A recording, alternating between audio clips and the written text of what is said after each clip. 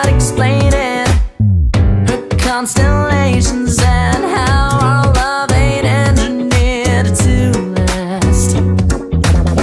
She claims intervention, cosmic tension pulled our strings apart. I know I won't get no favors from the stars.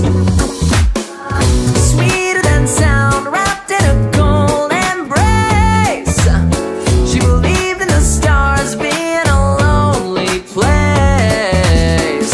All over my skin, I'm bathing in sin when you lie with me. So go on, tell them why it must be nice.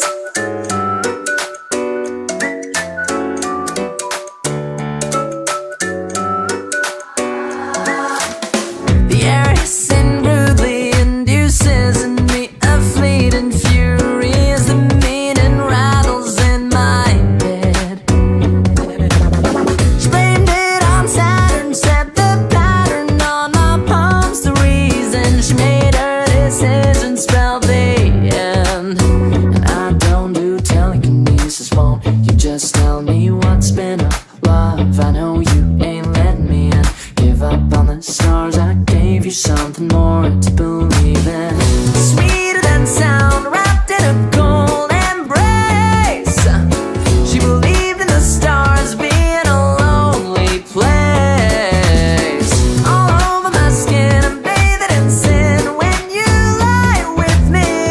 So go on, tell them why it must be a fiction without you. Lonely in the night sky, I don't have no way to stop driving into. Blows with my stars if you say we don't have no chance.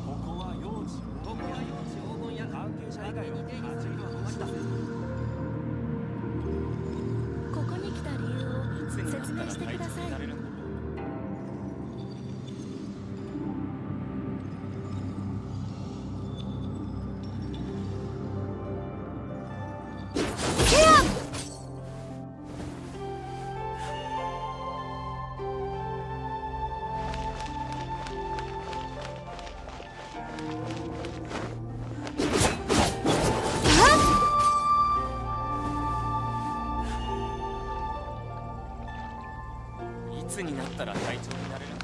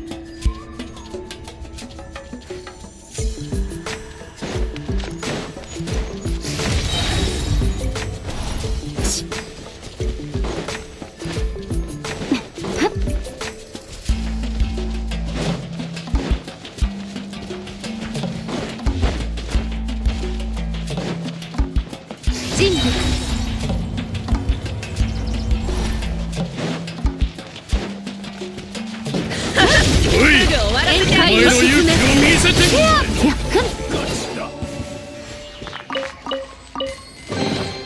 努力は報われるべきだ。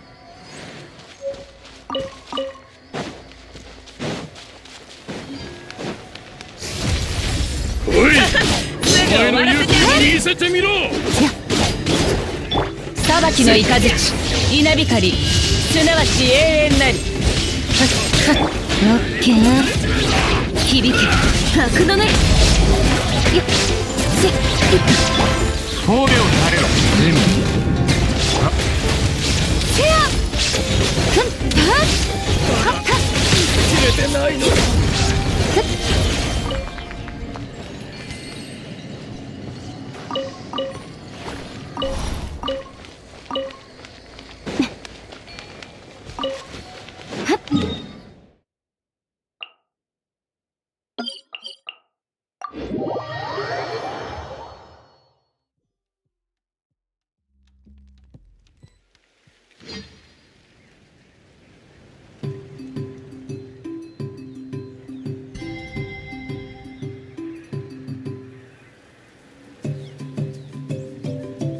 アビスは世界の影だ。消えることはなく、そこにあり続ける。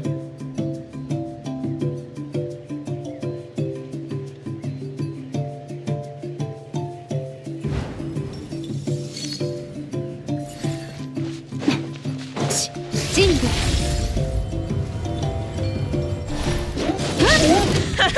すぐ終わらせてあげる。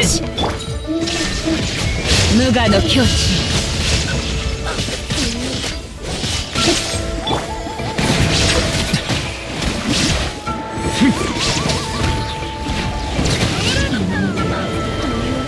違うようだ。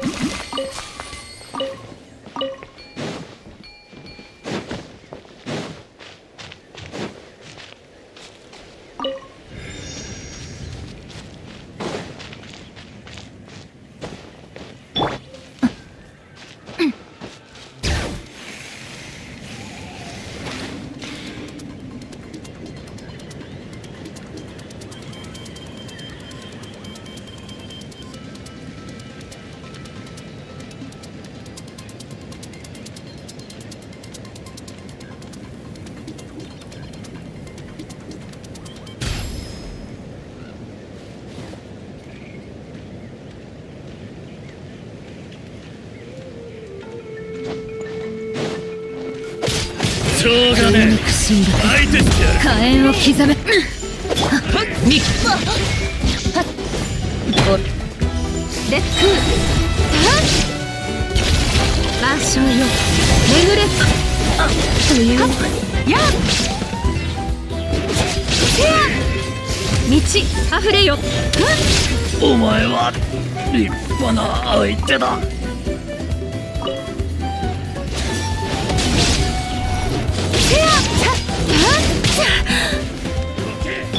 裁きの雷、稲光、すなわち永遠なり。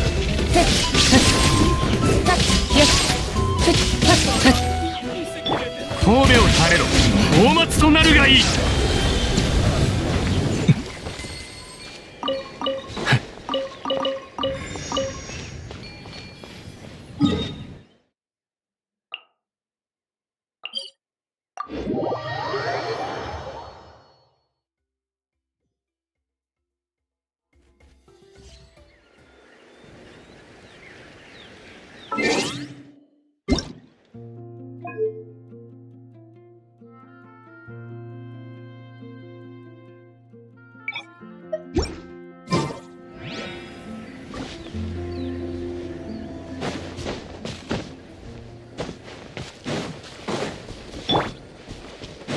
オッケー。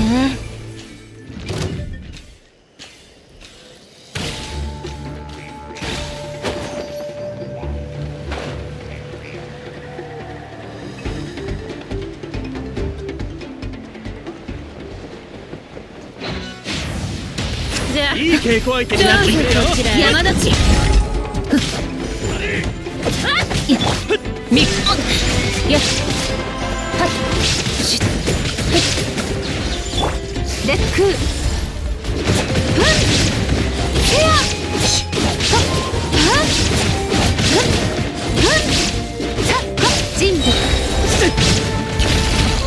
海に沈め。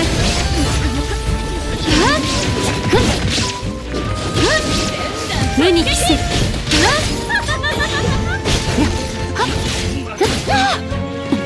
今のは悪くなかった。この手に。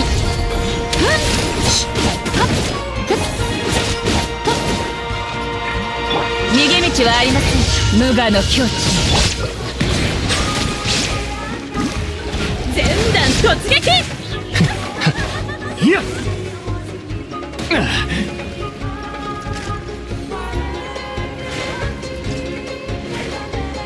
静粛に。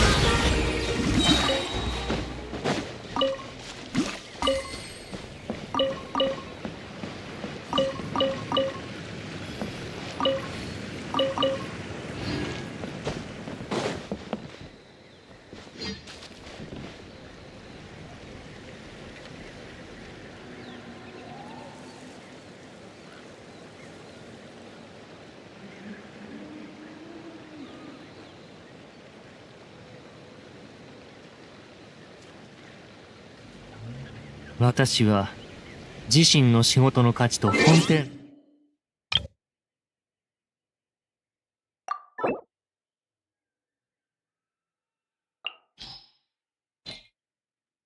の人々がなすことの意義を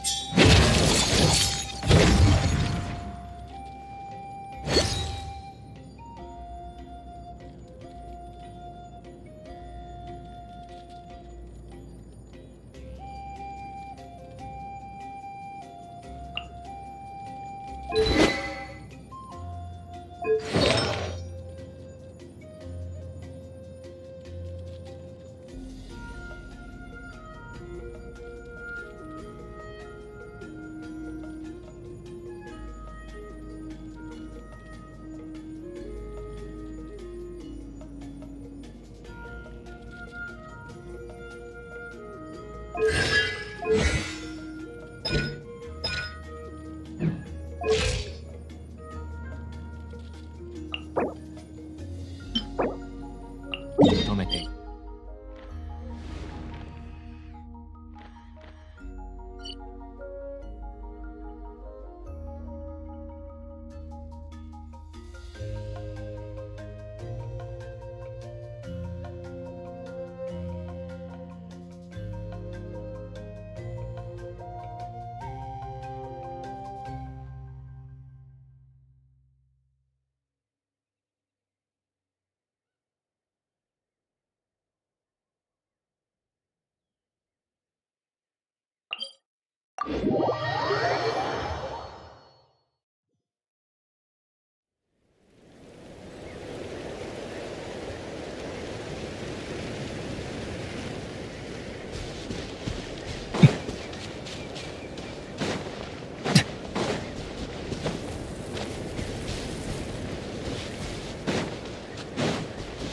オッケー。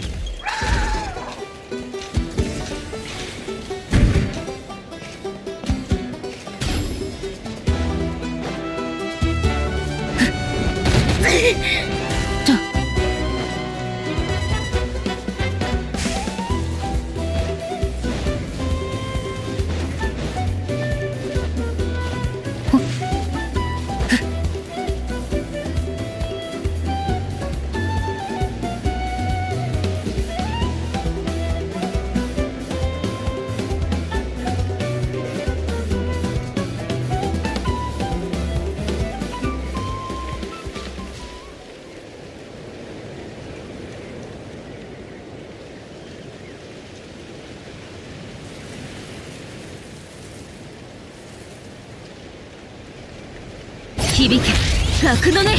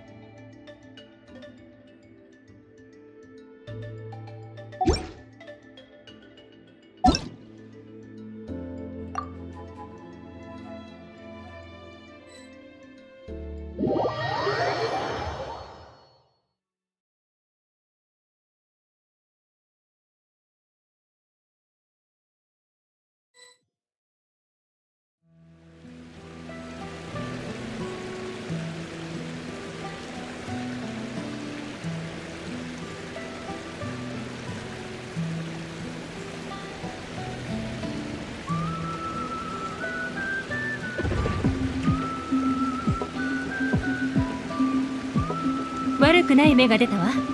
今日も引き続きサボりましょう。調子が良くなってから仕事を一気に終わらせるわよ。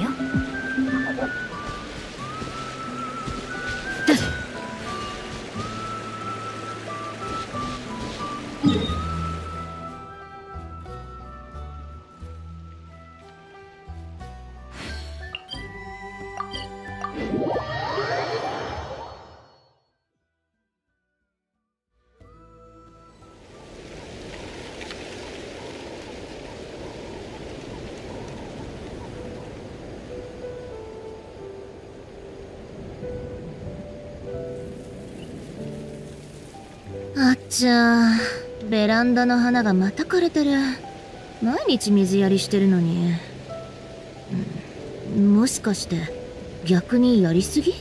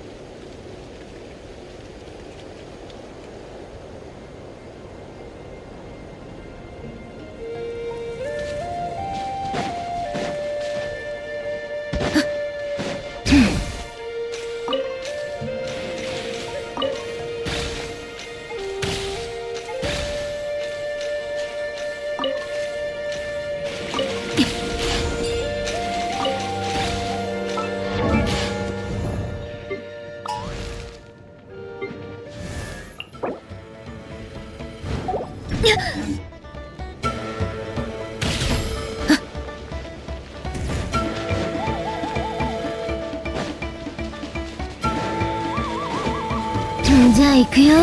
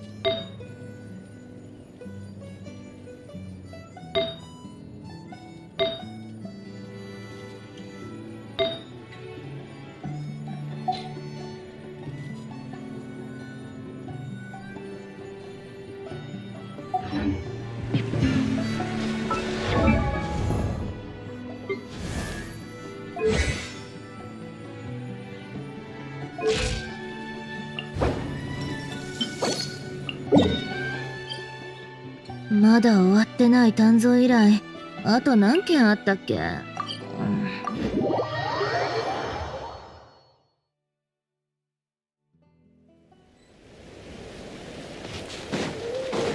じゃあ行くよ。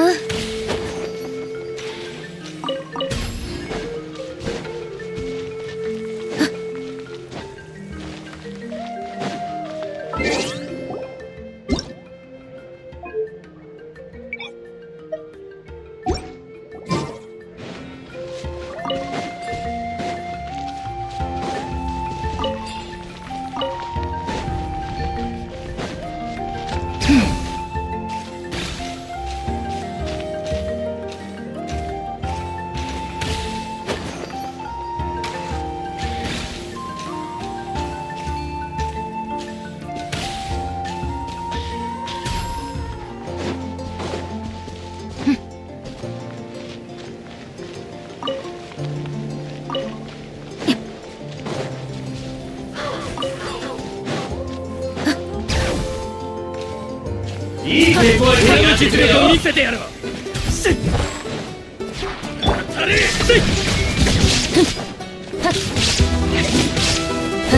無礼者。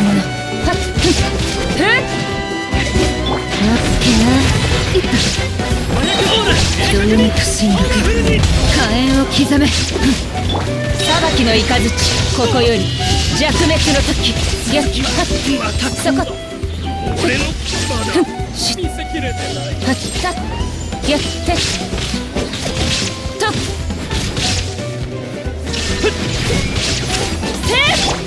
じゃあ行くよ。わけ山の地。また今度。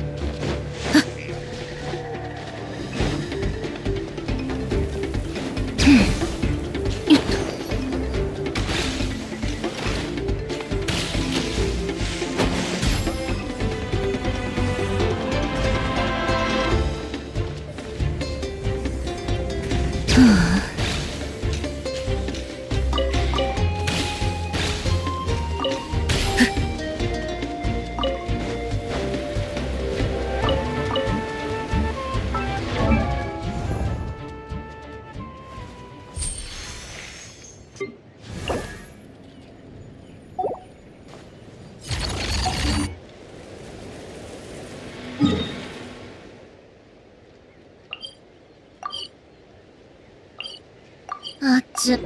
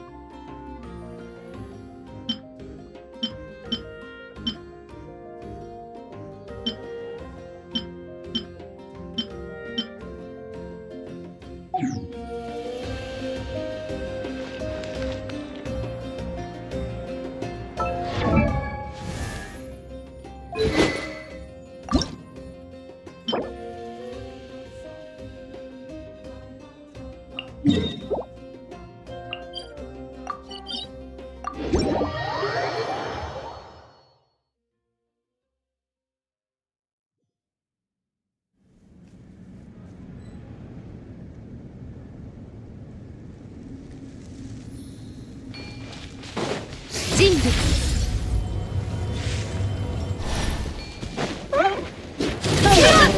ぐ終わらせてあげる。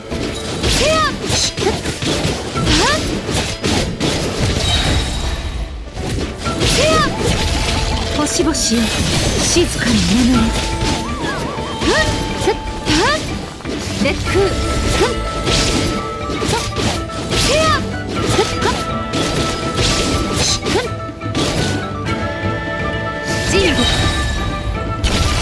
晩鐘よ眠れ。あっという間に。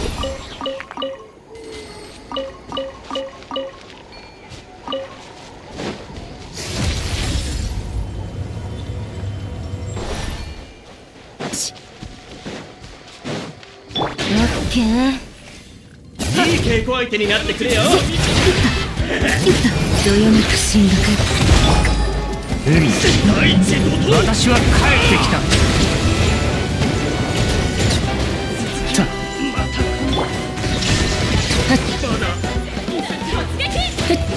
ひょっ無我の境地。道あふれよ力よ。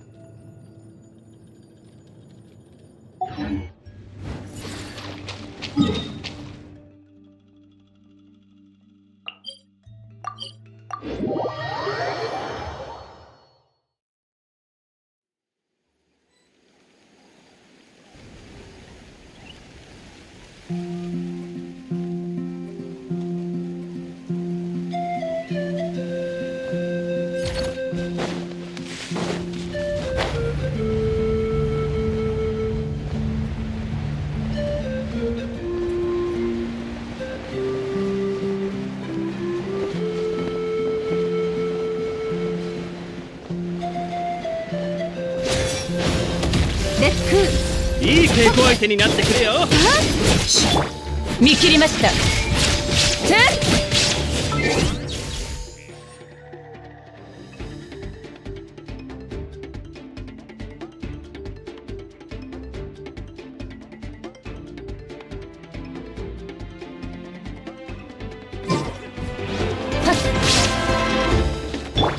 メッツこの手に。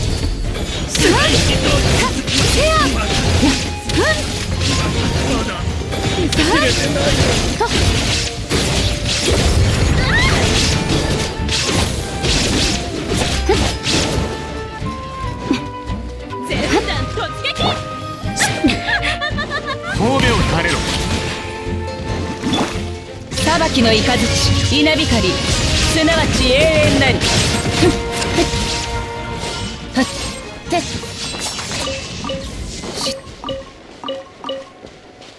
はっ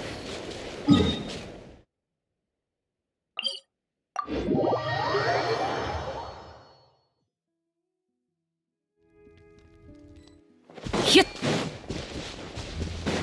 ひゅっ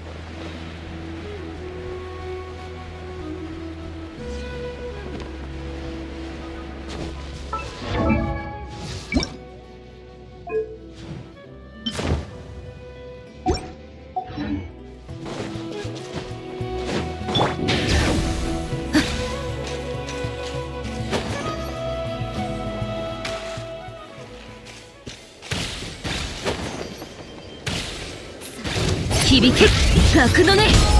はっ見切りました。高き者私は蔑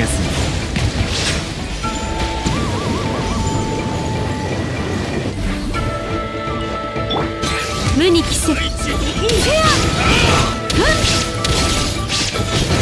まだ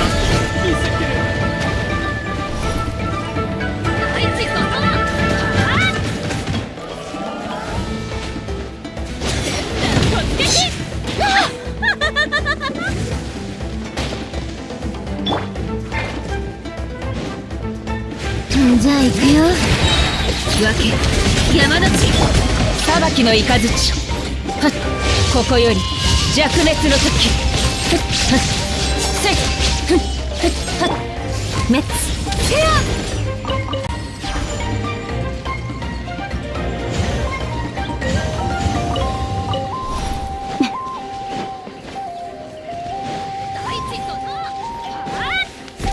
今のは悪くなかった。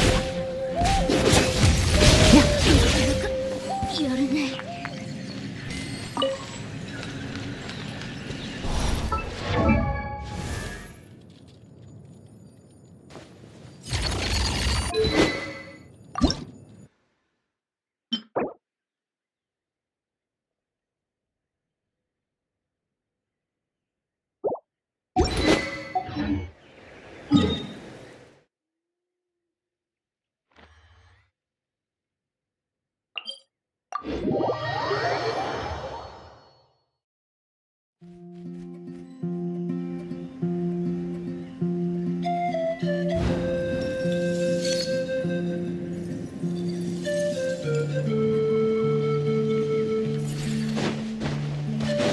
レッツ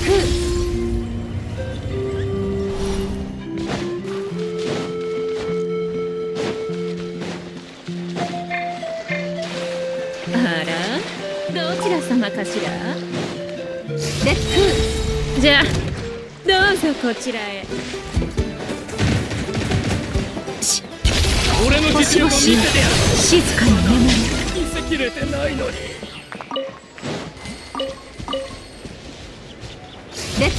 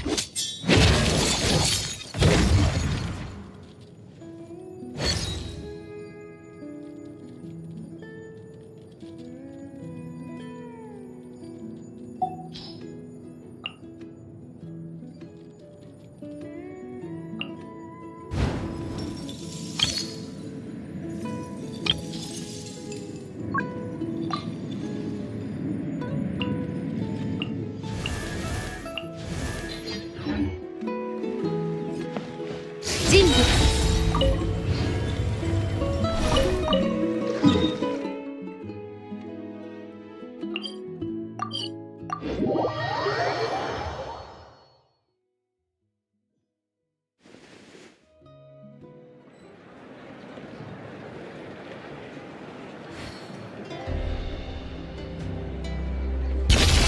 万象よ巡れ。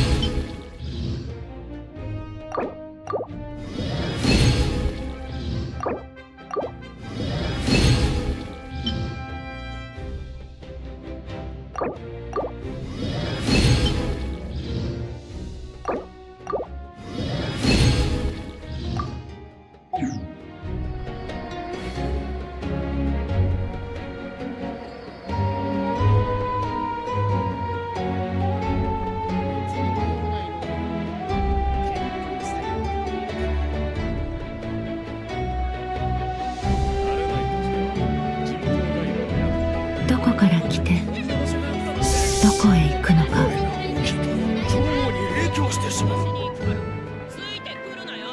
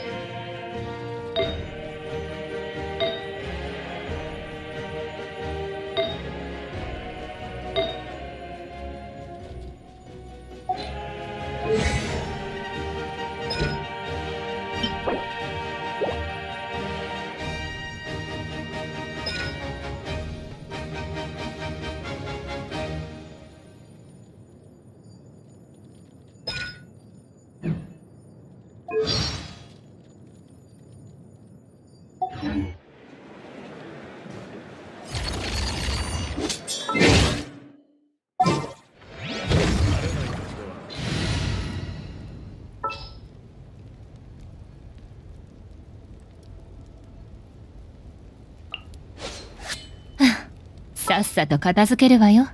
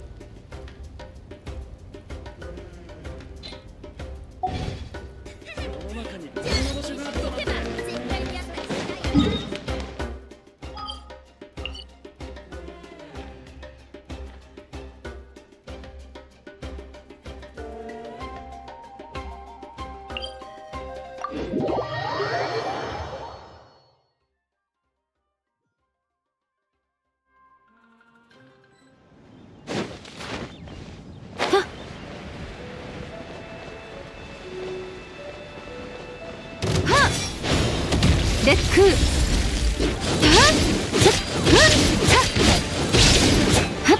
見切りました。こ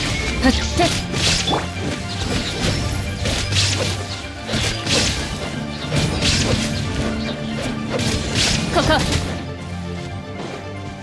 諦める。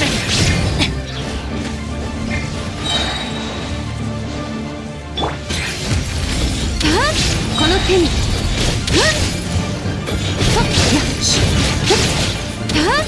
やっと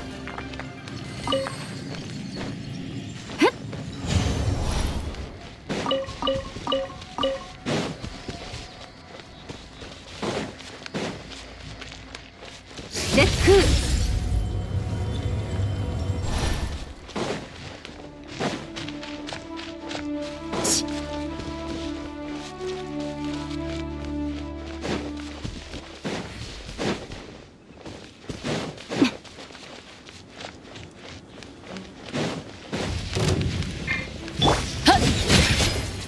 ビクトよ騒ぐな。私は無に着せ続けろ。力ある。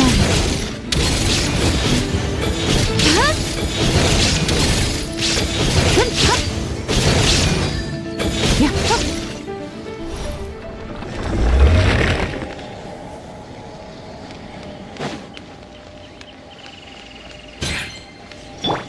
許さない。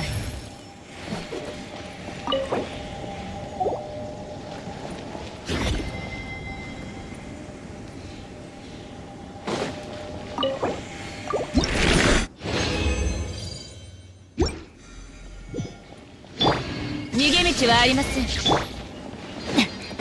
諦める。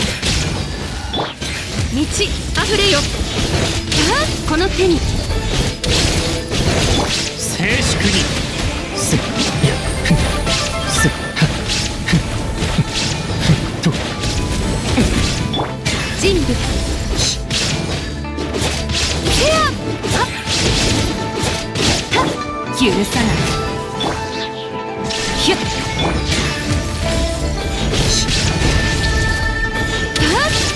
っせやふん。正解は目視、破滅は静かに訪れる。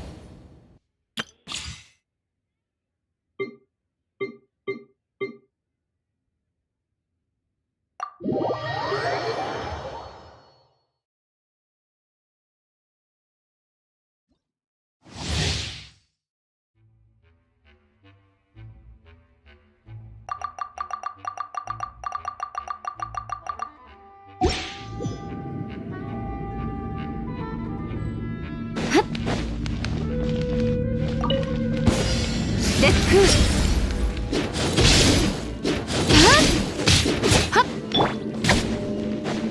低温調理、目も舌も満足させみんなを守るからね。バーバラ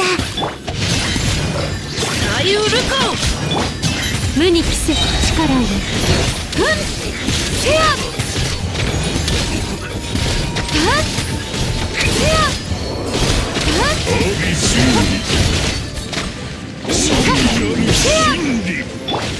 食前に甘いものをガンのように羽ばたく。歌よ忍士となれ。やあ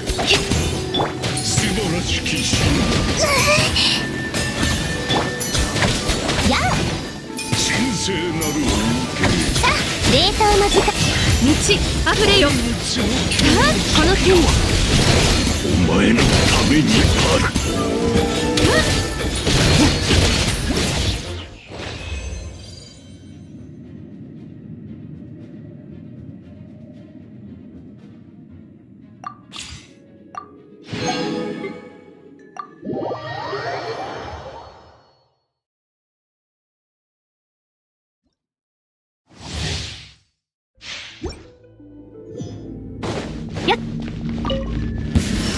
命を捨てに来たか。失礼。海のちぎりよ。吸引テスト開始。超拡散形態。念の表像よ化身となれ。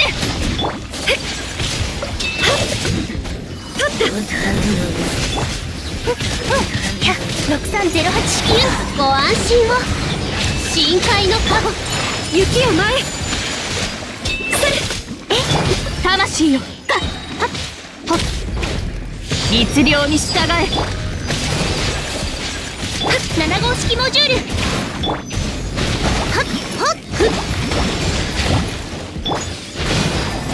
命ずる神里流消滅。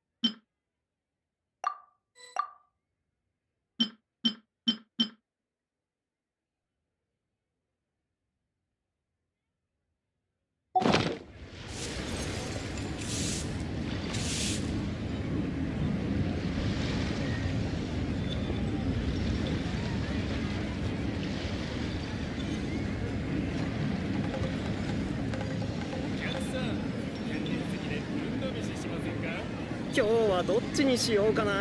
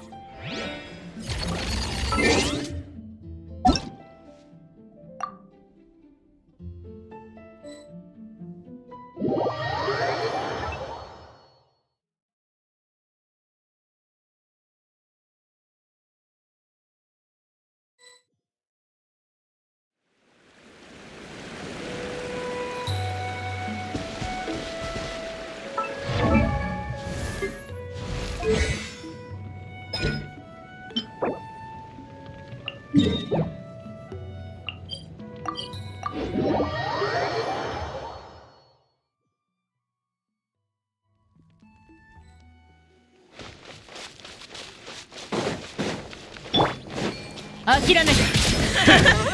また一人来たか。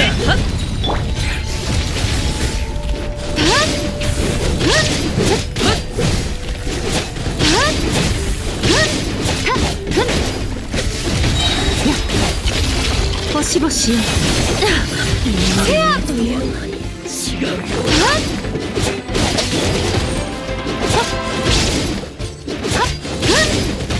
滅。力いる。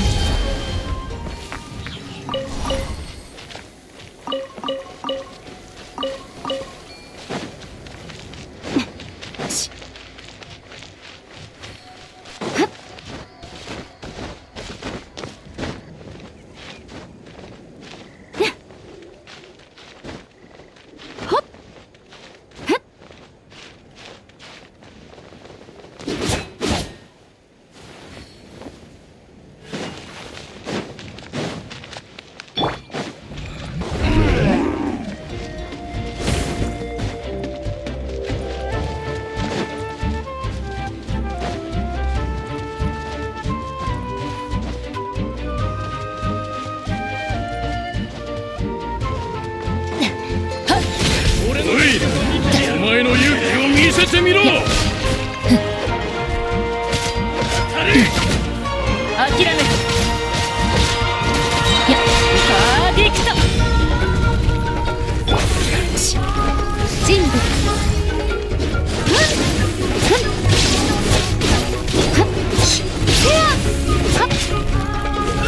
許す。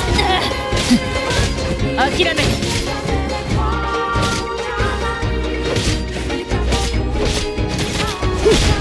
どいて。あれ飛ばされちゃうよ。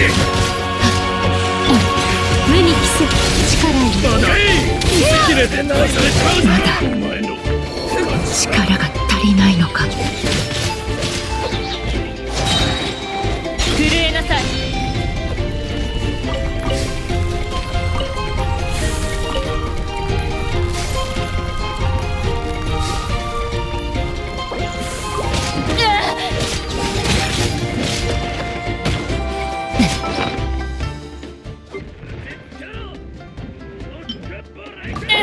これも運命なの。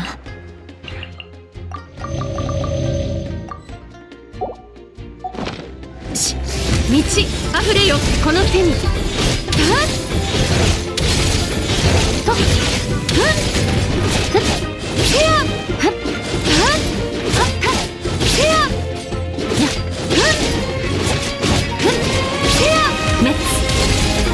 力いる。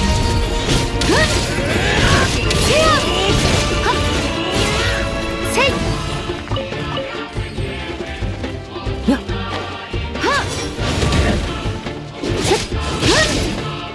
デック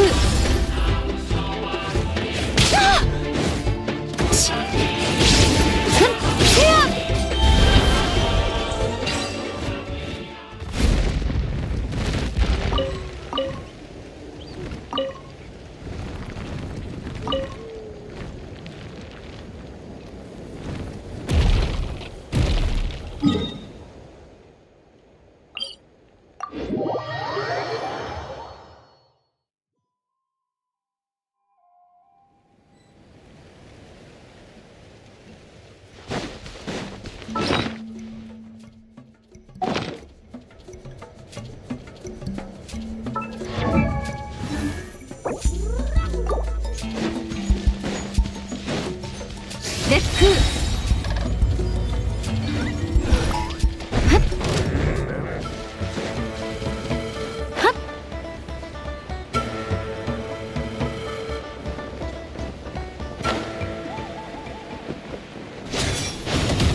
俺の実力を見せてやろう。宴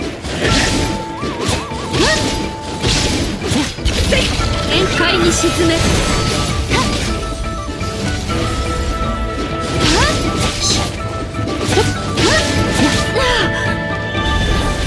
どけしデック星々静かに眠れやっまだ見せきれてないのに。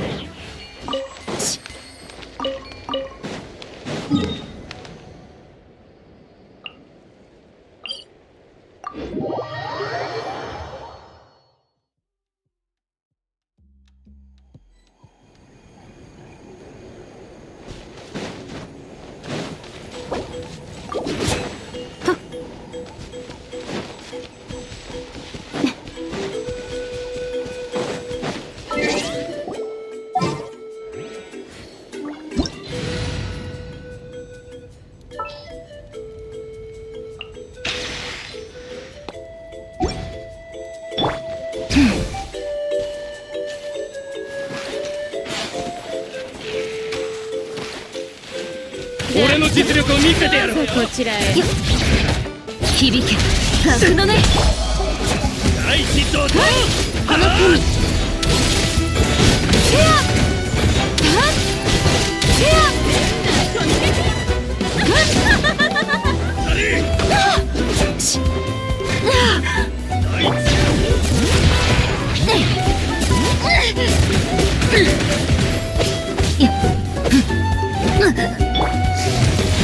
この手に大ヒットとシェア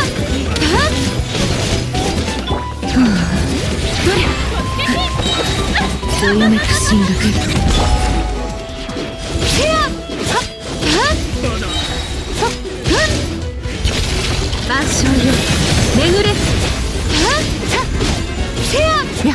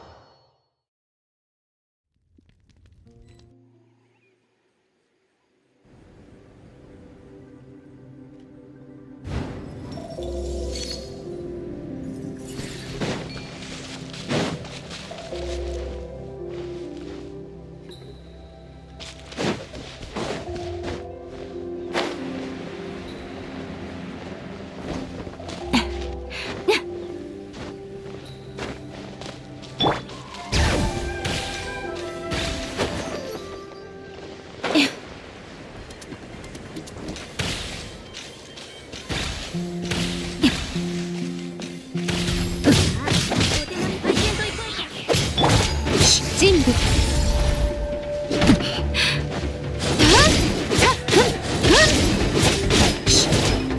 第一その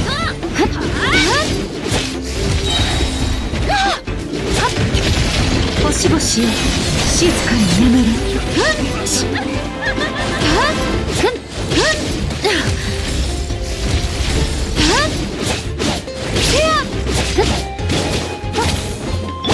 じゃあ行くよ。響け格のね。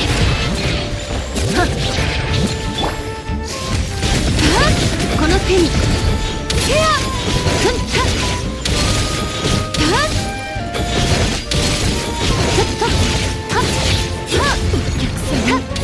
失礼よ。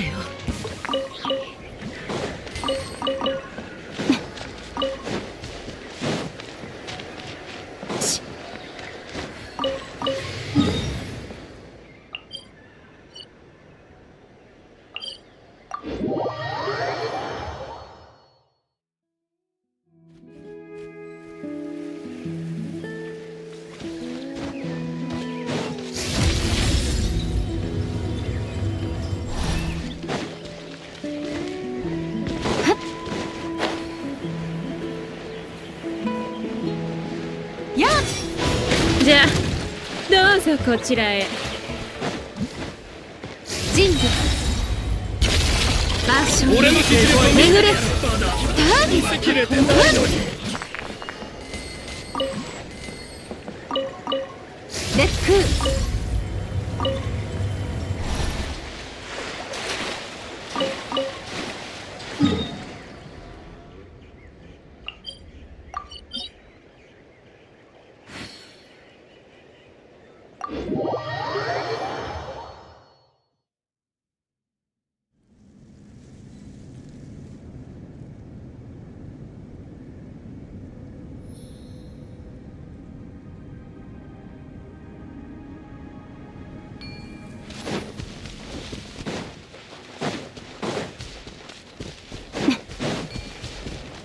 人部すぐ終わらせてあげる。星々よ静かに眠れ。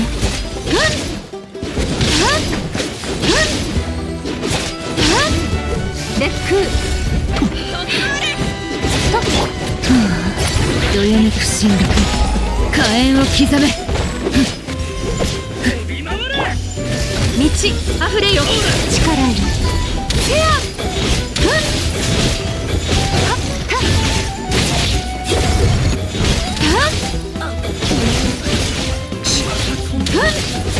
や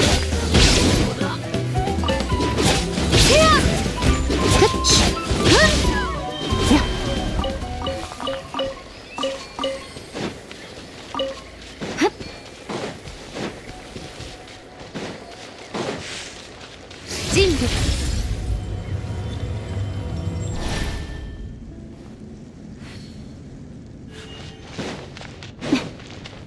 いい稽古相手になってくれよ。実力を見せてやる。響け格のね。力よ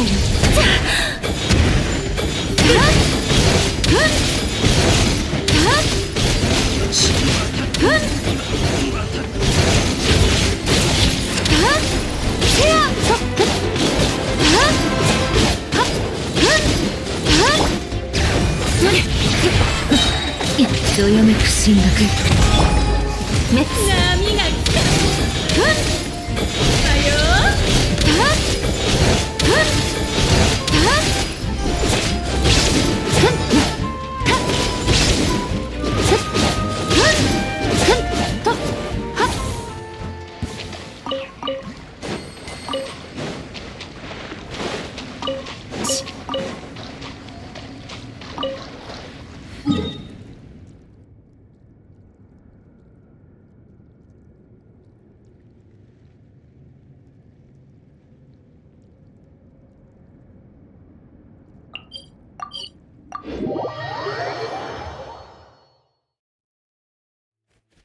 アビスは世界の影だ。消えることはなく、そこにあり続ける。ほっ烈空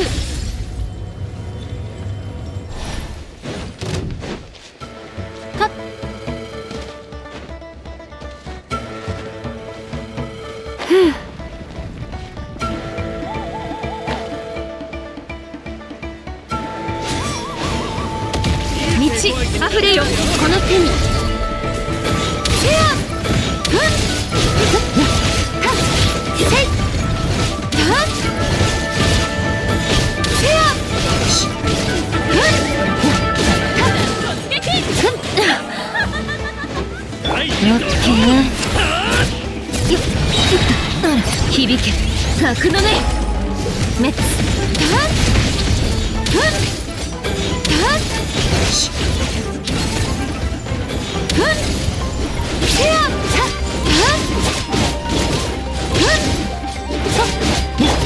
ふんどれどれこの手にはっはっふんはっせややはっ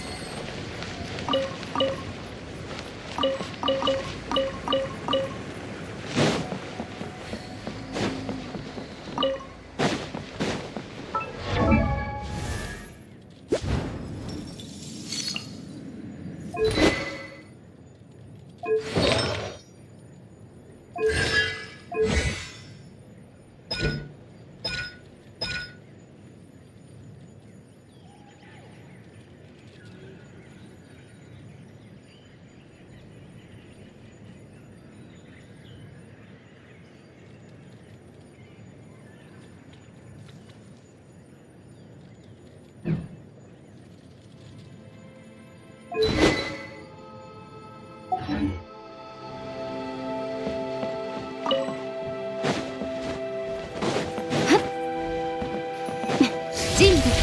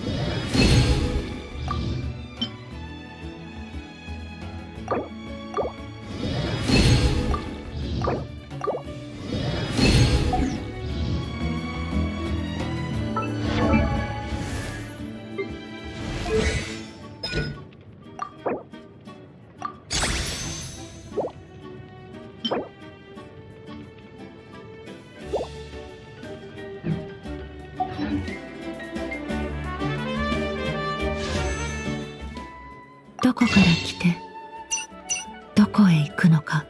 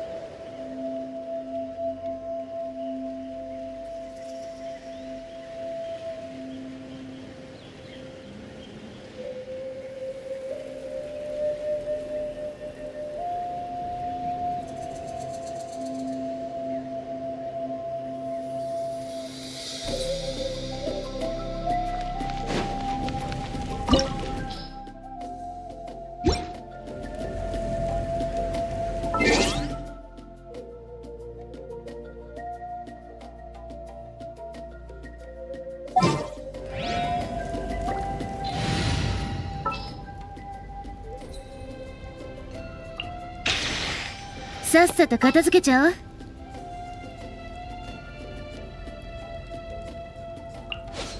また新しい仕事？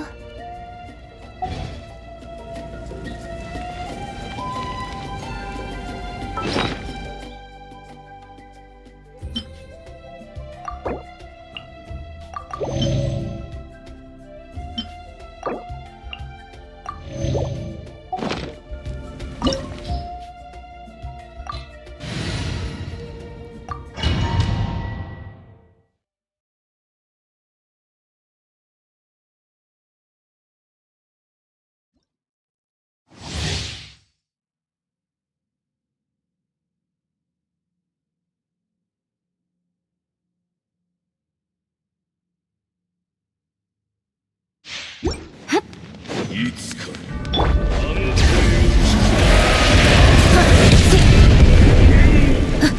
どよめく進学。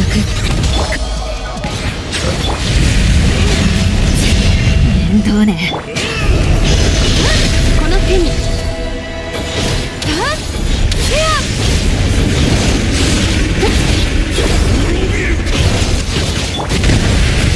どれすいった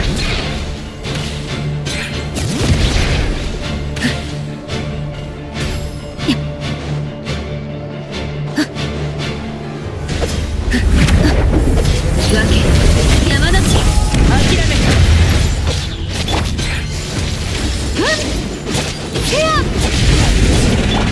討伐となるがいい。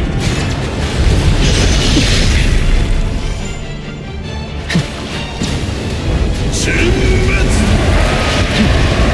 そうか。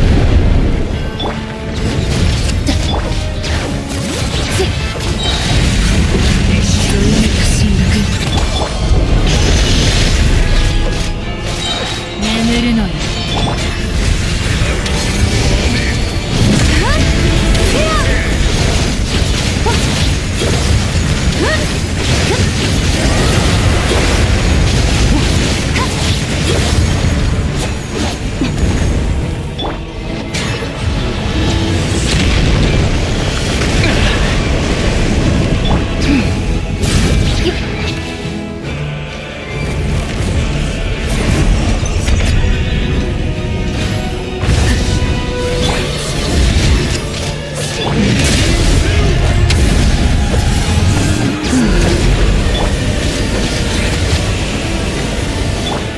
無に着せ力ある。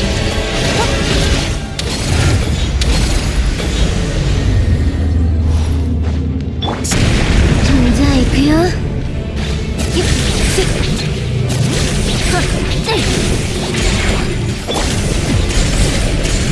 ここ。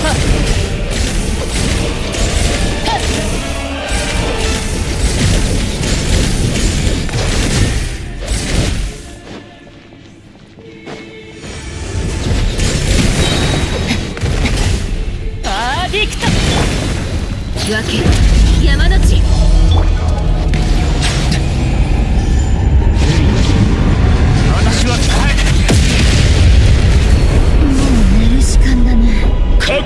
記録し未来を入れる。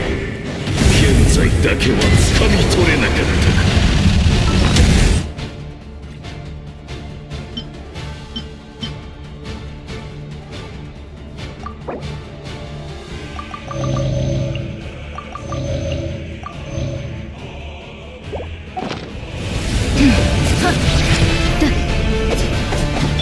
騒ぐな。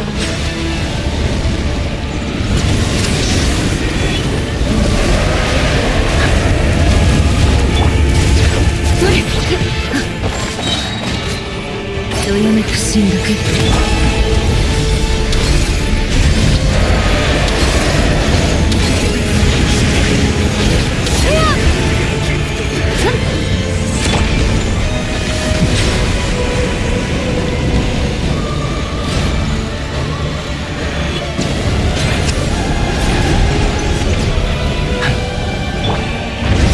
じゃあ行くよ。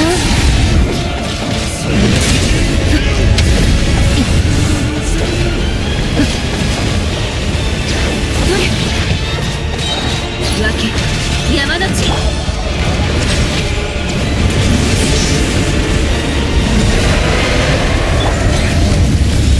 力よ。せや。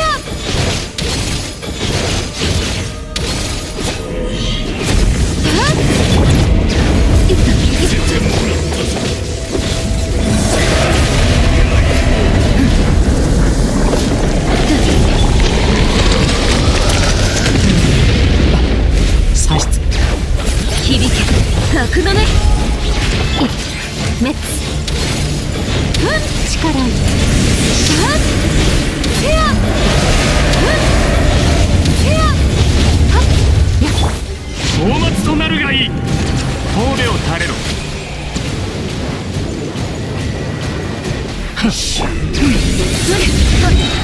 どよめく進学。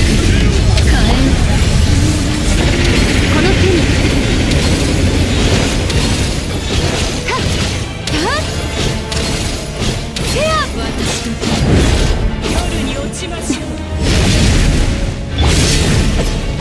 じゃあ行くよ。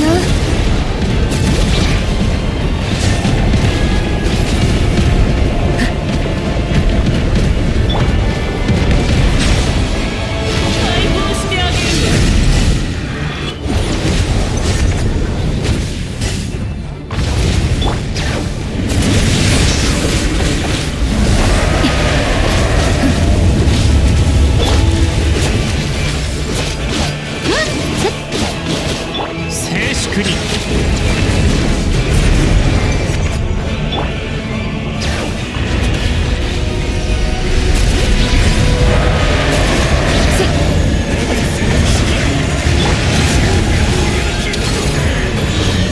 この手に。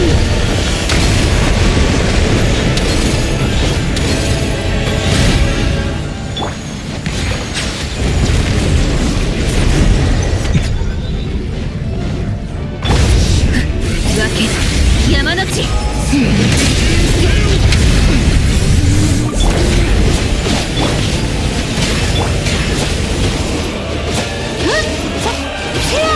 人物。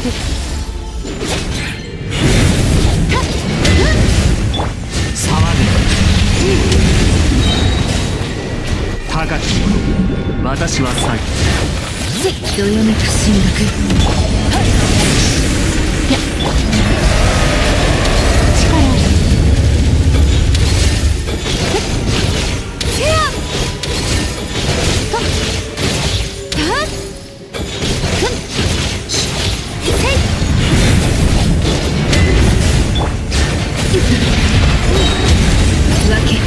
山の地。許さない。この手に。夜に落ちます。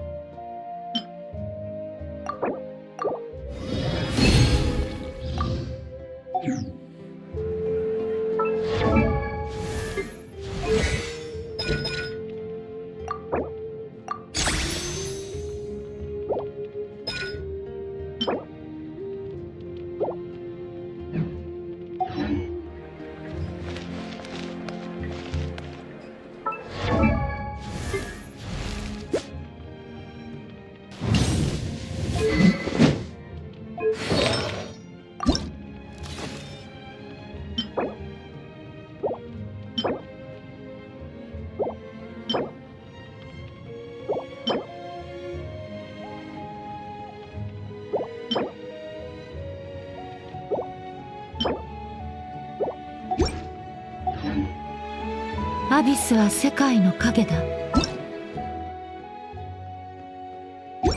消えることはなく、そこにあり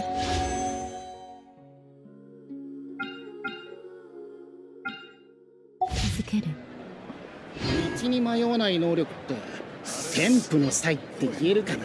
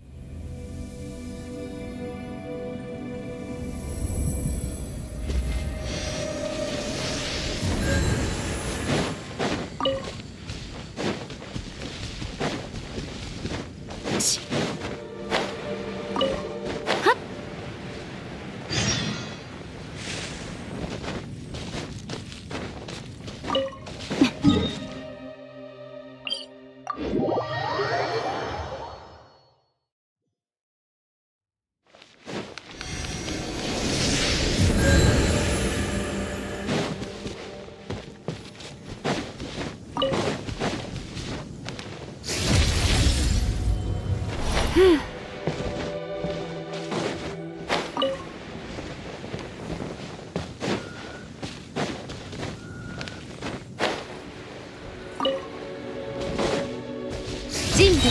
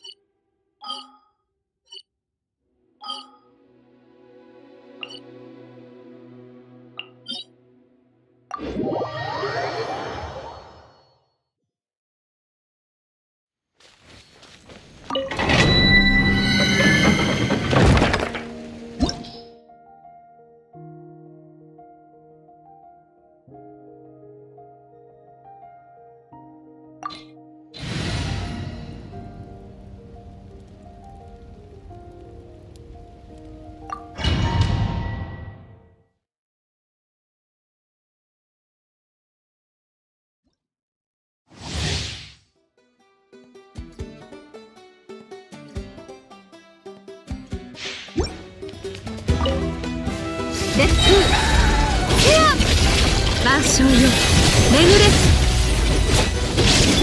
どれだ無に着せケア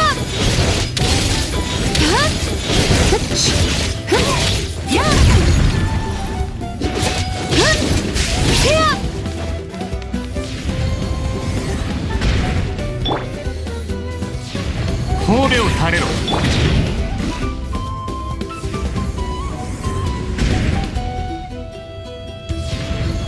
響け格のね。じゃあ行くよ。はっ震えなさい。はっ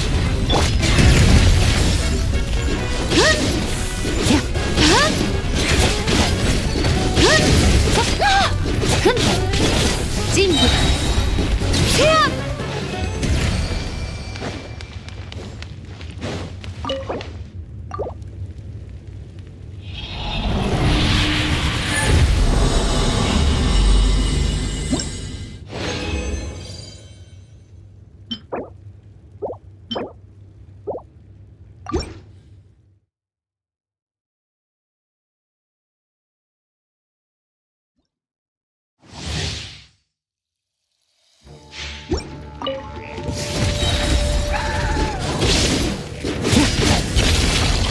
海に沈め。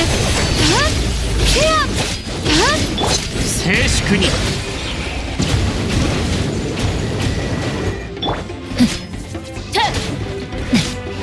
諦めて。い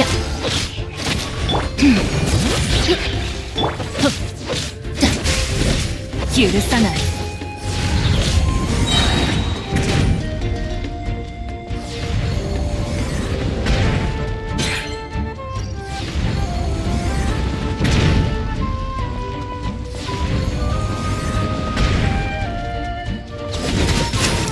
ディクト。じゃあ行くよ。どよめく進学。放末となるがいい。メッツこの手に。フェアフェアフェア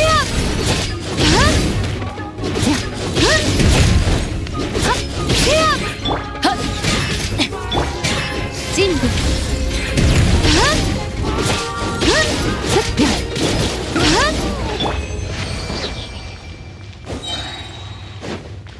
響け格のね。無に着せ。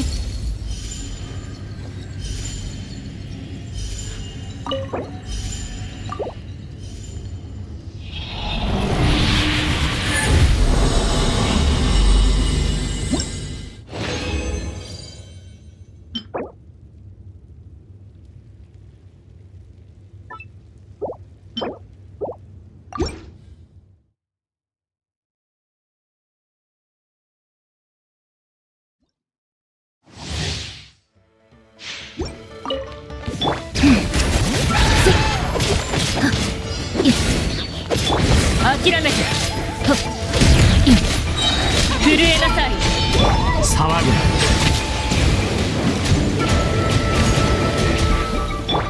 人部フェア万象よ巡れ。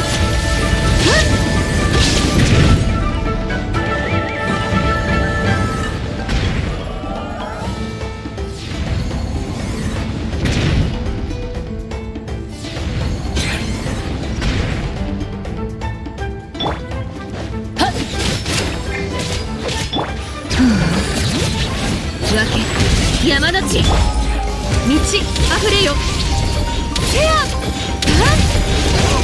ェア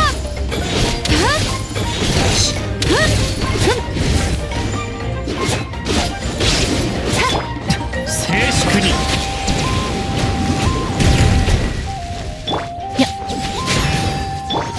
じゃあ行くよ。響け格のね。人部宴会に沈め。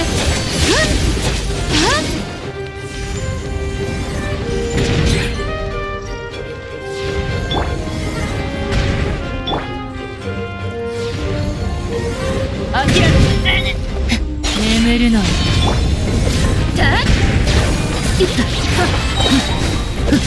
どよめく進学。高き私は下げず。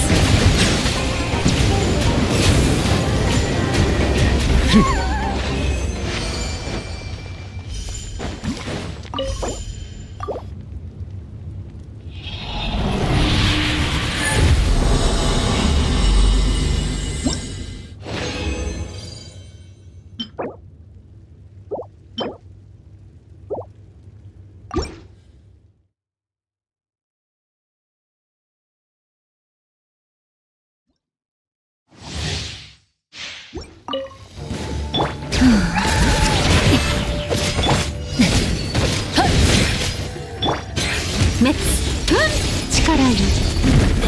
せや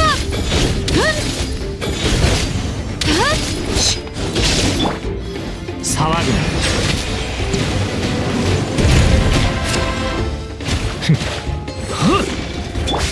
じゃあ行くよ。響け格のね。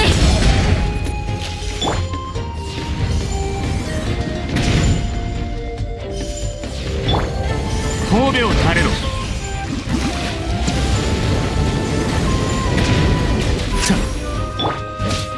許さない。無に着せ。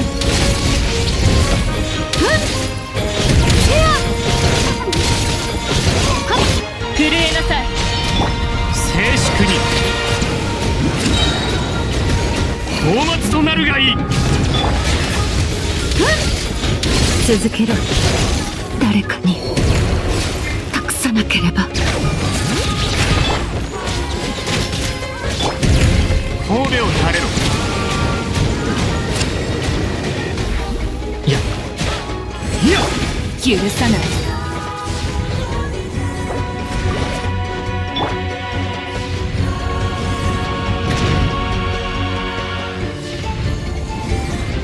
分け山の地。人部。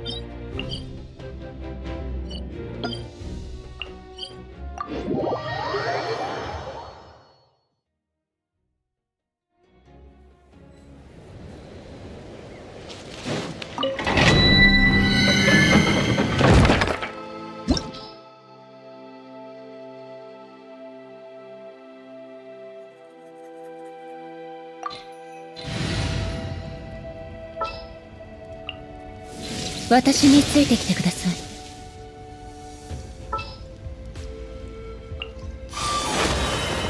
仕掛けに不備なし。では行くとしよう。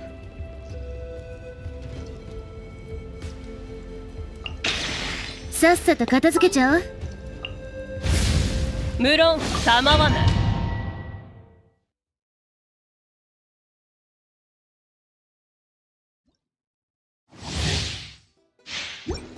烈日よ、私に従え。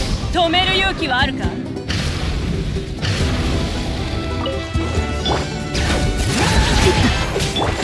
裁きの雷、稲光、すなわち騒ぐな。燃えよ、聞け太陽の炎。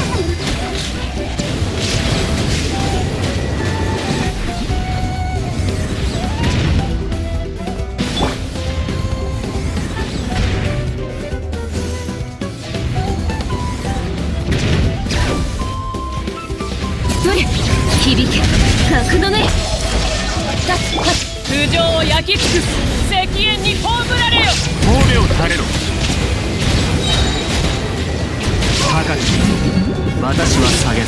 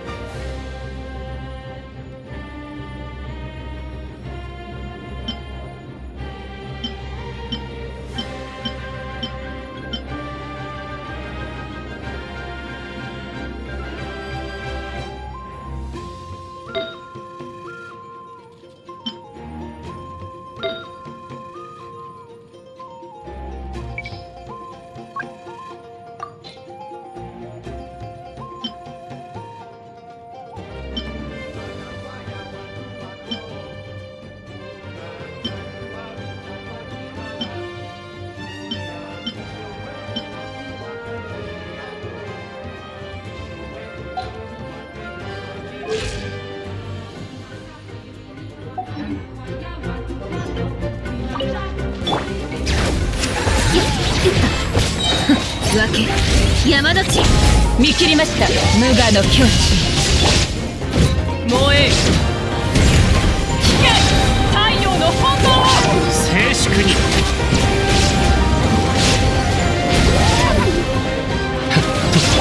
逃げ道はありません。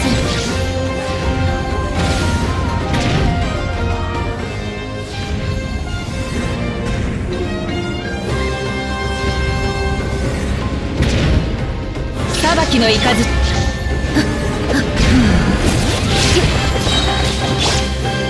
烈日よ、私に従え。やるではないか。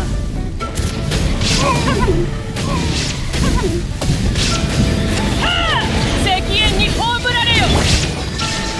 稲光、すなわち永遠なり。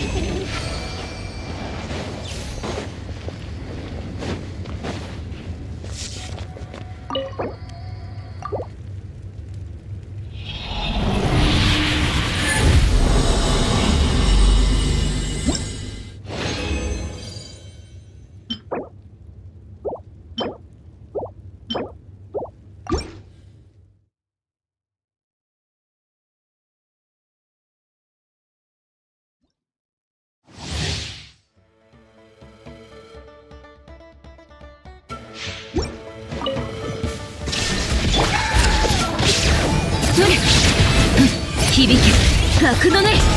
頭上を焼き尽くす。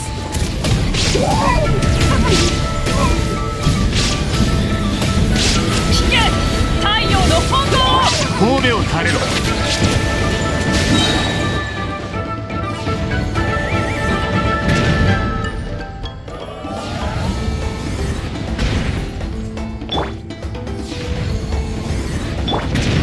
見切りました。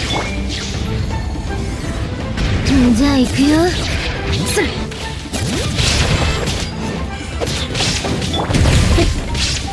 逃げ道はありません。どよめく進学。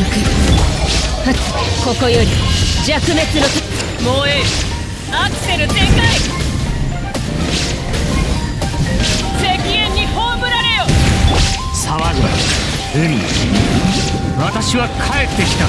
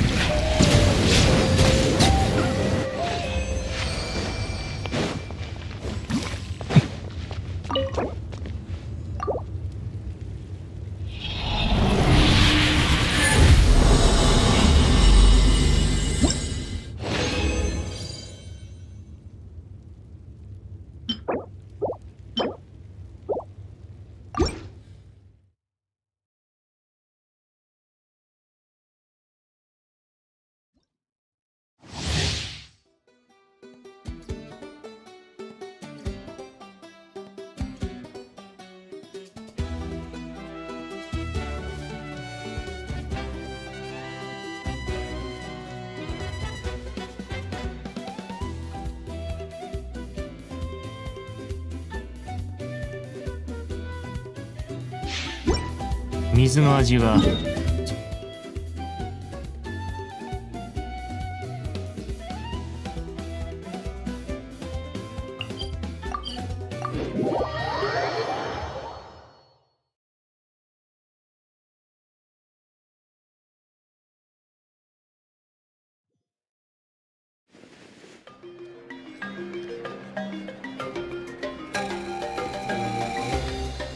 神戸を垂れろ。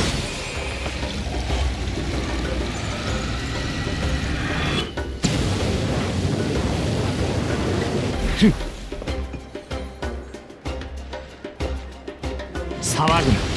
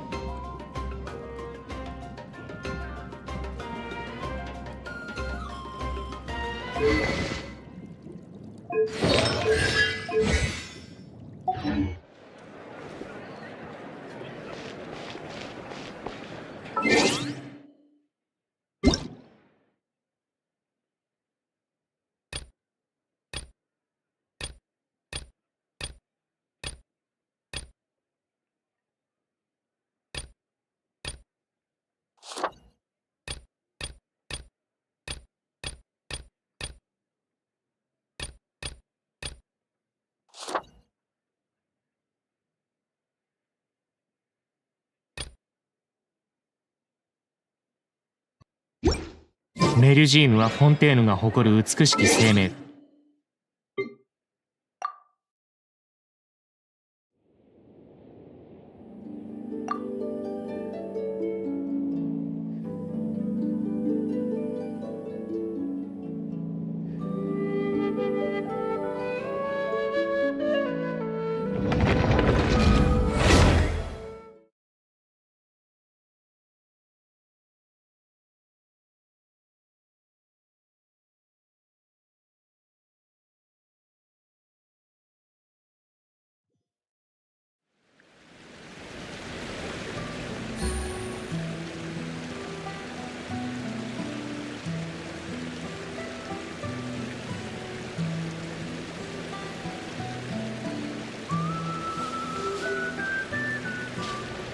よし。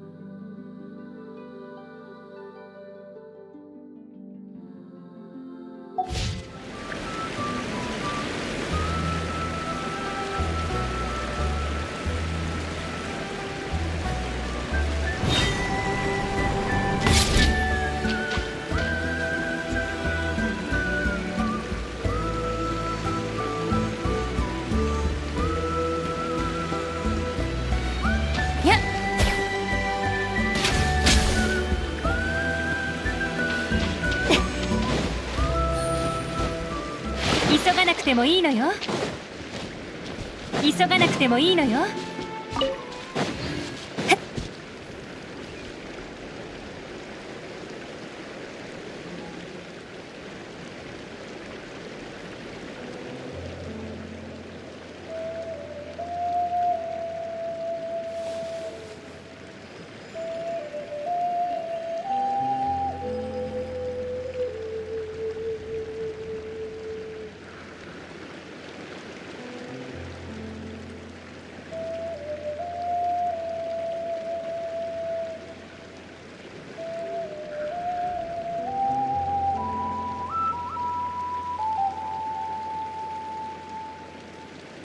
情報提供者から知らせがあったわ。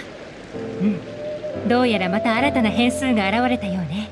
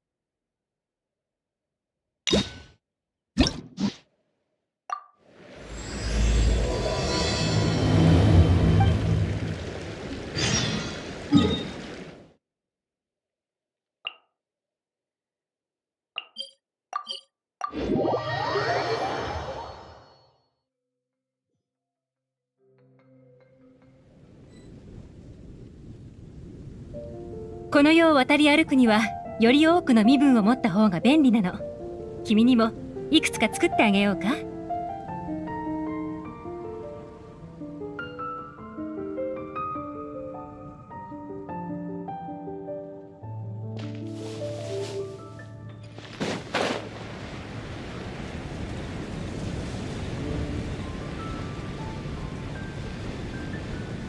よっ急がなくてもいいのよ。バーバラ、何かあった？彼女、セピロス騎士団に報告した方がいいかしら。確かに。よ。それに、騎士団にあなたにお願いしてもいいか。そこに行けば。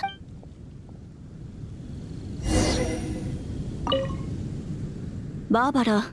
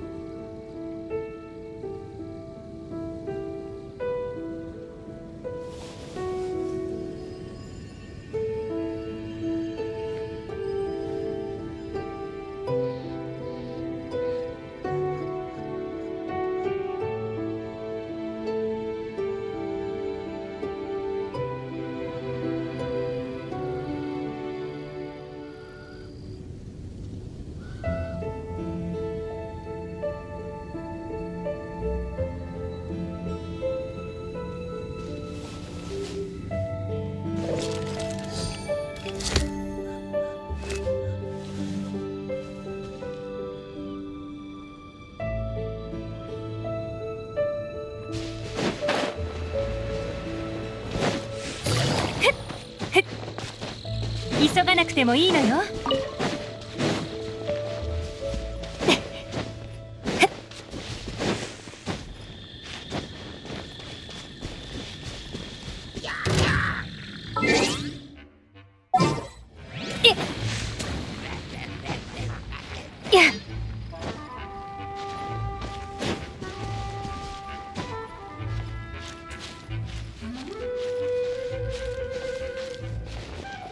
急がなくてもいいのよ。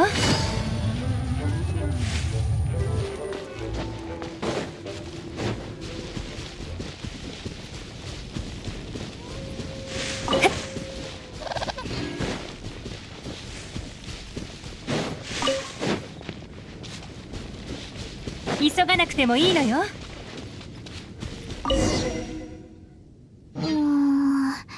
どうしあれありがとう。おかしい。バーバラ様、ここにもいないのか。誰？お願い。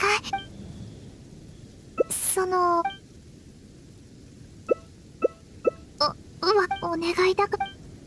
声はあっちの方からだな。よし、もう少し近づいてみようぜ。あれは確か。どこにいるんですか？僕？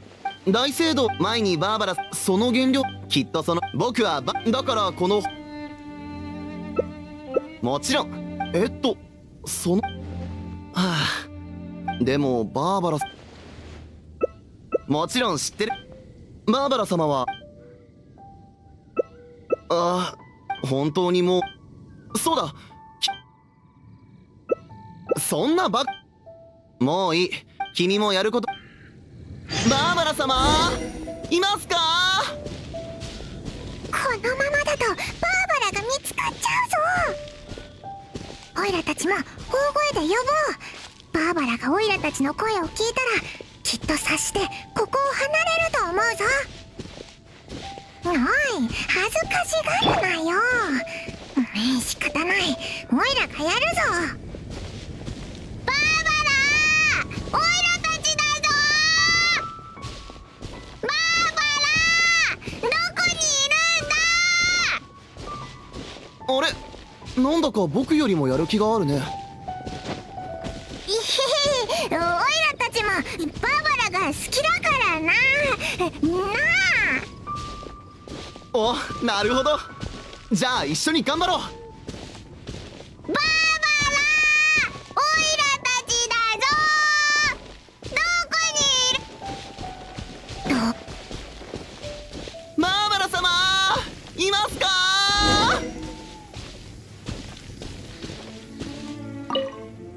バーバラはここを離れたみたいだな。よかった。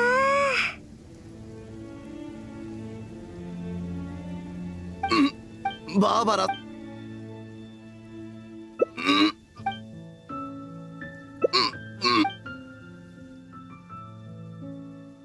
さすがわかった。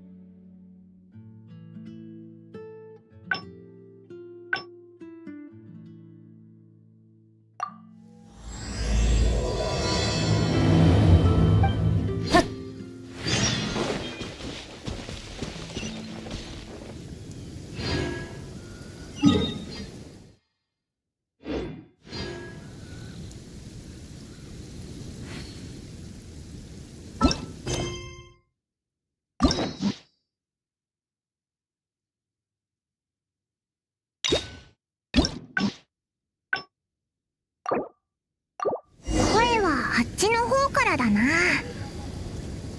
し、もう少し近づいてみようぜ。白露と泡のように儚い。はっ、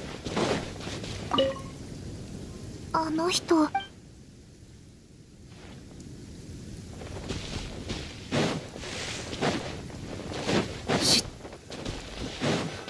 れは確か。どこにいるんですか？バーバラ様僕大聖堂前にバーバラ、その原料きっとその僕はだからこの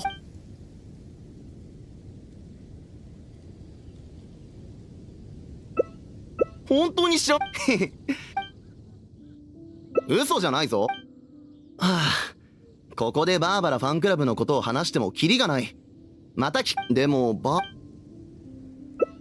ちょっと待って、バーバラ様はやっぱりバーバラ様はそうだ、君は魔物にもういい。君もやることバーバラ様いますか？このままだとバーバラが見つかっちゃうぞ。オイラたちも大声で呼ぼう。バーバラがオイラたちの声を聞いたらきっと察してここを離れると思うぞ。おい、恥ずかしがるなよ。仕方ない、オイラがやるぞ。バーバラ、オイラたちだぞ。バーバラ、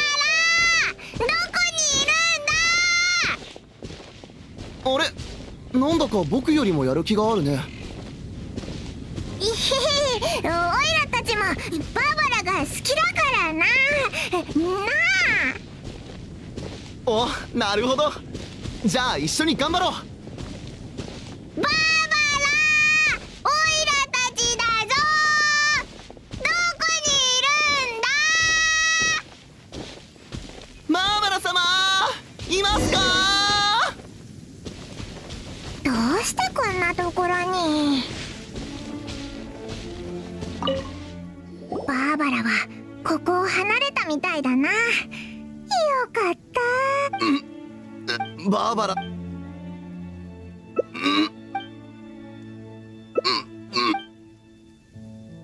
さすが。わかった。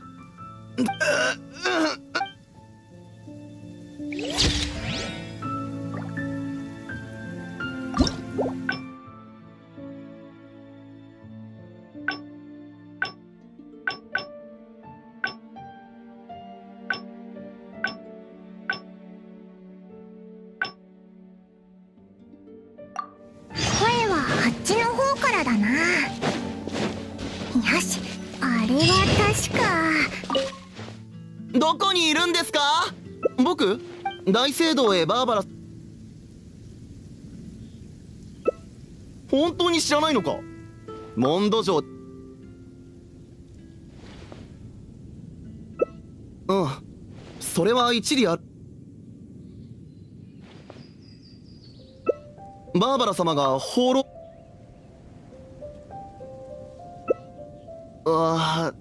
わざと僕を。そうだろう。そうか。でもそうだ。はあ。どうしてこんなところに。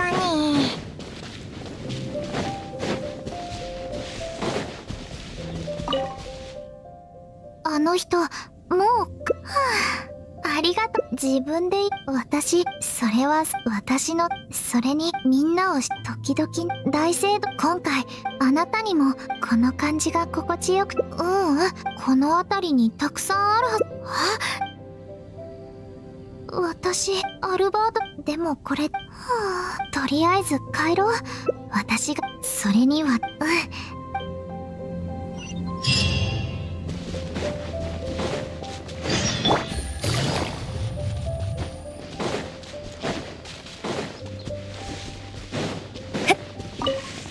急がなくてもいいのよ。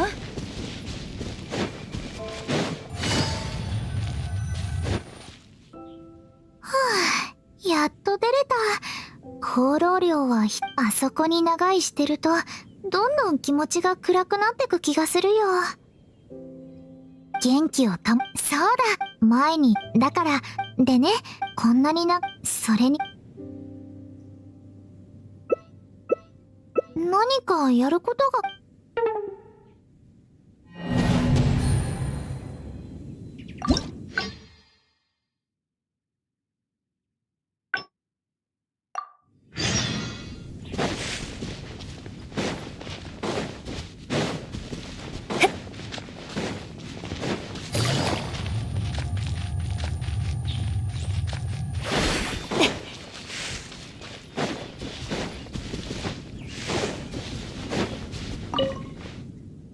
あの人、もうありがとう。自分で言うの。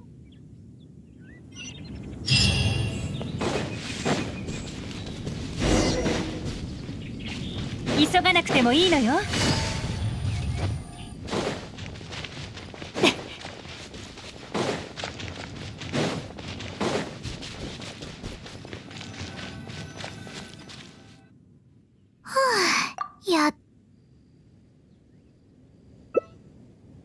手伝ってくれてありがとう。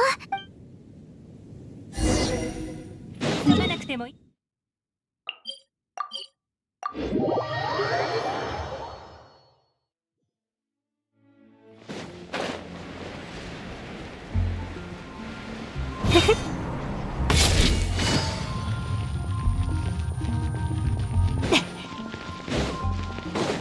急がなくてもいいのよ。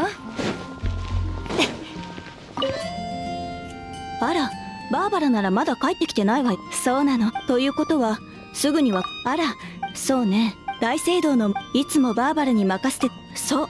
でも掃除が終わると。だから、でもとりあえず急がなくてもいいのよ。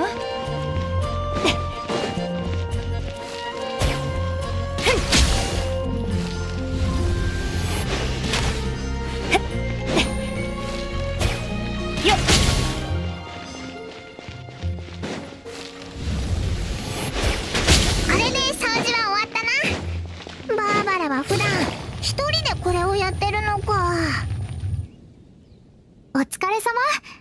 ちょうど今疲れたか。あ、マーガレット・エンジェルズだって。もし並ぶ、どっちにする？うん。よかった。必要な新鮮な絶運。よし。じゃあそうだ。私はさ。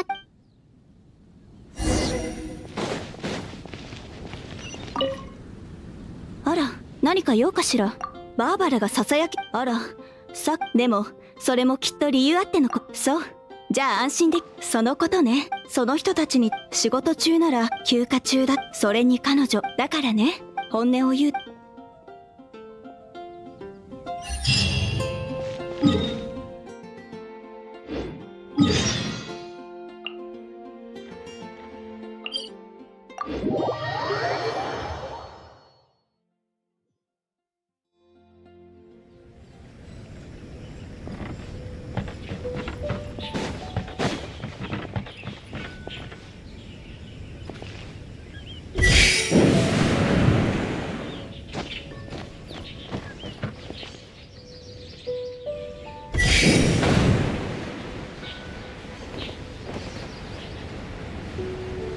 よっ。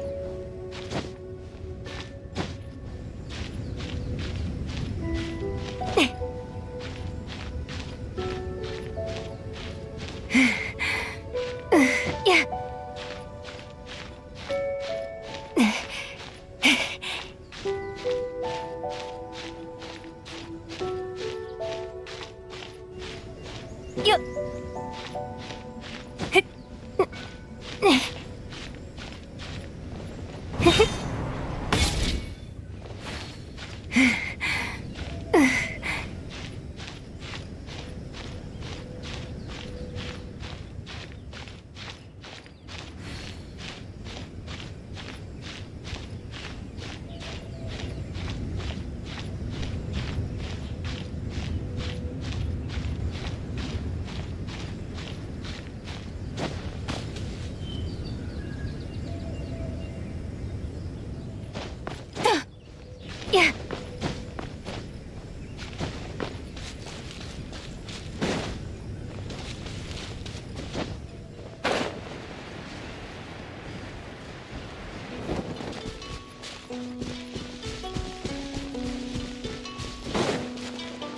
急がなくてもいいのよ。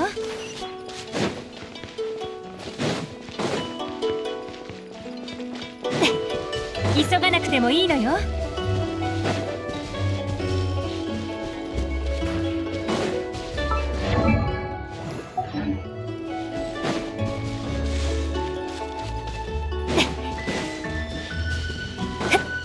絶運の唐辛子だ。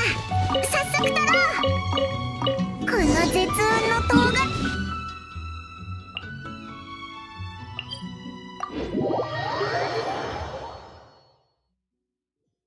ささやきの森に行ってバーバラと集合しよ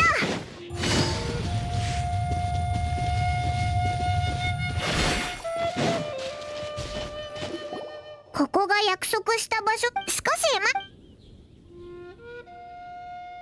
なかなか来ないな。そうだな。ささやき。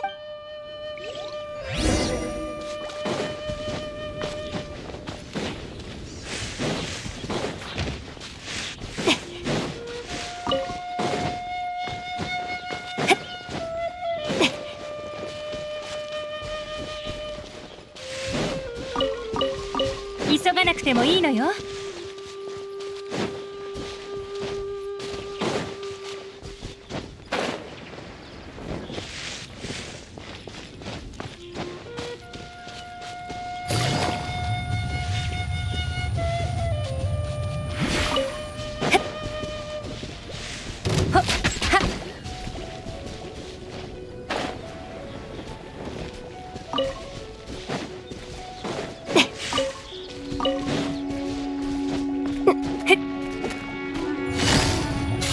痛がっちゃいないよ。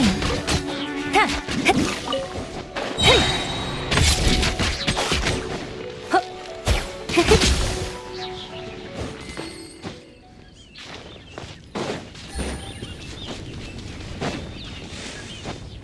ここにもいない。バーバラどこに行ったんだ？もう少し奥の方に行ってみるか。あ、バーバラだ。なんか隠れて。あれ、あなたたちどうして。静かにこっち来て。ごめんな。さっき小児だから警戒し、でもずっと尾行してたせいでさすがに何かの気配に気づき始めたみたいだから。セピロスキ、それで助ける。栄誉騎士、もしよかったら。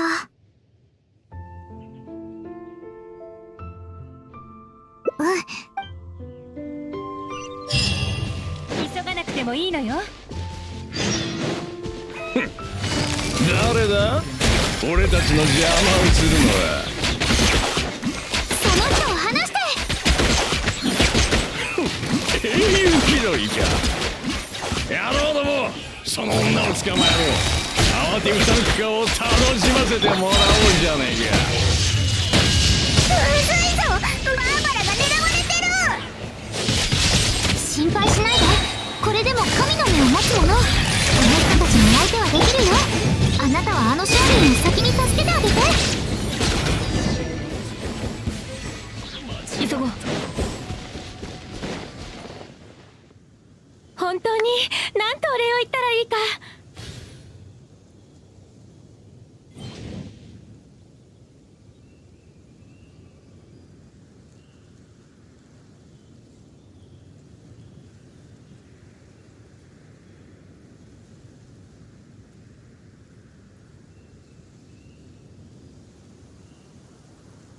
私はリーウェ。途中であなたたち。そうだ。いえいえ、それにリーウェ。いえ、それにこれ。そう、リーウェの。そうだ、ここは確かに。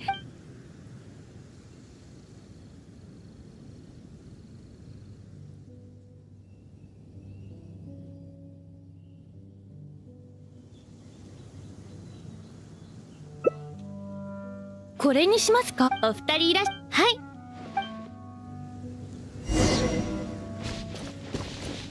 急ごう。行くぞ。リーウェ港のスパイシードリンク飲んだことないな。どんな味がするんだろう。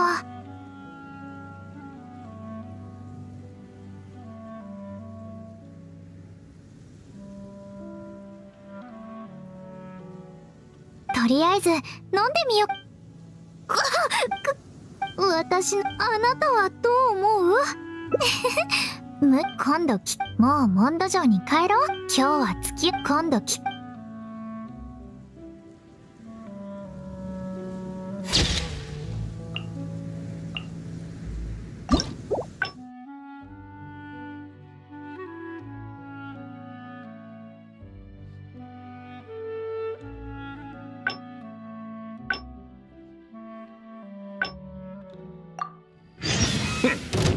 誰だ？俺たちの邪魔をするのは。その人を離し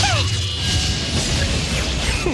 英雄気取りか。野郎ども、その女を捕まえろ。慌てふためく顔を楽しませてもらおうじゃねえか。むずいぞ、バーバラが狙われてる。心配しないで。これでも神の目を持つ者。あの人たちの相手はできるよ。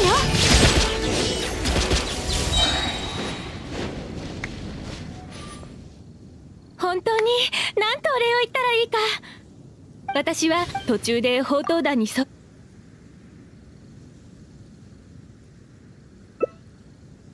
こんな生。はい。ほら、今日はモンド城に。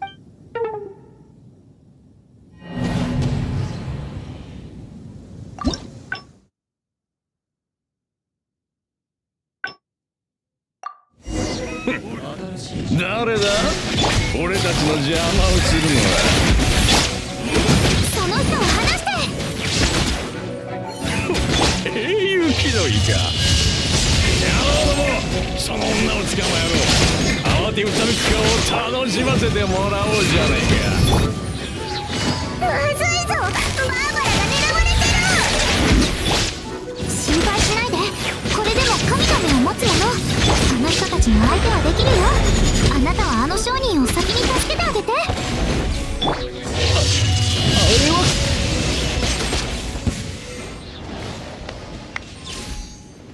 本当に私はリーレ。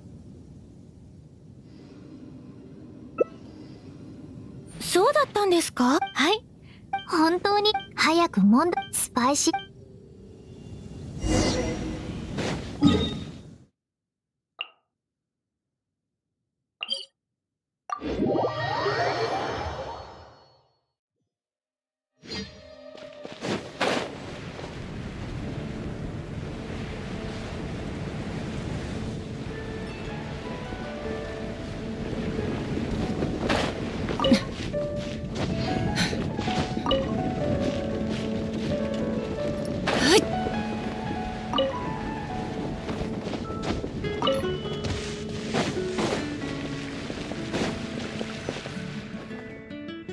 お待たせ。はい、あなたの分。本当？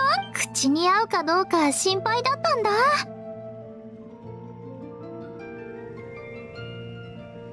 そう、私が最初は歌の練習が、でもそこで絶雲の唐辛子で眠気を覚ます方法を試してみたんだ。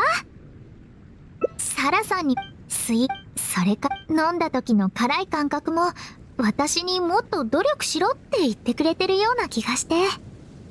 そういうあなたが今日は明日になって私たちの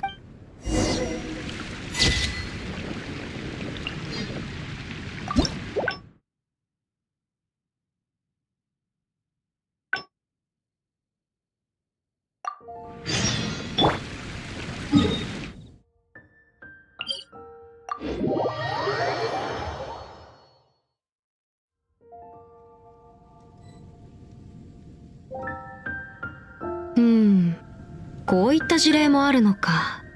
核も世は広大で記事にあふれるかな。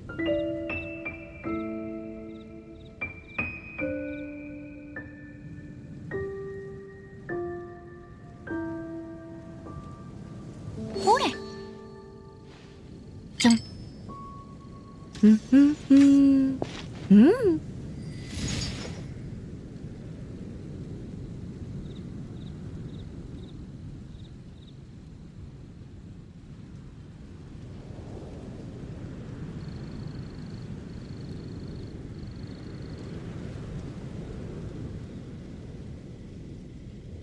よいしょっと。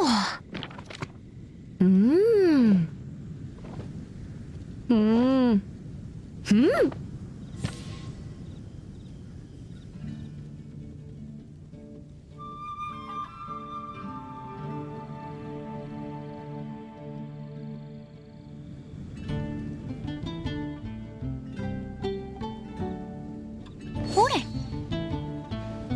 じゃん。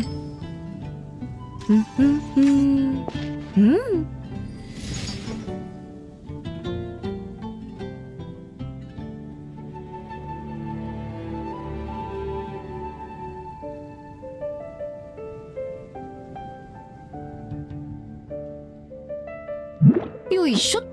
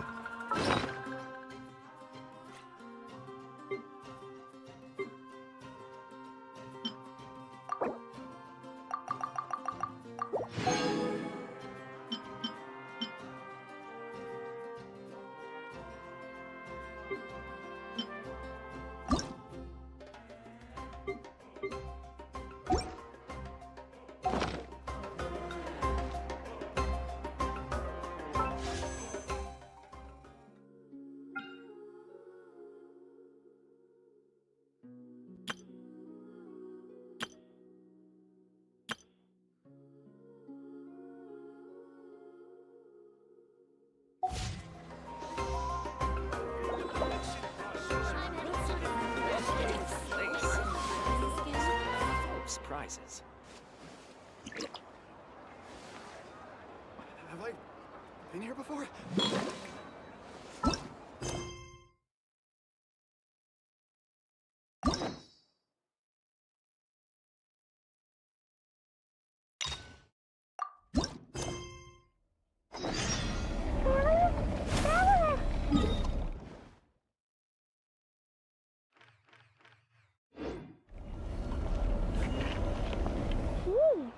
They're like Space Out City over there.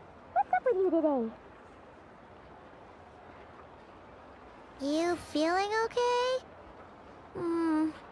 We've been traveling all over lately, so maybe you've come down with something. That's it. We're getting Baiju to check you over.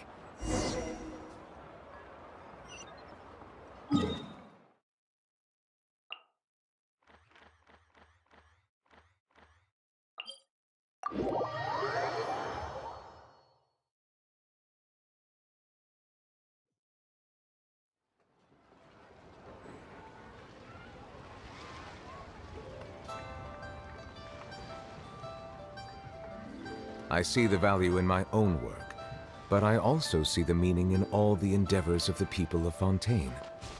I believe I will continue to take pride in fulfilling my duties.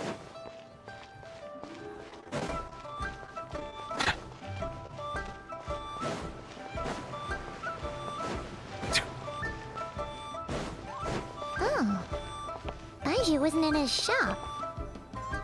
Oh, you're looking for Dr. Baiju. He's resting today, but he said to send any patients to the back room. Ah, okay. Thanks. We'll head on through.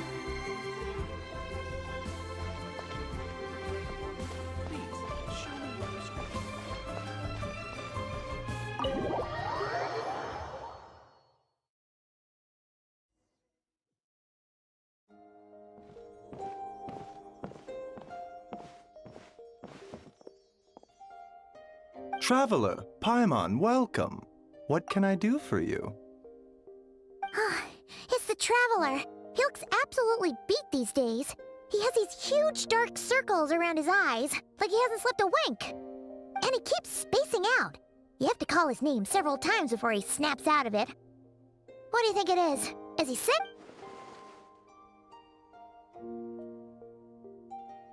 Very peculiar. In all the time we've been acquainted, this is the first time you've come to me with a health complaint. Come, let me take a look at you.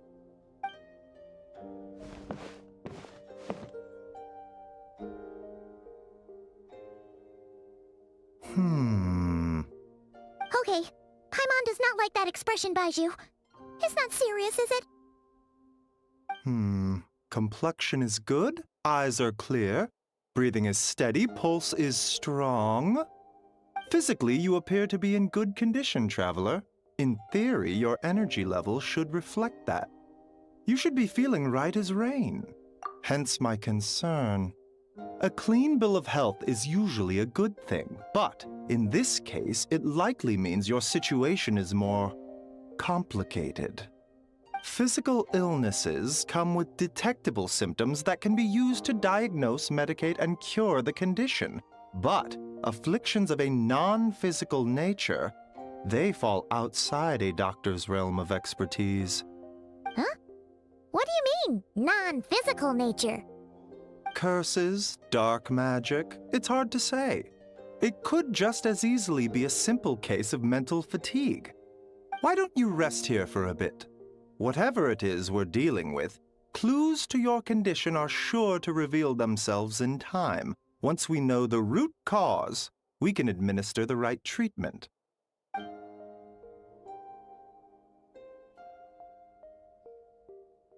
In the meantime, Changsheng and I will review the relevant literature for afflictions that present with mental fatigue.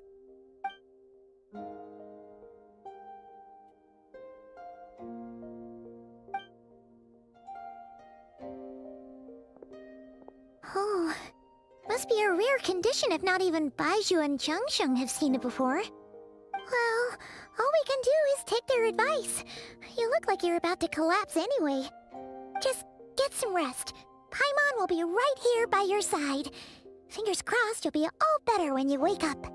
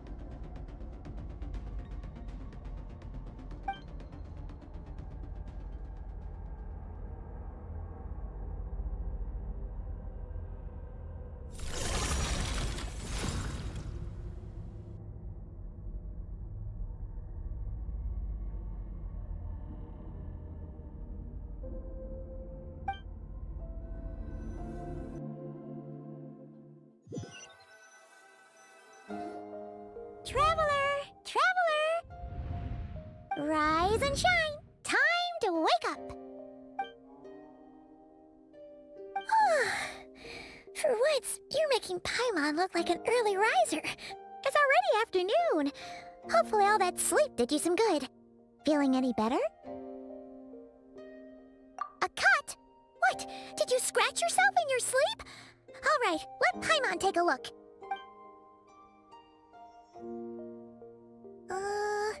Nope, nothing there. Wait, did you have a nightmare? Okay, don't panic. Paimon heard that dreams tell us what we need by showing us the opposite. So, if you had a nightmare, maybe all you need is something to cheer you up.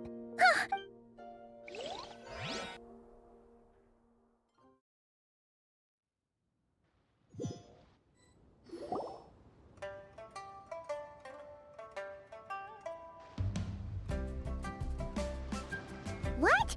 So, in this dream, you were trapped in a weird place with thick fog everywhere, and then a spike came out of nowhere and stabbed you in the back? Oh. Okay, well, that's a new one. Are you sure it was a dream? Because from the way you describe it, it sounds like you were really there. But then again, you woke up right where you went to bed. And you were definitely in a deep sleep this morning. Then, it's decided. Paimon will stay up and watch over you tonight. If anyone tries to mess with you, Paimon will beat him up. Or, wake you up first and then we can beat him up together.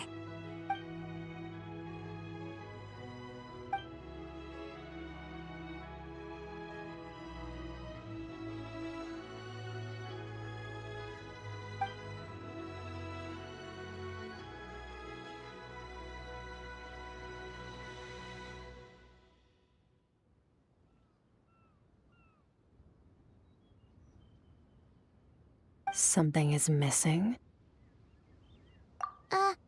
Did you just say something? The flesh remains whole, but the soul is incomplete. Left unresolved, the mind will wither away along with it. Ah! What the? Wait! Paimon remembers you! Your child's master! Skirk? Right! What are you doing here? The last time we saw you was at the Primordial Sea in Fontaine, right? But then we left and never learned where you went after that. Child's been looking everywhere for you, by the way. Where brings you to Wanmin Restaurant of all places? You came here looking for us? And were you the one behind that hocus pocus just now?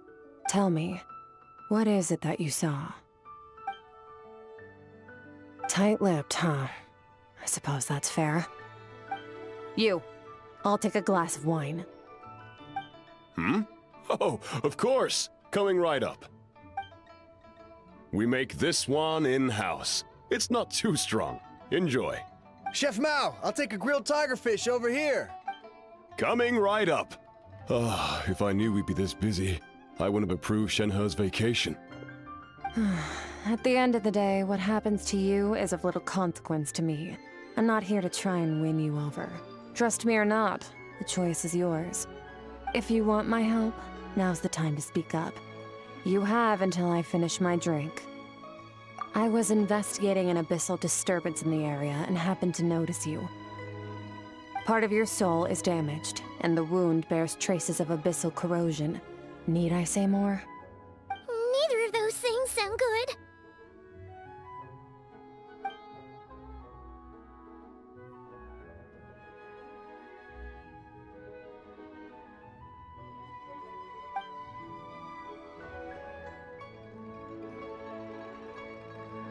Well, should we trust her? She mentioned an abyssal disturbance. Maybe that has something to do with what's going on with you.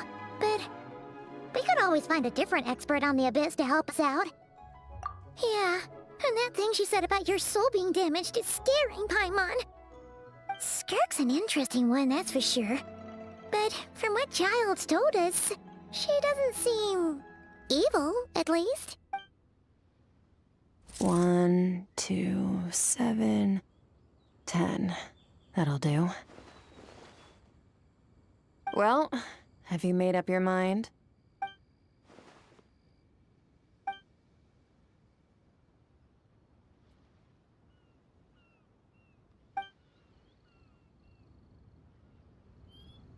So, that's all we know, Miss Skirk.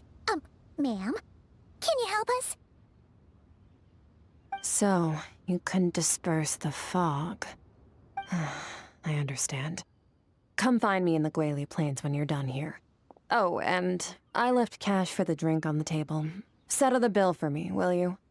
Oh, okay. Huh? She disappeared! Wait, hold on. You overpaid. Here's your change. Oh, no. This includes the drink, so it should be the right amount. I didn't think you two ordered a drink. We didn't. It was that lady who came and sat with us, remember? You brought... You sure?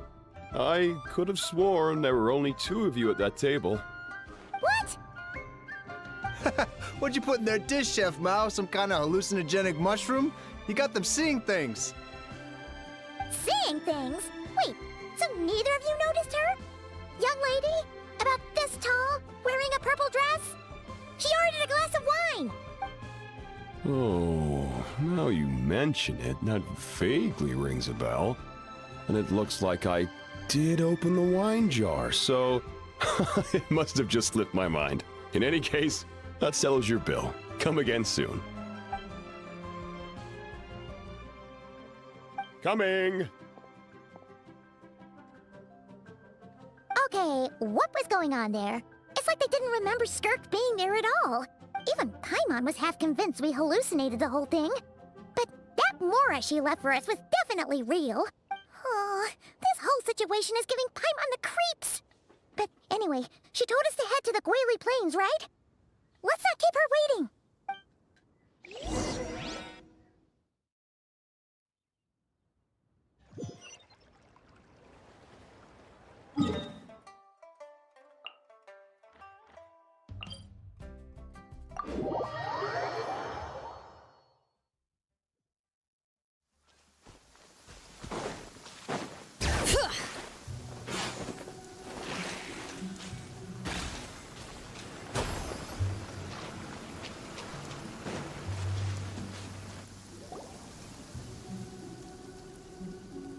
Whoa, what are all these rift hounds doing here? Huh. Looks like they're collecting something. Let's go check. Bring it! Burn it down! Pyroclastic surge!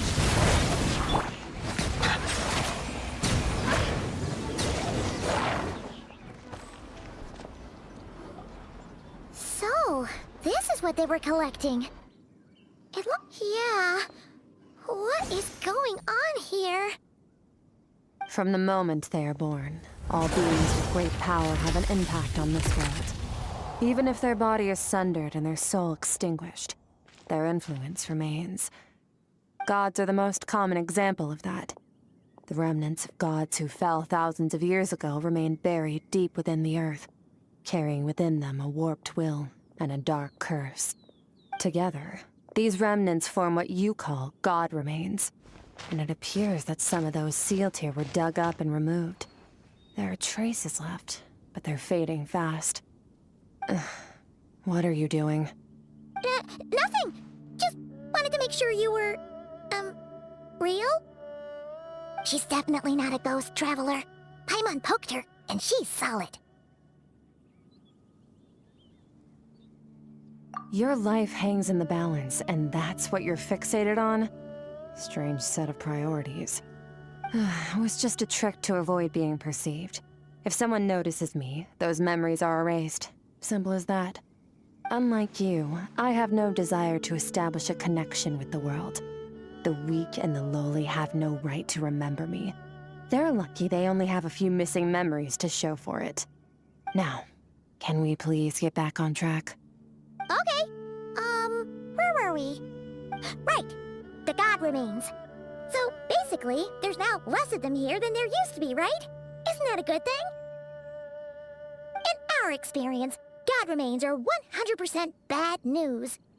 A lot of terrible things have happened because of them. Maybe it's a good thing by human standards, but power doesn't come from nothing, and it doesn't just disappear for no reason. The remains aren't just gone. They were taken. Very clever, traveler. You aren't the only one who had something taken from you. There are victims like you everywhere. The only difference being, you can speak, and the remains cannot, so it went unnoticed. Something similar happened in Sumeru. Within the span of one night, countless consecrated beasts were slaughtered, and a large amount of the god remains buried in the desert went missing. Of course, god remains are just one of the targets. The culprit is chipping away at sources of power all over this world, including the Stella Fortuna above. Wait, you mean... the stars? Mm-hmm. 42 of them have died out in the past few months alone. In Conria, people believed that powerful individuals have corresponding Stella Fortuna. Even should that individual fall, their Stella Fortuna would not disappear, but gradually evolve into a new constellation. Yet now, stars are disappearing from the skies entirely, and it's not hard to deduce what's happening to the power they contain. Something has been leeching power from this world like a parasite steals nutrients from a host. And now, it's no longer satisfied with the remains of the dead. It wants you. This time, it only took a fragment of your soul. But next time, there's no telling how far it could go. No one knows. All I know for certain is this. Getting back what you lost will not be easy. Considering how much power this entity has stolen, it must be a god-level being by now at least. But that's not the real concern. Souls are fragile things, and yours could easily be crushed if you go up against it. So you're gonna help us, right? We're going to help each other. You are my ticket to uncovering this thing's true identity. Well, great! You seem super strong, and you know a lot about the Abyss, so Paimon will take it. Don't get all mushy on me. All I'm doing is helping you get back to normal after a sudden crisis. And I should warn you, getting mixed up with me can have unforeseen consequences. We're on very different journeys. You don't want to be in my debt, trust me. You help me uncover the truth behind this entity, and I'll help you recover what you lost. This is a transaction, that's all. You would do well to remember that. Yeesh! You'd think she'd be a little friendlier since she's agreed to help us. But nope, she's just like when we met her in the primordial sea. So cold. Well, whatever. If that's how it's gonna be, then she doesn't deserve our friendship. What she does deserve is a super embarrassing nickname. Ah, Paimon's got it. Frosty the Lavender Melon. Serves that ice queen right. Anyway, the important thing is that we get that piece of your soul back. So, let's follow her and see what sort of plan she's got.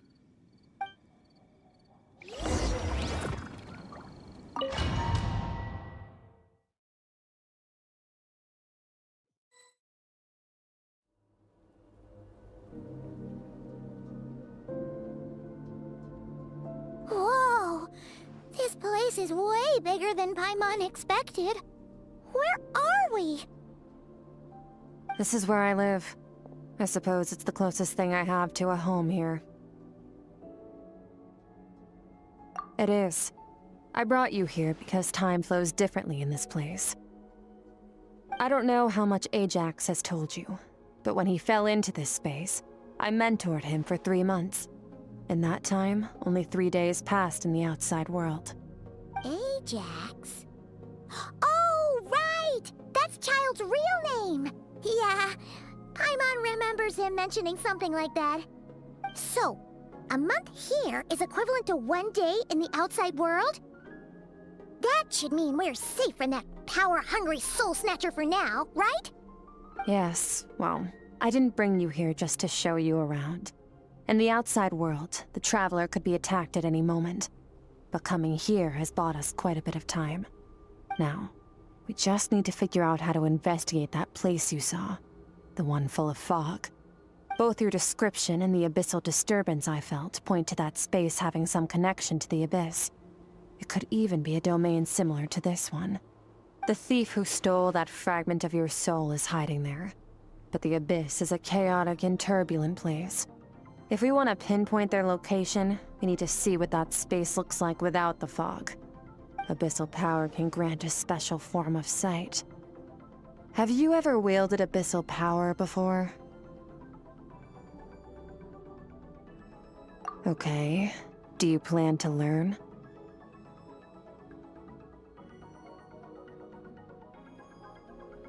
That tracks.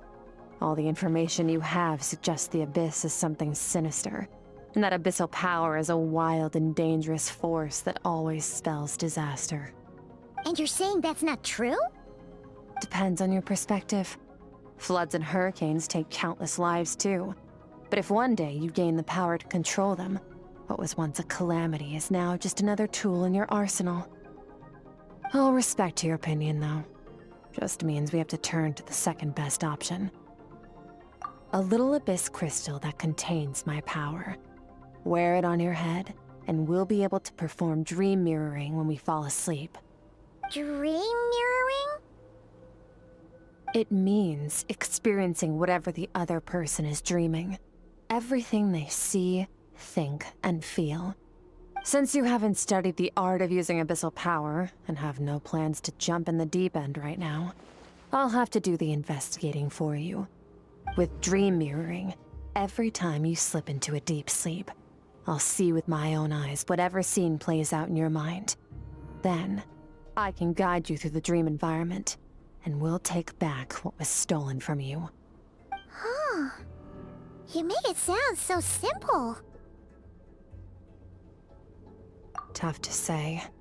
This is an unprecedented situation for both of us. Even assuming we do manage to find where this entity is hiding. Like I said, getting your soul fragment back won't be easy. To play it safe, I need to give you some special training first. Wait, you're gonna teach him some of your martial arts? Does that mean the next time we see Child, we have to treat him like our senior? Do as you want.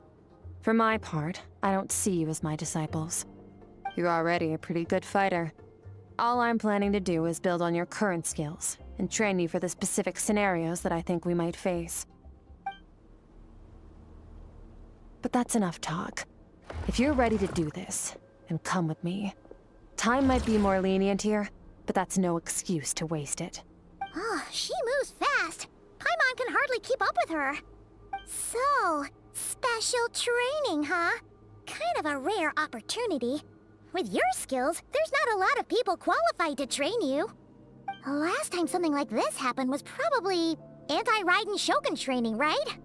Oh, feels like a lifetime ago. Skirk seems pretty strong too, though. Remember how she said that the all-devouring narwhal was just her master's pet? Maybe we really will learn something here.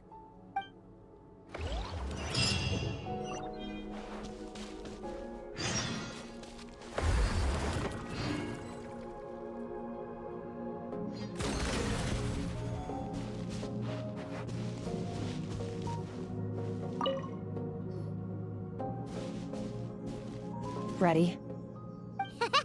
Bring it on! Your training will be split into 3 stages. Testing your blade work, elemental abilities, and reasoning skills. We'll start with blade work.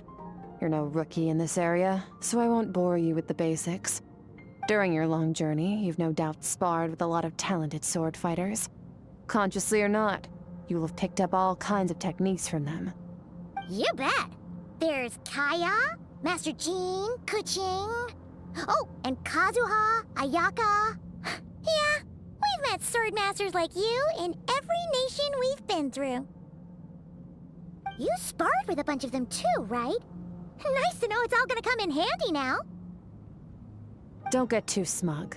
In sword fighting, techniques alone are not enough. You need a cohesive system to bring it all together. A style or school of fighting. To use the human body as an analogy, your style is your skeleton, the foundation, the framework. Techniques are the muscles and other flesh attached to the bones.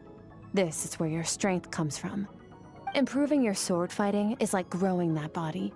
If your frame got bigger and taller, but you didn't add any muscle mass, you'd be weak and flimsy. Then again, you need to do some introspection. Take a good, hard look at your past experiences and figure out which parts of what you've learned are just techniques, and which parts can be used to form your own system of blade work. Only then will you get the full utility out of all your thoughts and observations along the way. Only then will every strike you deliver make perfect sense. Wait, is that it? Paimon thought you were gonna teach him some cool new moves. Like when you went swoosh and opened a tunnel to another place. One day, you'll reach a new level of power where you realize that even that's as basic a trick as any other. But right now, our sword styles are so wildly different that teaching you mere techniques is pointless. There are no shortcuts in the pursuit of power.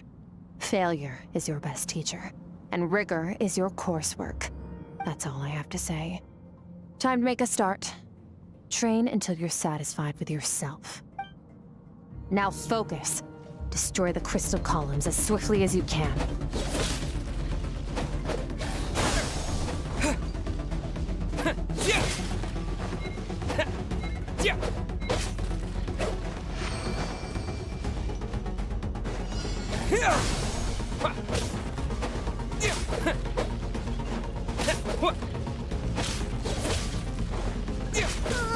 This is making Paimon's head spin. Hang in there, traveler!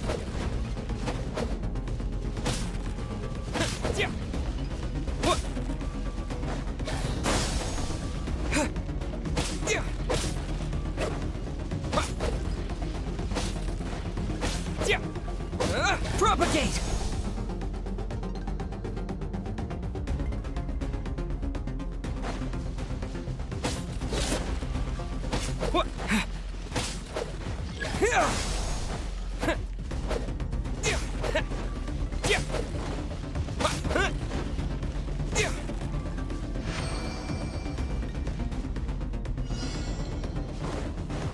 Scatter!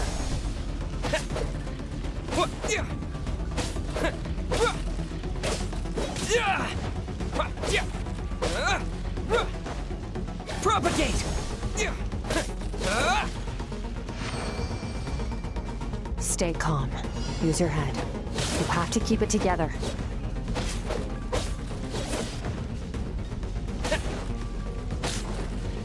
Scatter!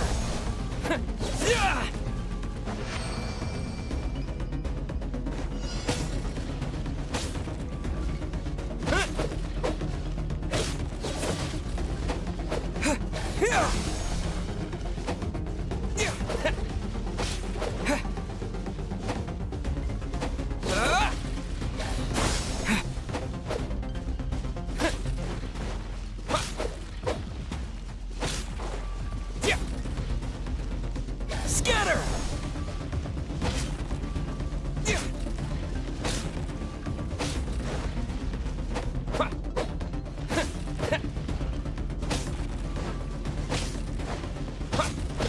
Propagate!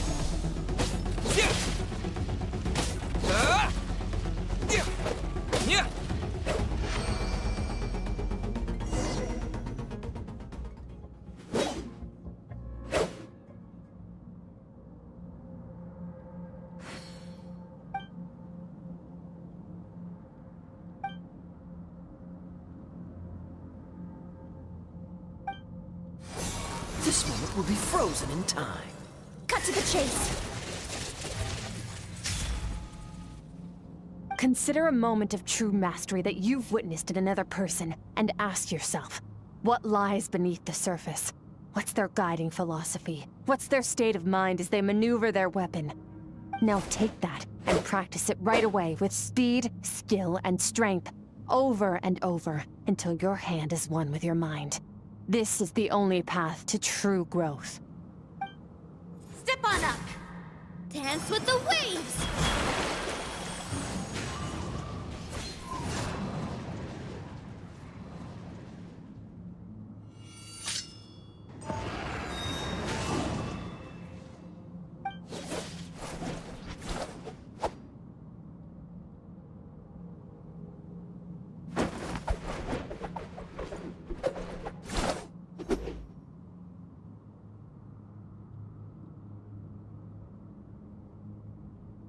If you start to tire, empty your mind, but do not stop. Stay in that frame of mind as you keep up the fight.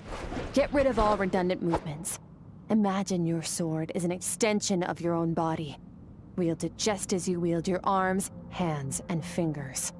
'Twas on a deserted, moonlit night that the hero approached the vile dragon's limpid lair. Rain Cutter!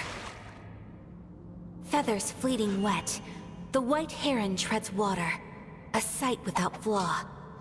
Master of Inazuma Kamisato art Tachijutsu.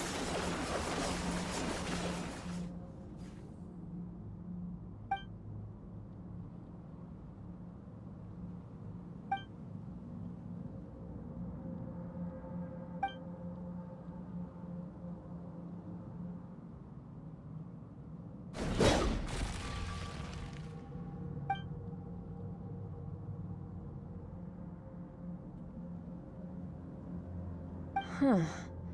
Looks like you've made some real progress.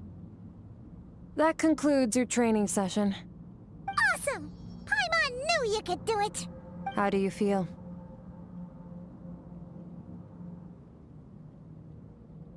As you should be. Time flies when you're training hard. You've actually been going for several days now with no rest.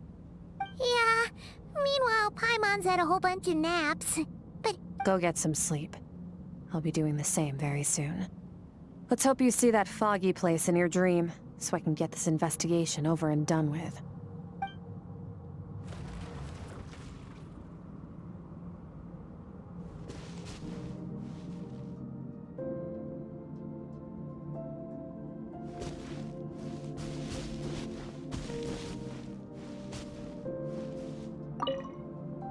Sometimes, you have to practice a single movement 1 million, maybe 10 million times, before the breakthrough moment comes.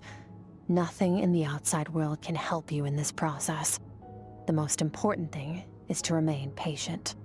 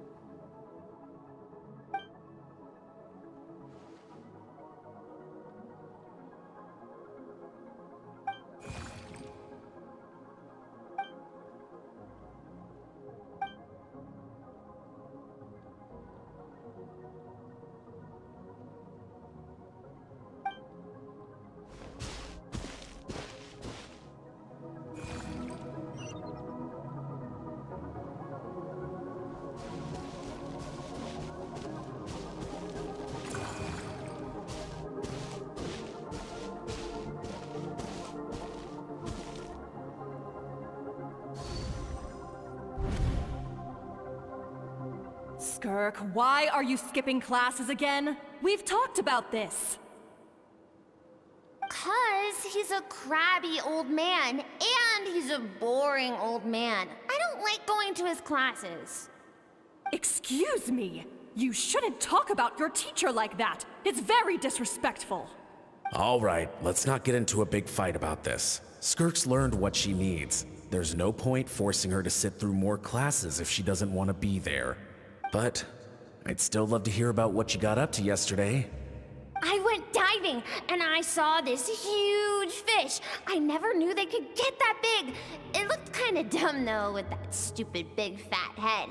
I tried to shake its fin, but it just spat water at me. Oh, and today, I'm gonna go to that prairie up north. There's supposed to be this giant bird there that can spit fire. I bet if I climbed on its back, it could fly me all the way to the stars. Then I suppose your old dad should get one as a pet too. Otherwise, how are you gonna hear me call you for dinner up there in the stars? When it's time to eat, I'll come back on my own, Zilly. Anyway, gotta go. Bye, Mom. Bye, Dad. Wait! Put on a coat at least. You'll catch a cold. I'm talking to you, young lady. You spoil that child, you know. Ever since that merchant ship arrived, she practically lives outside. Always going on about exploring the beyond one day, whatever that means. Let the kid do what makes her happy. Besides, we both know you're all bark and no bite. Come on, our little adventurer's gonna be hungry when she gets back. Let's get started on dinner.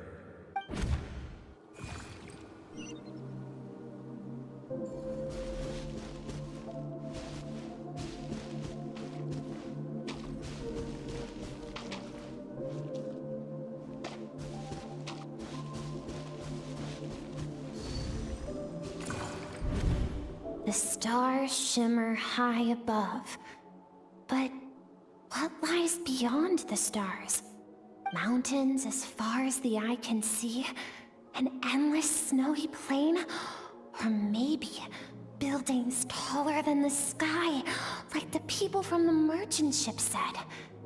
I can't be the only one asking these questions. The universe is fascinating. If only I could meet some other people like me.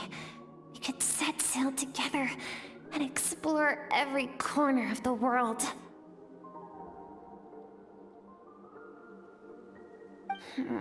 I'm sick of being a kid.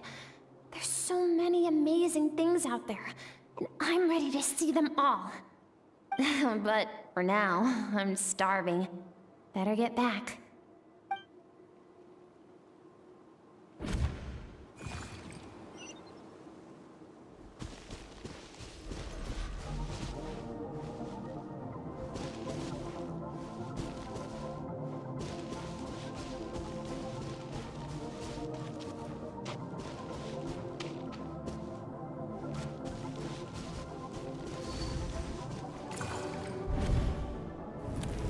Don't let a single one of them get away!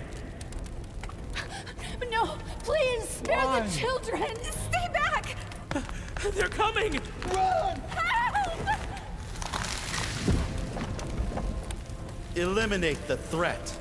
Take them down! Don't be scared. This way!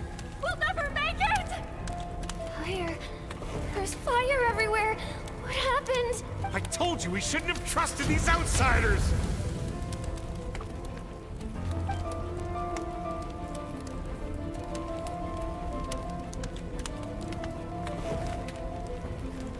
Why are you doing this? What did we do to deserve this? We welcomed you with our finest food and drink, showed you the best our home has to offer, gifted you cloth dyed by our own hands. And this is how you treat us?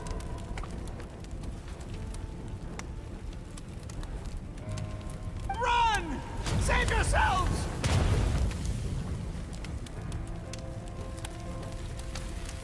Captain, Zone 3 is clear and we have Zone 2 surrounded. Begin extermination. Remember the orders from upper command. No one is to be left alive. Rest assured, sir. We have enough munitions to annihilate these savages and burn their entire civilization to the ground. Good. The only ones who put up a real fight are that man and his wife, correct? What's their status? We shot the man in the ankles and the wife broke her wrist attempting to fight back. They won't be doing much more fighting. They're holed up in their home for now, but they won't last long. To prevent them from making some kind of last stand, we're planning to clear out the other zones first so we can send a bigger squadron to surround them. Well, well. Turns out some of these beasts do know how to use their claws. Now the threat these savages pose will be undeniable. Let them cling to what's left of their lives for a little longer. Once the other zones are cleared, I'll cut off their heads myself.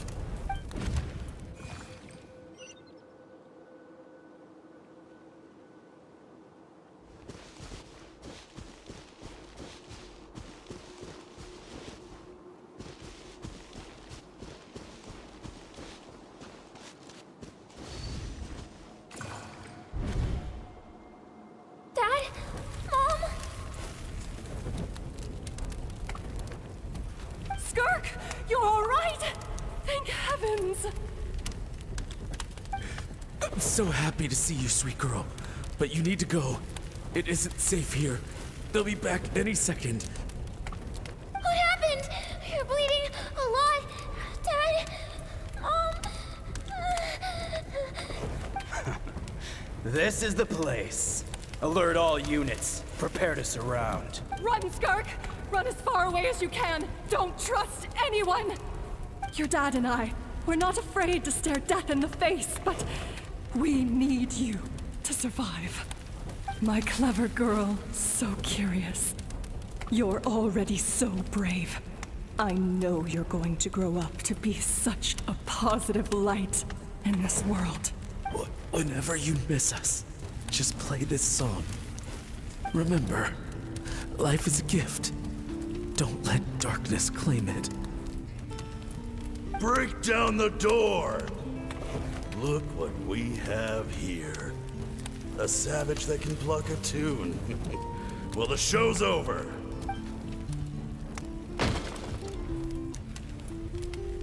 You! Stop singing! Shut it! I said shut it or I'll make you!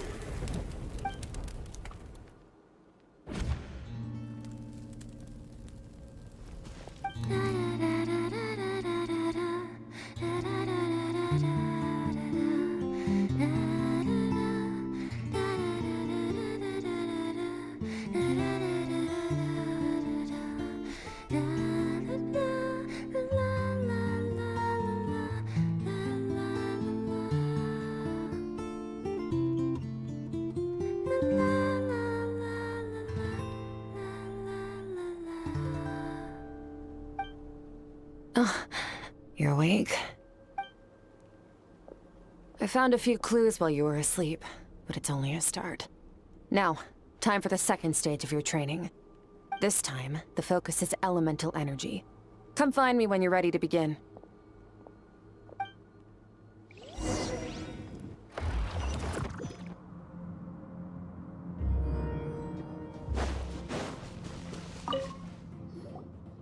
Man, staying in the abyss feels so surreal, don't you think? No day and no night. It's like time hardly exists. If we weren't careful to keep track, it feels like we'd have no idea how long we've even been here. Well, except for the fact that Paimon still gets hungry like clockwork. You go do your training. Paimon's gonna grab a bite.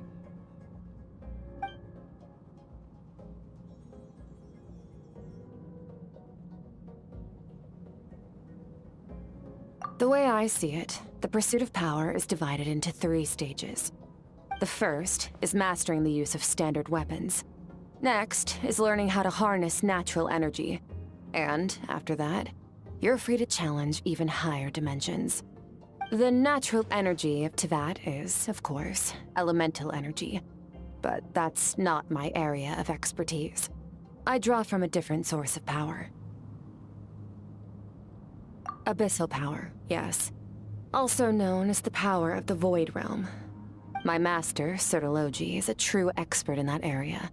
After all, he was one of the group of 5 that infamously stole the all-encompassing power of the Abyss, an act for which the people of Conria gave them the epithet, the 5 Sinners. The elemental energy of Tivad, on the other hand, is derived from the power of the Light Realm. These 2 forms of energy exist in direct opposition to each other. Suffice to say, there's not much I can teach you this time. A keen observation, traveler. Call it respecting local norms. The Abyss stands in direct conflict with the will of this world. So, to make my life easier, I disguise my power to make it appear cryo-like in nature. It's a technique I learned from some Conrian ruins, known as the 7 Shifting Serpent. If you ever change your mind about delving into abyssal power, I can teach it to you.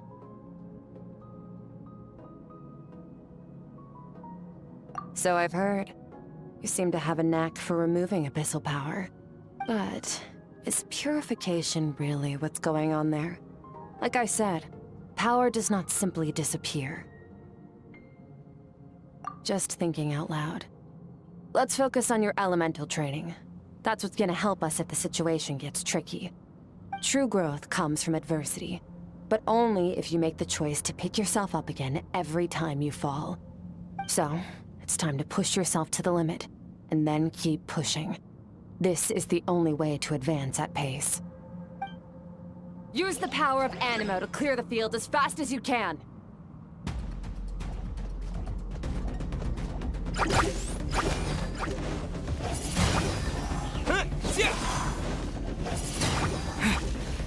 Windblade!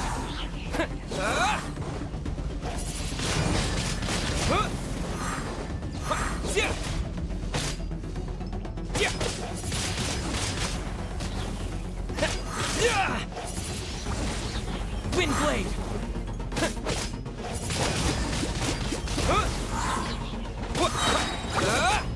Disappear! Windblade!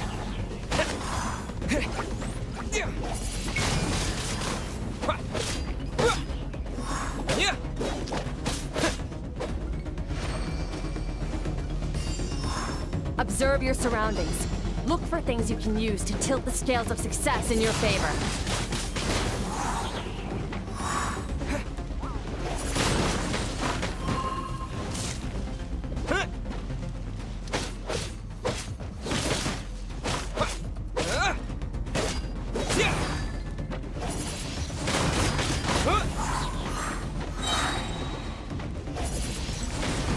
Windblade!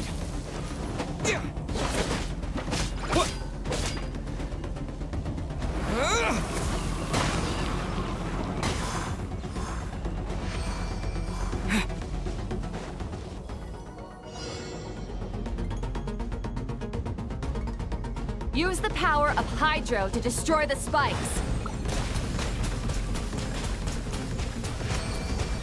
Water jet! Faster. Don't give them a chance to strike you. You need to be quicker than you were in your dream. You can't afford another injury like that.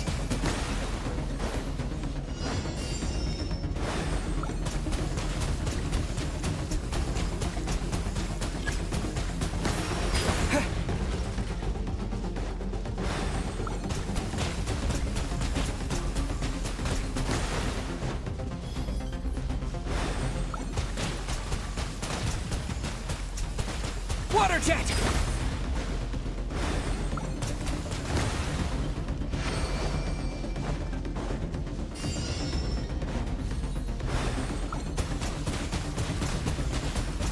Water jet!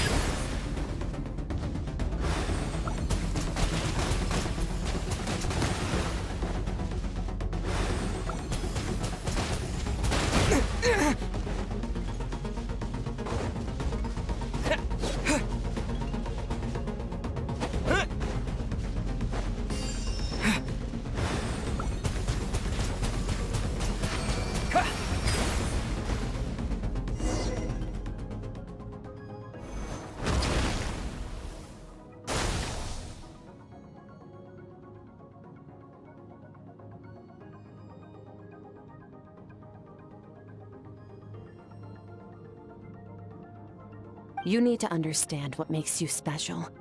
The ability to wield elemental energy without a vision and switch between the elements at will. It means your aspirations need no approval from the gods.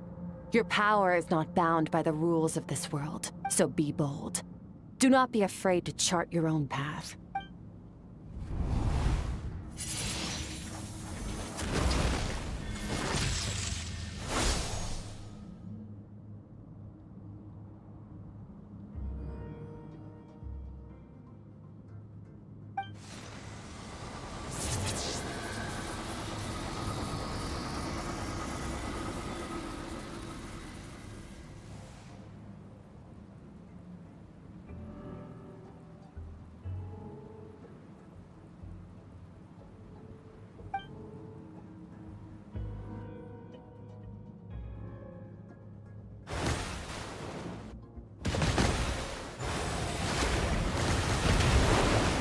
Very good.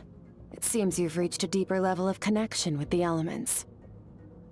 Long enough for you to lose yourself in your training, which is a good sign.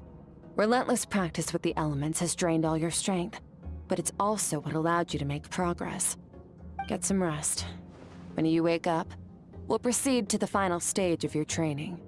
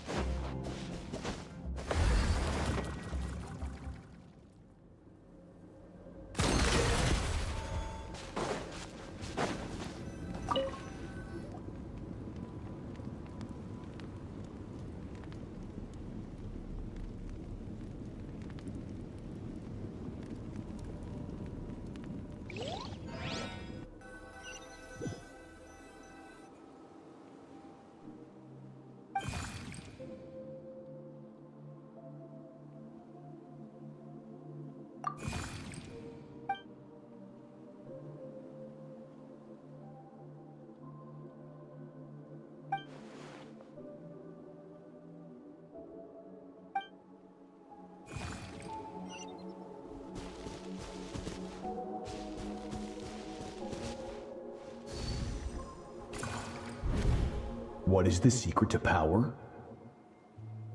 Longing, hatred, self-preservation. No, it is fear. The fear of losing those you love. The fear of watching your home burn. Fear of loneliness. Fear of death. Fear is the source of evolution. It forces humanity to adapt to their environment and overcome hardship.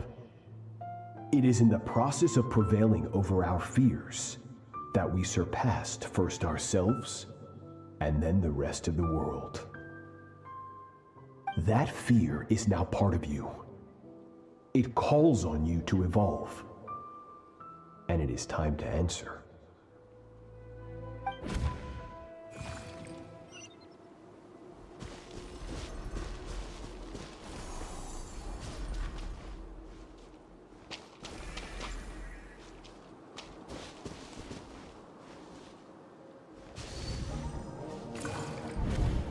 Any minute spent missing home is a minute wasted.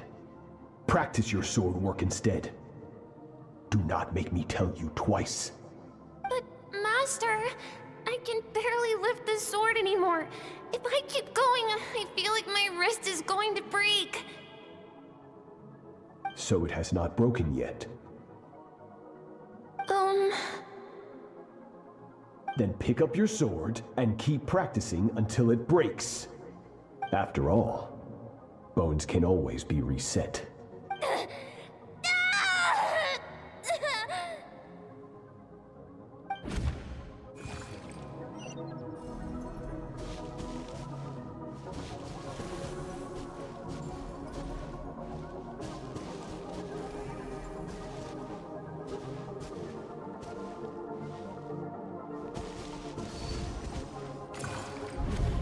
Good, Skirk. Once again, you survived. How do you feel? Cold and pain. These are signs that you are adapting to the abyss. Each time the flesh is torn and the spirit crushed, each time you claw back from the brink of death, you become stronger. I now understand why these people sought to destroy your homeland. Your potential goes beyond even what I could have anticipated. But you still have much to learn in your pursuit of strength. Your mind is rife with distractions. From now on, I shall show no mercy in your training. You must learn to shut out all the pointless emotion, crush the self that makes you weak, and become master over your physical form. Get up, Skirk. Wipe the blood off your face. Cut away the rotten parts of your flesh, and mend what is broken. Then take up yours. Yes.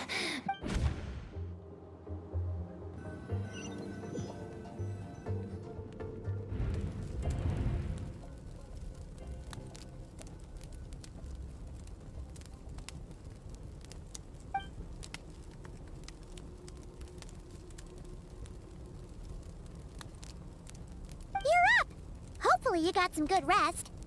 Skirk said to tell you that she's ready to start the final stage of your training whenever you are. So, want to head over now?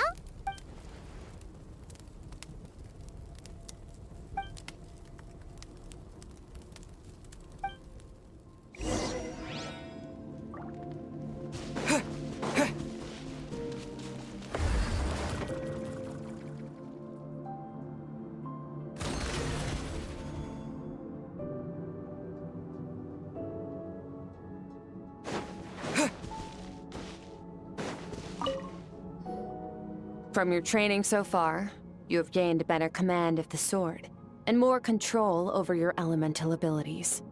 That's only part of it. Experience is the real teacher. Your journey, the friends you have made, the dangers you have faced. These have taught you more than I ever could. Now, it's time to focus on how you react under pressure. You must be able to think rationally, even in unpredictable combat situations. To simulate this, I'm going to attack, and you're going to block. Ready?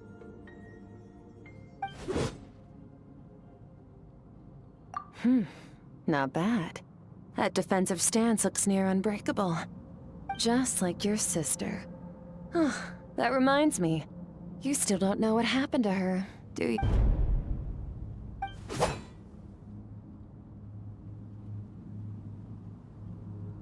Hey, no fair! That's cheating! You think every opponent has the same moral code as you? You can denounce their deplorable methods all you want. But only if you live to tell the tale. The dead don't get to complain. Strong emotions will always arise in combat. Anxiety, anger, fear. But a true warrior is never at their whim. Oh, how amusing. Almost sounds like you think you know me. But you don't. You can choose your own path. We are not the same. Let's begin. Try to use reason over emotion. Make the most rational and advantageous decision in any given moment. This is your final training session. Look alive.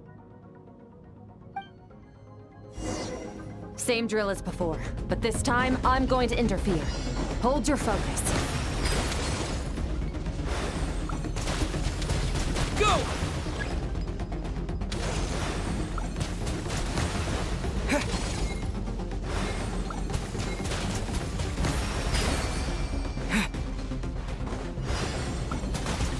Water jet! Go! Go!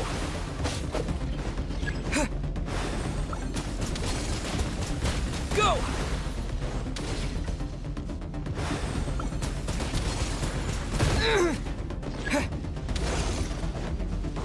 Yeah.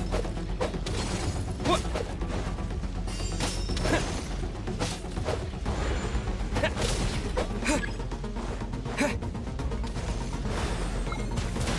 Go! Water jet! Huh. What?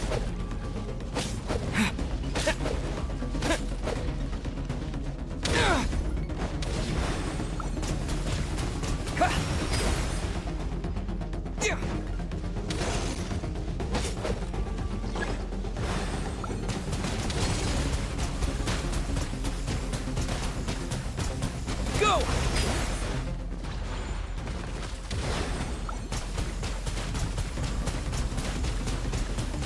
Water jet!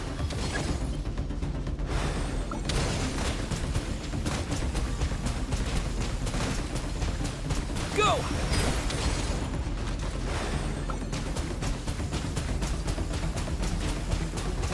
Ha!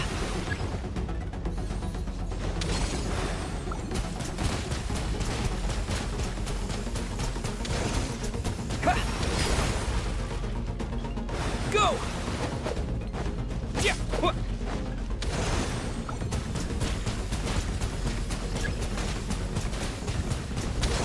Go!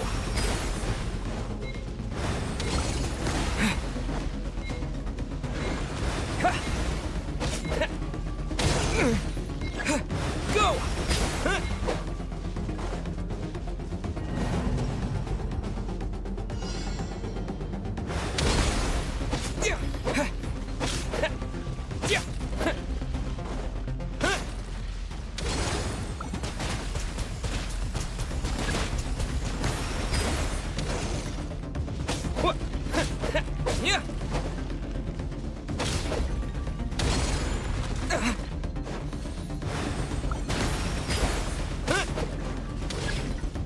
Go!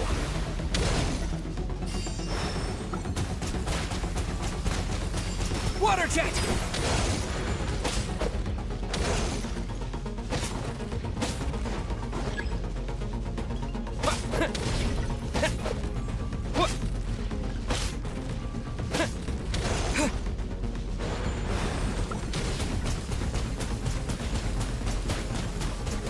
Go! Yeah!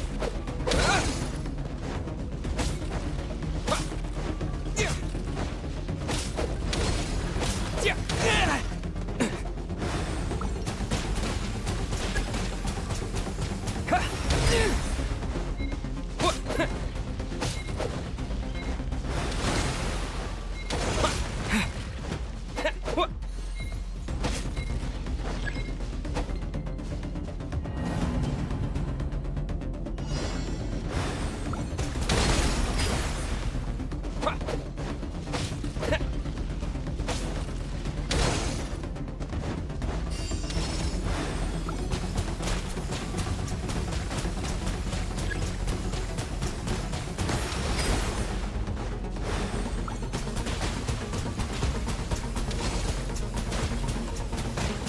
Water jet!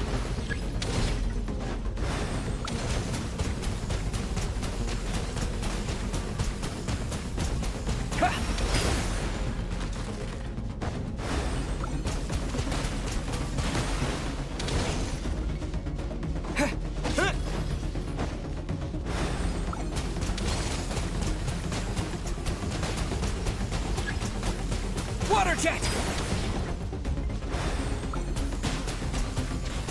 Not bad. Better than I expected.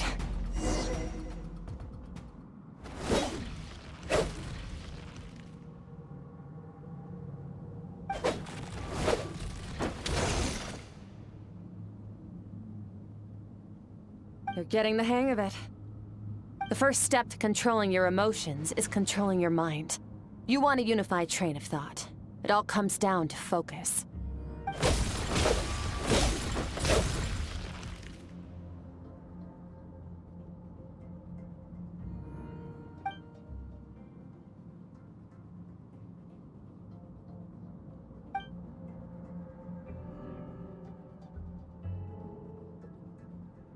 Your mind is rife with distractions. From now on, I shall show no mercy in your training. You must learn to shut out all the pointless emotion. Crush the self that makes you weak, and become...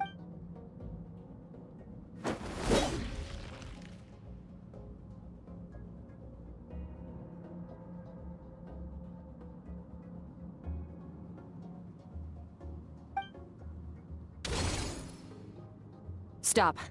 Let's pause here. One look, and I can tell your mind has wandered. That's to be expected.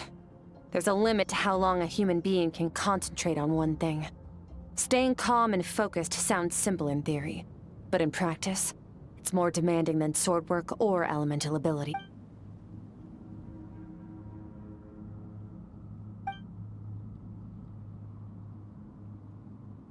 Get some rest. No point training further if you're already dead on your feet. Like I said at the beginning, the only goal of this training is for you to reach a point that you're satisfied with. You managed to push past your limits, which is a good start.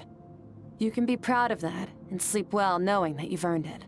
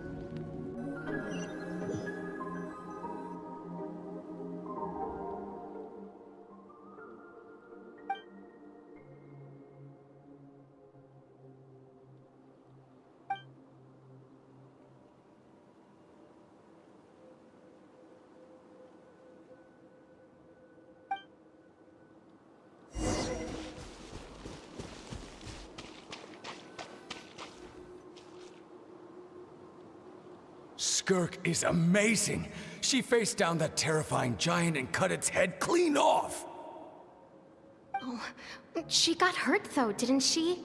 I heard it was pretty bad. Yeah, well, that's a given. But the moment she was on the mend, she got right back to practicing her sword work. I heard Master suffered a grave injury once too. Lost an arm and a leg and still came back stronger than ever. Skirk's becoming more like him by the day. Incredible. I wonder if I'll ever reach their level.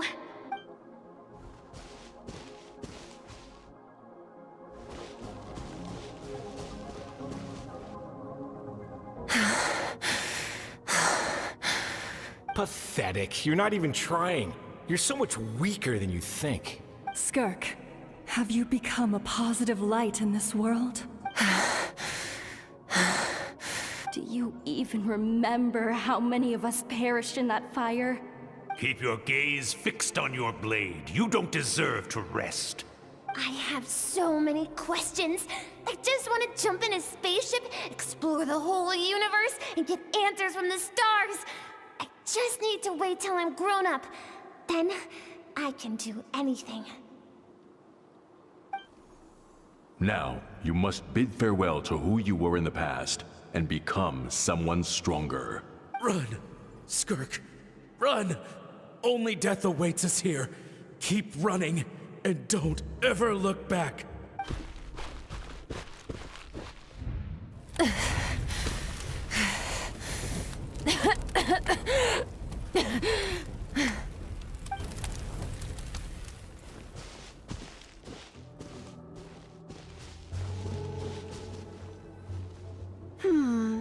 Let's see here. First things first, you need a new identity. Going around telling people you're from somewhere beyond the stars won't do, now will it? How about saying... you hail from beneath the earth instead? As the Conrian saying goes, venturing out into the universe and down into the abyss are the same in that both are braving the dark unknown. Well, I'm a visitor on this planet, so I'll follow the rules. Ah, splendid. That saves me quite a bit of trouble. Let me offer you a piece of advice in return, although it might not be what you want to hear. I know the pursuit of strength is important to you, but taking a moment for yourself every once in a while is never a bad idea.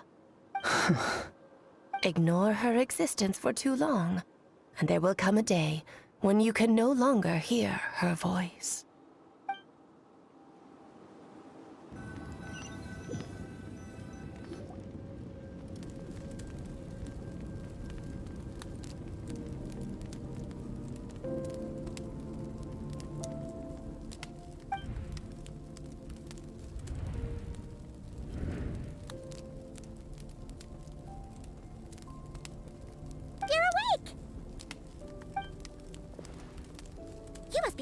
starving, right? Ta-da! A barbecue feast just for you. Of course you are. That's why Skirk and Paimon got this all ready for you. Dig in! Before it... Ah, well, if you're around someone long enough, it's bound to happen. Plus, Skirk can cook. So, Paimon decided she can forget the whole Ice Queen thing. Paimon's not one to hold a grudge. Here's an idea. Let's save the chit-chat until after the meal.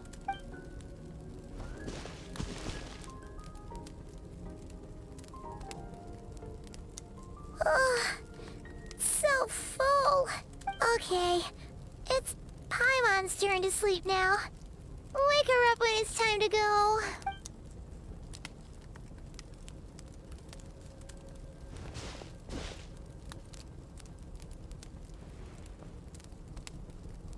I have good news. First, your training is complete. You have what it takes to wield immense power. Now it's just a matter of putting it into practice. Continue to learn from your journey and hone your skills against formidable opponents. Second, I've located the culprit we've been searching for. Next, you just need to retrieve the missing part of your soul, and our business will be concluded. When Ajax trained with me, he once told me he was bursting with questions. So I allowed him to ask me 3 of them before he left. You and I may never meet again, Traveler. So if there's anything you want to ask me, now's your opportunity. Just like Ajax, I'll answer 3 of your questions.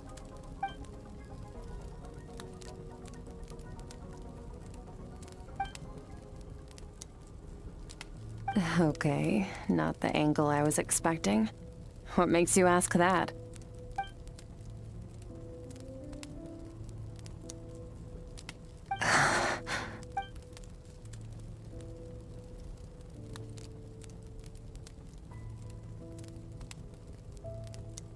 I knew that was a possible side effect. Closed off my mind to you for that exact reason. Even with the dream mirroring, you should have seen nothing but endless darkness.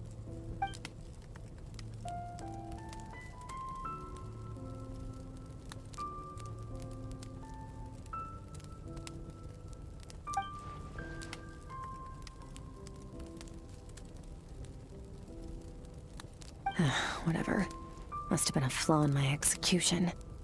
I shouldn't be too surprised. Due to some recent circumstances, my self-control has been lacking as of late. Since you've seen what you've seen, there's no reason to hide the truth. All I ask is that you keep it a secret. No, I'm not from Teyvat. I'm from a different planet. And there was a time when I journeyed through the stars. A lot like you in some ways.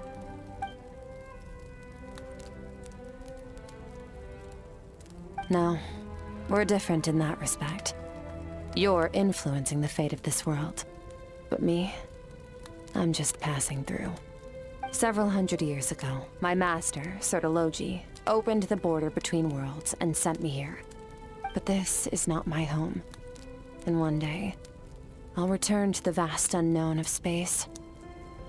So, there you have it. On to your second question.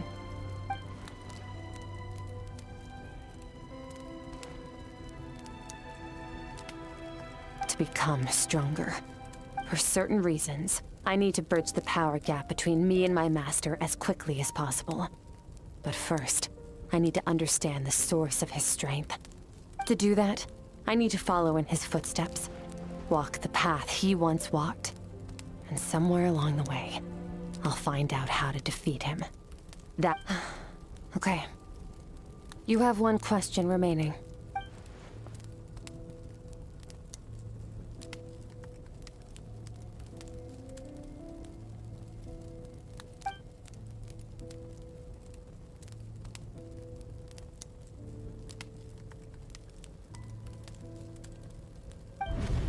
You make it sound so easy. Ever since the incident I experienced there, I've never stopped searching for Master Skirk and that unknown abyss. But it's been years now, and I've still found nothing.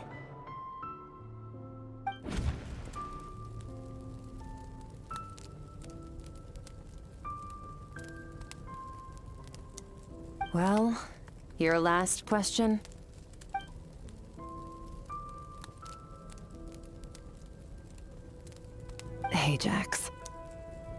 His situation is different than yours. Before you ever crossed paths with me, you'd already encountered many formidable people, studied their techniques, and developed your own skill set. So during your training, all I had to do was build upon that foundation. But Ajax was so young when he came to me. A complete blank canvas. Children can't help but imitate their role models. In the long run, that would only hinder his growth. Once Ajax has enough strength in his own right, I will allow us to meet again. Until then, let that motivate him to reach his full potential.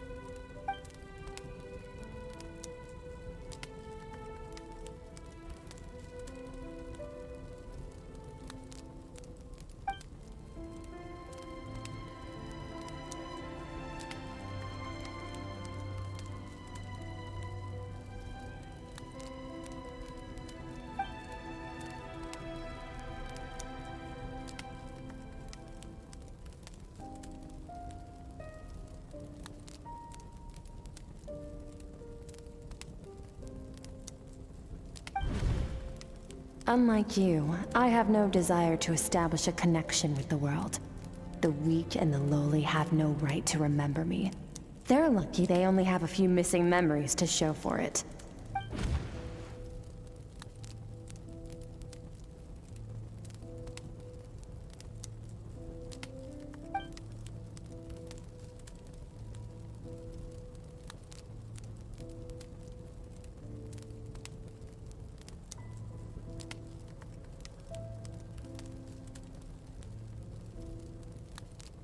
Wake up your companion. It's time to go. Oh, and everything I just told you. Best keep it a secret from her as well.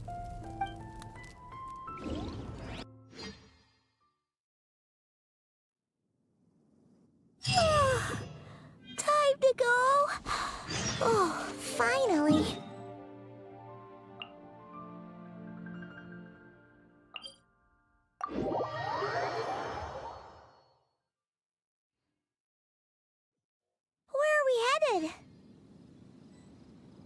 Just follow me.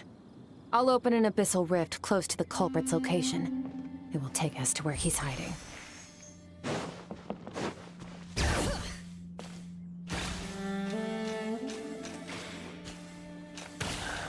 When will I finally make my...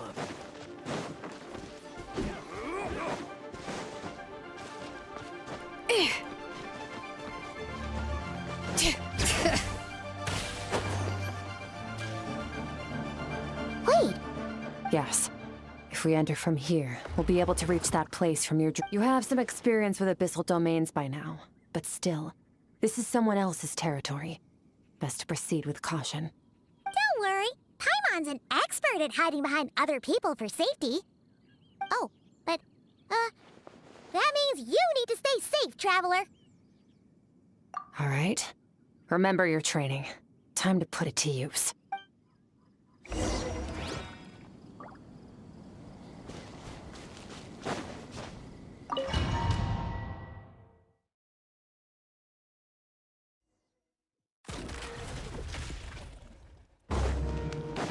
Merciless.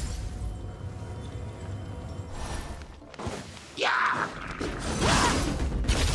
Paradigm shift. Merciless.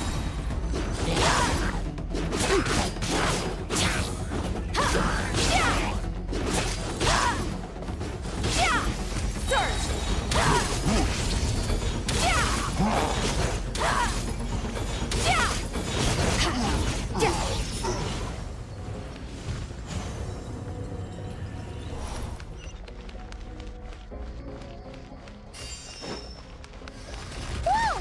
Look at all these spikes! Careful! Don't get hit! You know what? Paimon's just gonna float behind you.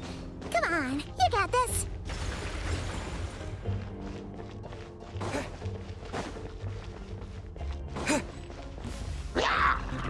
Bombs away! Go! Fearless. And never star goes out! Hey, what are you two doing here?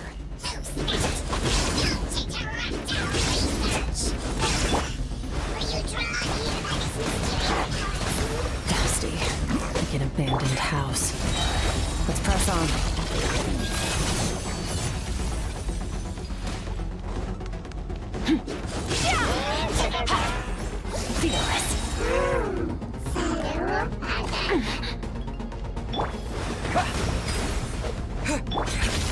Paradigm shift! Annihilate!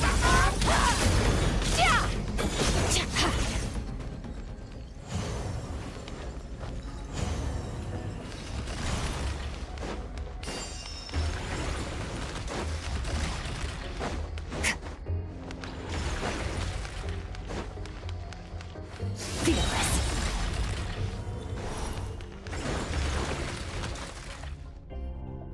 Oh, looks like this is a dead end.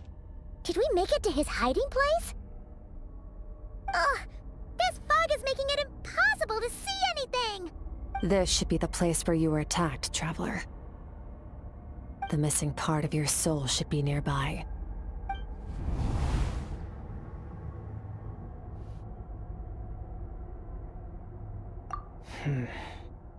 Our opponent must have covered his tracks just in case. Hold on! Look! The spikes are back! Stay calm. Let's hold back a little. Give our enemy some wiggle room so we can see. Our enemy took part of your soul for a reason. It's likely he integrated it into his attack somehow. If we're smart about this, we can track it down.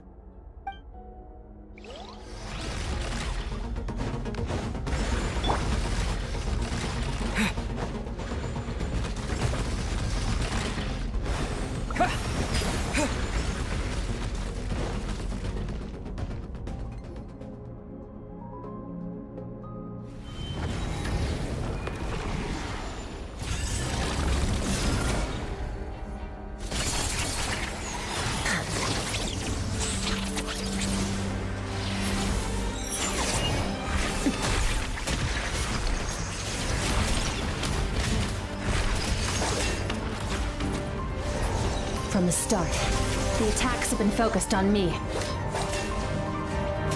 Trying to break through my defenses? I see.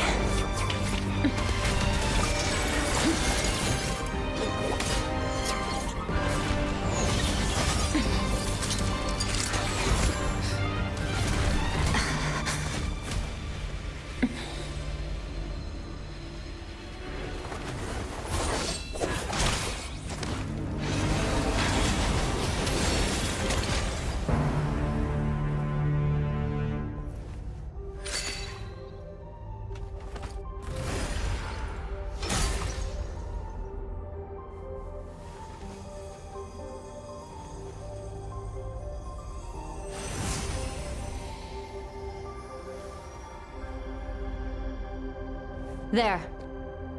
I got it back. Traveler! Skirk! What happened? It looked like Skirk just got... In the Guili Plains, you asked me why this enemy chose you as his target. Now, the answer is clear. It's not just the fact that your strength is impressive. It's also because of your ability to, as you put it, purify abyssal power. Whatever that actually means. The fact is, that ability allowed him to do something that should have been completely impossible. Namely, break through my defenses and steal my power. No. He couldn't have known I'd come to his domain. He only stole your soul fragment because he knew the value of its power. I doubt he expected it to come in handy so soon. Call it fate, if you want. I believe that's the term they use in this world for arbitrary coincidences like this. In any case, it works to our advantage. Once I realized what he was using that power for, it gave me the chance to get back what you lost. I'll cope. Well, done gorging? Good. Time to answer some questions. How did you get the power of the all-devouring narwhal? The all-devouring narwhal? Oh, of course! Paimon knew that spike thing looked familiar. It looks just like that narwhal's horn! I highly doubt you acquired that power through your own strength. Tell me I'm wrong. You're desperate enough to scour the land for god remains and whatever vestiges of power you can find. That alone proves you wouldn't be able to defeat a creature like that. Which leaves one possibility. You know my master, the Foul, Sertologi. The Foul? Who dares call him foul?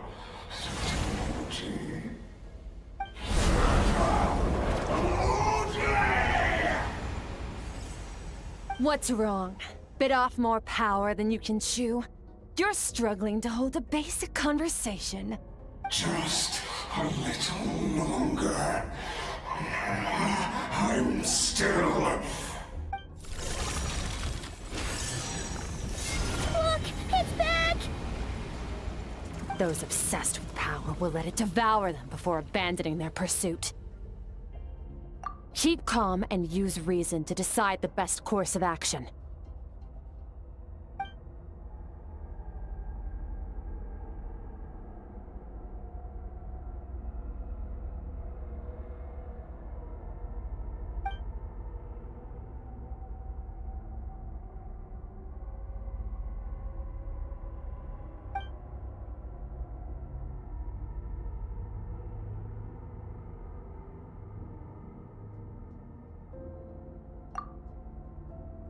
Wise decision.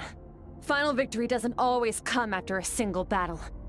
You've got your soul fragment back, so we both got what we came for.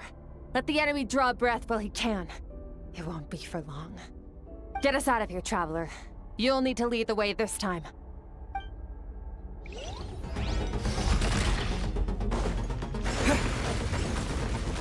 Skirk, is your shoulder gonna be okay? The wound is minor. It'll heal in no time. You should focus on getting out of here alive instead. Uh-oh! Falling spikes! Run!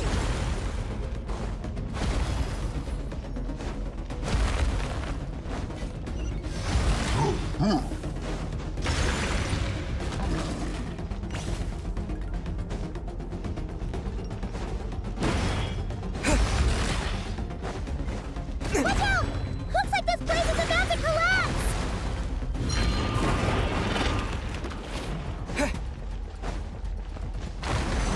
So, this guy's power has something to do with the all-devouring narwhal. Did you know that all along, Skirk? I had my suspicions. That's why I decided to investigate in the first place. But suspicions only get you so far. I needed to verify it for myself.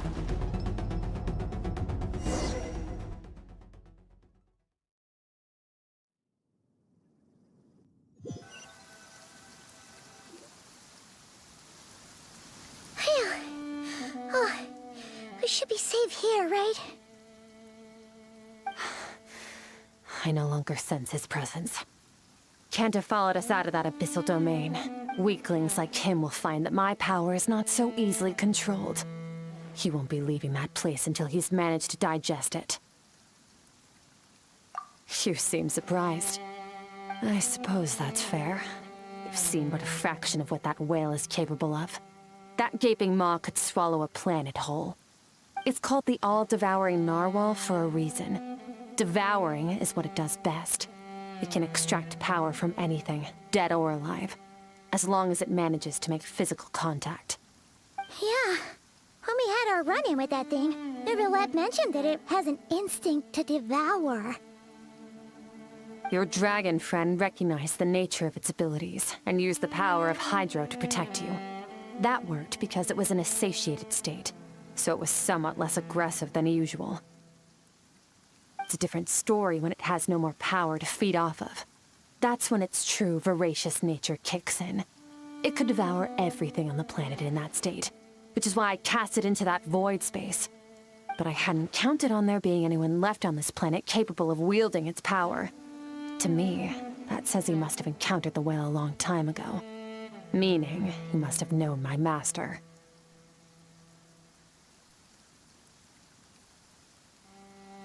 Exactly. It told me everything I needed to know. Hence why I said we both got what we came for. And I believe that brings our transaction to an end. Now that you're whole again, you can get back to your own journey.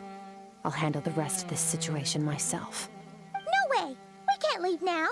Something was stolen from you because of us! We have to help you get it back! This isn't my first taste of failure or losing power. When you fall, you get back up again and become stronger. That's how it is. But what if that monster finds you before you're all better? Plus, how are you gonna get home? It's not like you can just go swoosh and open a door to the abyss again. Not without your full strength. So, sticking with us for the time being doesn't sound so bad, does it?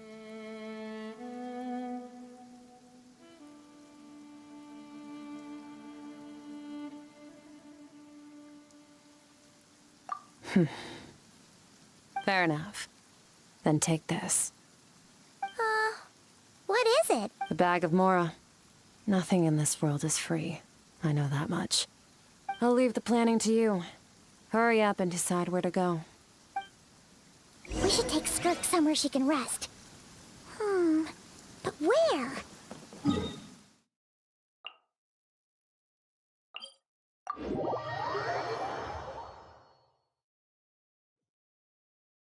Paimon gets the feeling Skirk wouldn't like being around a lot of people.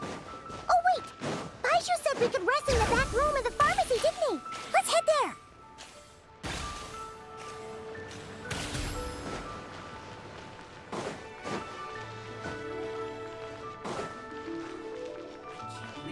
Show me your prescription.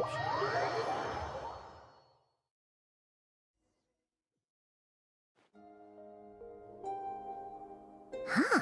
This bag from Skirk has a ton of Mora in it. Does she have a job or something? Wait, no. After what we saw at Wamin Restaurant, that seems impossible. Can you imagine? It would go something like... I'll be collecting my paycheck now, boss. Oh, sure thing. Wait, who are you? Have we met? Can't hold a job if you make everyone forget about you. So, what did she do to get all this Mora? Claimed some buried treasure, took care of a few monsters that were causing trouble. Nothing untoward. It's safe to use. Ah! You heard all that? A sonorous voice like yours is hard to miss. I wouldn't be surprised if the sound of it traveled to the nearest mountaintop. Then, did you by chance happen to hear Paimon's little, joke earlier? You mean when you called me Frosty the Lavender Melon?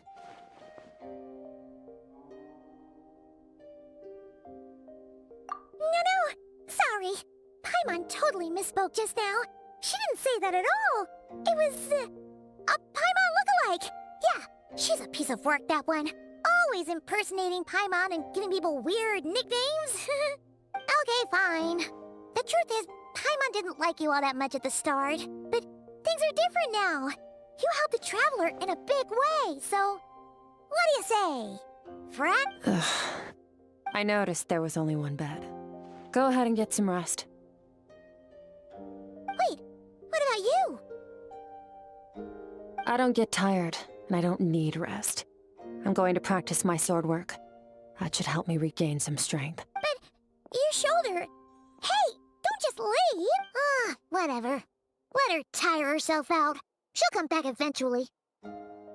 Let's get some sleep, Traveler. That comfy bed is calling, Paimon.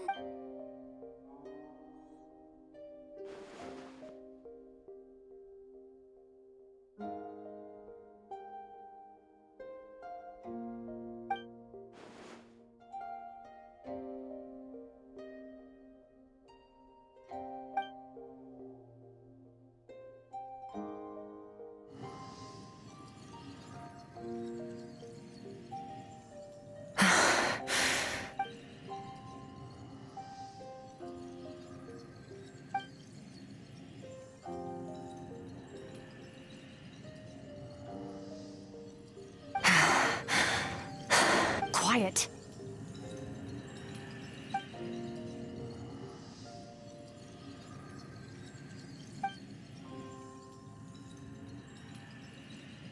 Do you even remember how many of us perished in that fire? How many bodies were left to rot on the scorched earth? Yet you alone live on. Keep your gaze fixed on your blade. You don't deserve to rest. Run! Skirk! Run! Only death awaits us here. Keep running, and don't ever look back.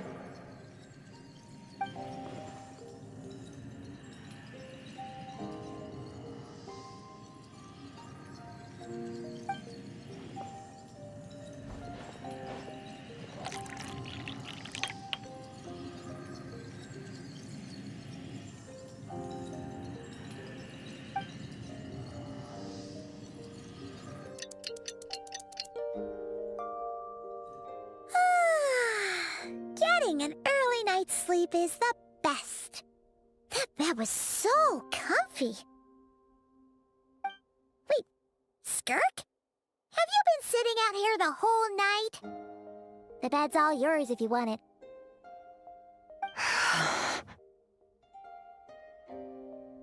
About 60%. Maybe 70. Whew! Paimon thought it would take at least a couple of days. That was fast. No, not fast enough.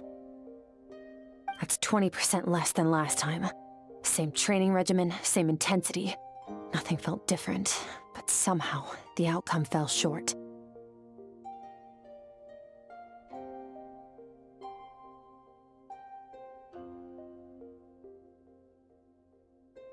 No, I think the problem's with me. I need to meditate for the next 2 days. Deep introspection should help me find the issue. Ooh, sounds intense. We'll watch over you in the meantime, then. Thanks. See you in 2 days.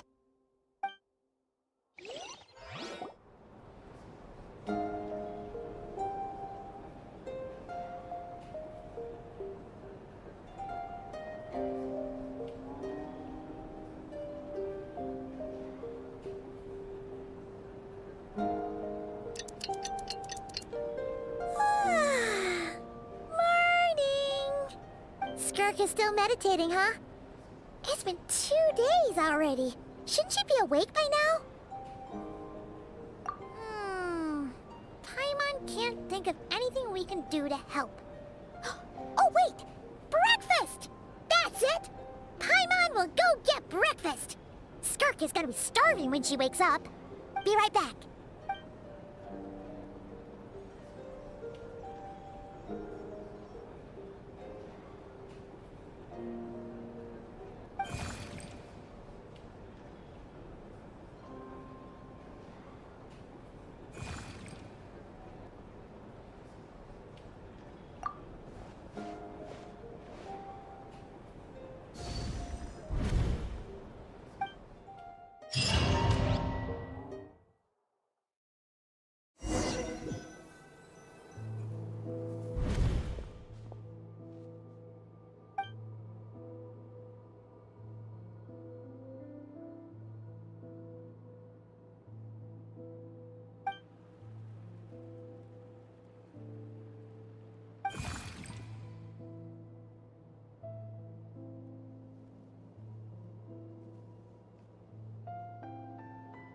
That's right. This is Skirk's inner world. Think of it as the threshold between the soul and dreams.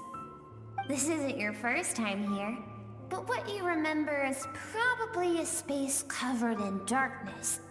I only meant... Actually, it's my first time talking to someone like this. I only managed to break free and bring you here because the injury weakened her power. I guess that's why I can speak again, too. Call it fate, if you want. I think that's the word they use in this world for lucky coincidences like this, right? Now, before I take you to her, I gotta ask. You're the first outside visitor to ever come here, so what's your impression of this place? Oh, you noticed. This river represents Skirk's strength. Strength accumulates over time. It is the summation of a person's lived experience. So this river is where all the fragments of Skirk's life should converge into a single stream of memories and emotions, flowing forward as one. But as you can see, this river has been severed numerous times. It's because Skirk doesn't like who she was in the past. When all she sees reflected in the river is a disgraceful shadow of who she was, she cuts through water and rock with the sword of reason, severs her connection with the past, and begins anew. You must learn to shut out all the pointless emotion. Crush the self that makes you weak, and become master over your physical form. This isn't my first taste of failure or losing power. When you fall, you get back up again and become stronger. That...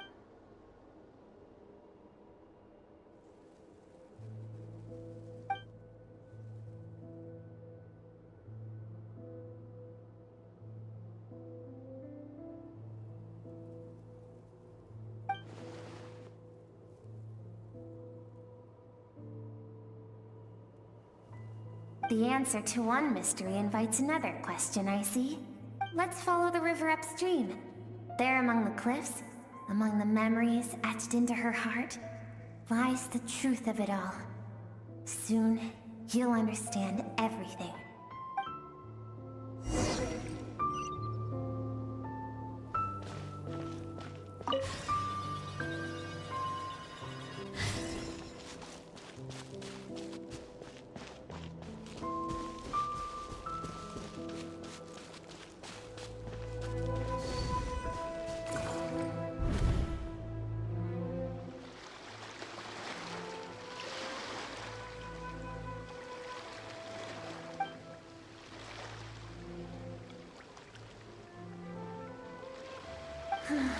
I've always thought that, even when falling leaves don't come from the same tree, they can still form bonds of kinship when they meet. Like meteors, you both meet a journey through the stars. Both travelers who have landed on a planet that is not your home. Yet, when she first noticed your presence, although she hesitated for a moment, she still chose to walk away, indifferent as ever.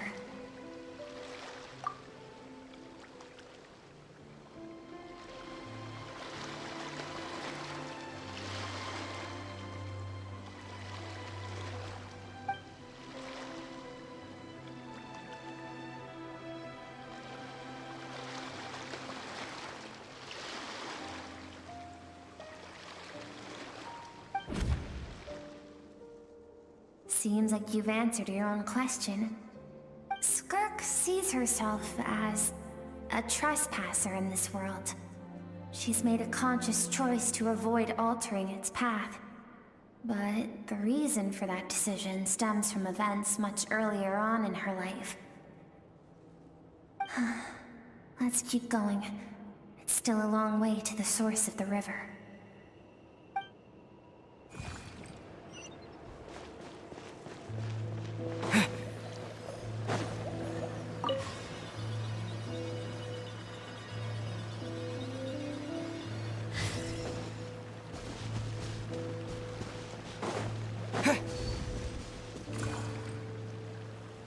You now have what it takes to wield immense power.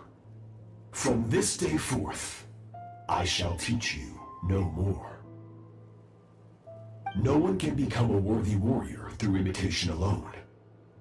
I have given you fangs and claws. Now, you must learn to hunt.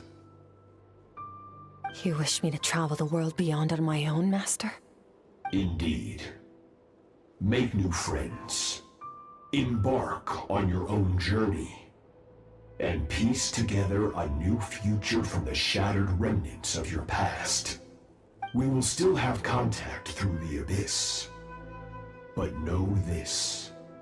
One day, I will take the life you worked so hard to rebuild and reduce it to ashes.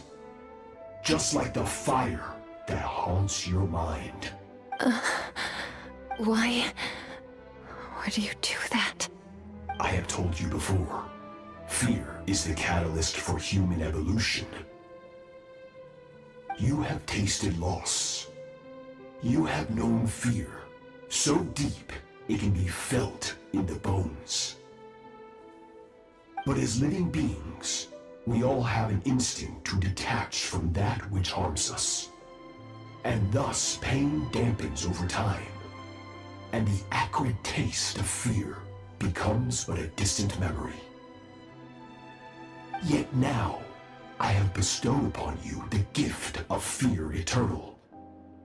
It will drown you in the nightmare of your childhood, or it shall drive you to defeat me, whatever the cost.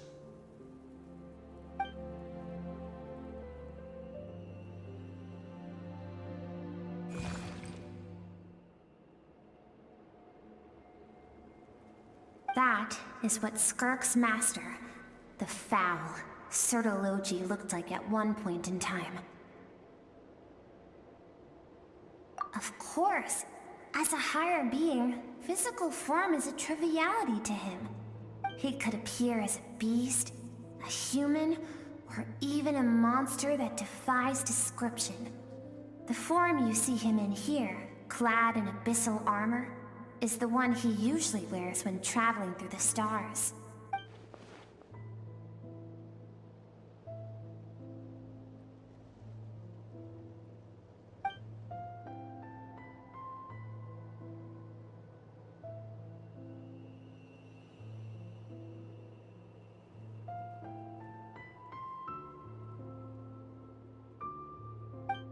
For certain reasons, I need to bridge the power gap between me and my master as quickly as possible.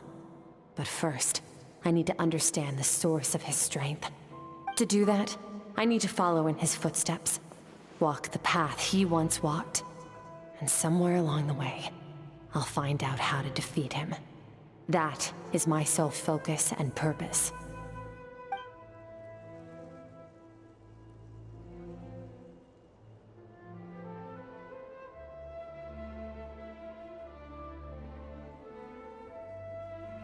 I'll let you in on a little secret. The real Sertologi is terrifying. The scope of his power is impossible to understand until you experience it firsthand. It is absolute. The power to crush all things. Shall we keep going?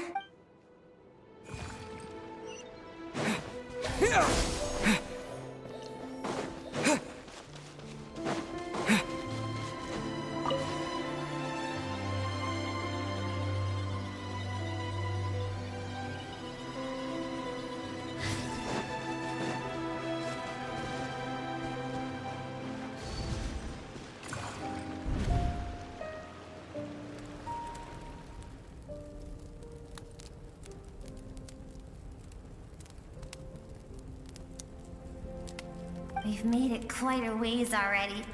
This is Skirk, when she first began training under Sertologi. I have set your broken wrist. Tomorrow, you're to train twice as hard. No tears this time. Good. Attempting to garner sympathy through tears is a habit of the weak. A pitiful, useless ploy. Can I ask a question, Master? Why did you save me? I keep thinking, maybe it would be better if I had died. I wouldn't be haunted by that fire all the time. I wouldn't have to go on like this. I saved you because I have a plan for you. It has been too long since I fought a battle that demanded my full strength, and I hunger for it. Every so-called genius and prodigy I have faced has crumbled like sand underfoot. Before me, even fate bends the knee. So, I will teach you everything I know. Train you by whatever means necessary. In the hope that one day, you might surprise me. But I don't want to draw my sword against you, Master. What you want matters little. Among the boundless sea of stars, the cries of the weak are but faint murmurs that disappear into the void. Yes, Master. From that day forward, all she knew was grueling training, emptiness, and fatigue. After some time, her talent bloomed, and she gained control over her emotions, like her master. How should I put it? It was not that human emotion disappeared from her heart, but that reason came to dictate all she was allowed to feel. I suppose it was at this point that she became the Skirk you know today.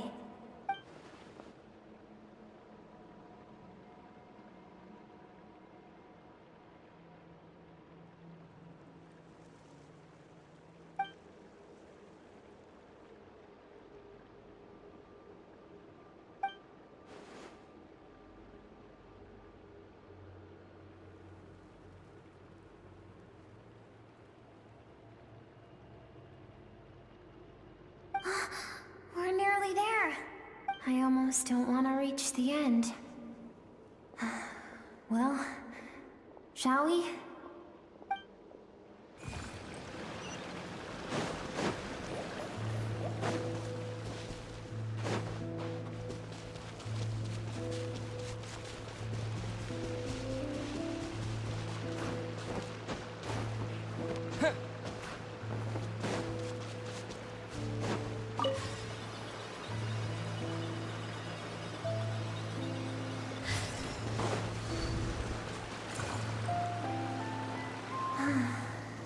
These are Skirk's happiest memories. What a simple and carefree time it was. Wisps of clouds dotted the sky. The sun bathed everything in golden light. And when song filled the air, not even the shyest of flowers could resist swaying along. This is Skirk's homeland. She was so curious about everything as a child, always skipping school to go exploring instead. There was so much to discover. The treasures at the bottom of the sea, the secrets beyond the stars, and that merchant ship packed with adults wearing those strange clothes. Yes, the ship. That was the beginning of the end. It was a spaceship. When it arrived, the people that disembarked wore smiles on their faces and spoke of friendship. They claimed to be merchants from a neighboring planet, looking to establish trade. Skirk's parents, her relatives, her neighbors, everyone welcomed the newcomers with open arms and allowed them to explore the planet. To them, the visitors were guests and should be treated with hospitality. No one had any idea of what was to come. Several months later, an army of unknown origin arrived without warning and carried out a ruthless campaign to destroy everything and everyone on the planet. Skirk had skipped school that day, like so many times before, so she was not caught in the immediate wave of destruction. But when she came home that day, only fire and ruin awaited her. Countless people cried out to her for help. People she knew and loved. Friends and relatives. The little girl who lived next door. The shop owner with the bad leg. The bad-tempered teacher she had made fun of just that morning. Their lives were discarded like worthless trash as the fire consumed one life after another. Skirk was helpless. All she could do was run. And so she did. She kept running until an unexpected figure crossed her path. If Sertology hadn't been there in that moment, the fire would have claimed her life too. And there she would have remained, left to rot in the scorched earth, with no answer as to why any of this was happening.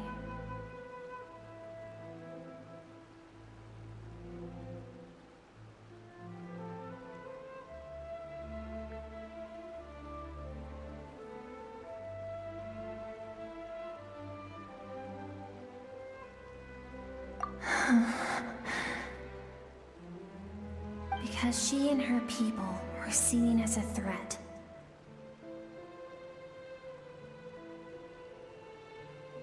As the initial merchant ship explored the planet, they discovered that it hadn't always had the condition to support life. Yet there was evidence of human activity, even during the periods of extreme heat or cold in the past. Further research revealed that, over time, the people of this planet had evolved the ability to adapt to any type of environment or energy source. For that reason, the outsiders viewed them as a potential threat, and decided to eliminate them before the threat could rear its head. And so, The army was called, and the so-called danger was wiped from the face of the planet. Senseless, isn't it? Deemed a threat because of a gift they didn't even know they had. Perhaps it was their own innocence and kindness that doomed them. But in the end, that was lost to the blaze as well. If those with power get to decide good and evil, then all you can trust in is the sword in your hand. And so, before death could claim her, she ran. She ran and never stopped. No one wants to relive their most painful moments. Well, that brings us to the end of the story. This is as far as we can go. Skirk is waiting over there. For both of us. Let's go to her. It's time to fulfill my purpose. And my greatest wish over all these years.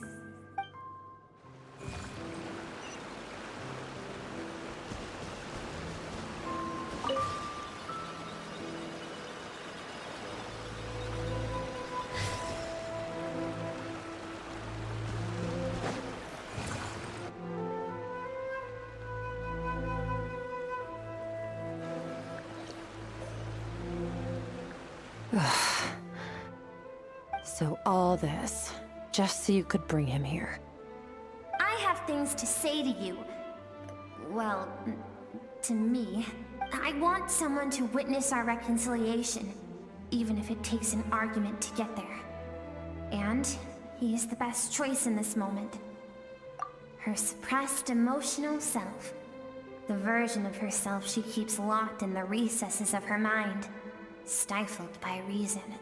All those rejected impulses, those discarded aspects of your past selves, they are a part of me now.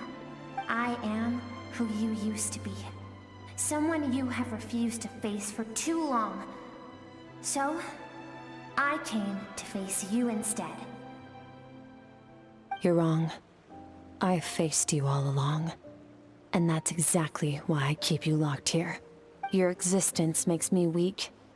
Moments of joy and longing are when we are most vulnerable.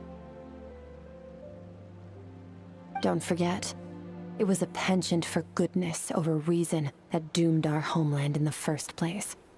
The vastness of the universe renders everything insignificant. Our feelings most of all. Even so, learning from the mistakes of the past doesn't have to mean erasing everything.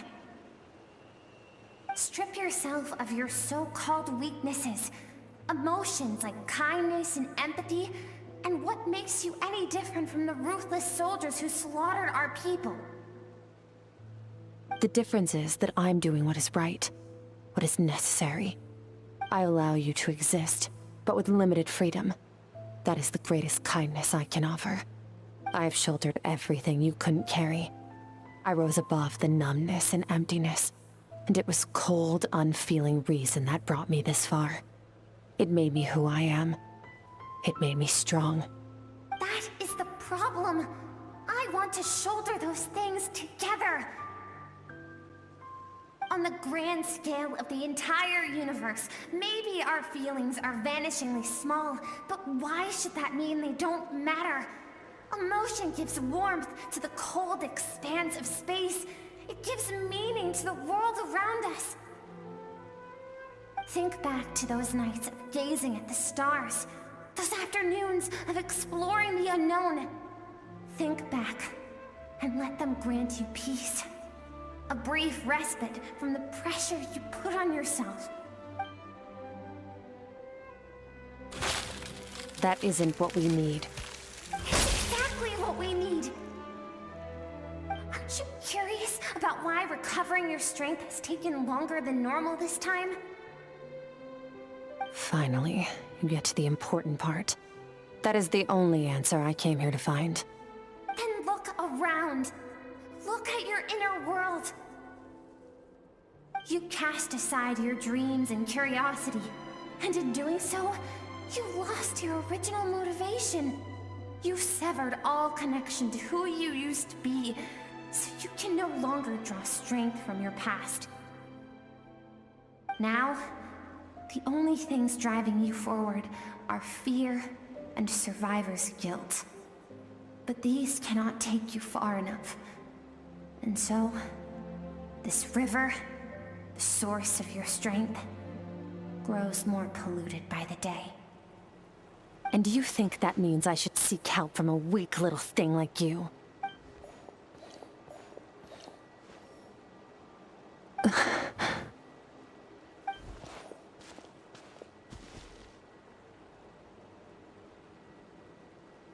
Thank you for saying that. I knew bringing you here would be the right choice. To be honest, I'm not here to argue with you. This isn't about who's right or wrong. And in fact, I agree that in order to make it through the wake of that tragedy, we had to distance ourselves from the pain through reason over emotion. But what is right at one point in time isn't always right forever. I know you will never forget that fire. I know the fact that you were the sole survivor fills you with guilt. And I know that among the voices that haunt you, mine is there too. Because deep down, you know that you didn't turn out to be the person you wanted to be. All those unfulfilled hopes are like knives to the heart. And I don't want you to hurt anymore. So even if you can't accept me, I hope, at least, that you can let go. I keep thinking, maybe it would be better if I had died. I wouldn't be haunted by that fire all the time. I wouldn't have to go on like this.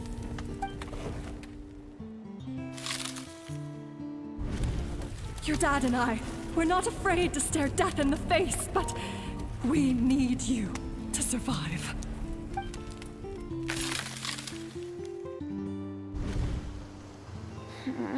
I'm sick of being a kid. There's so many amazing things out there, and I'm ready to see them all.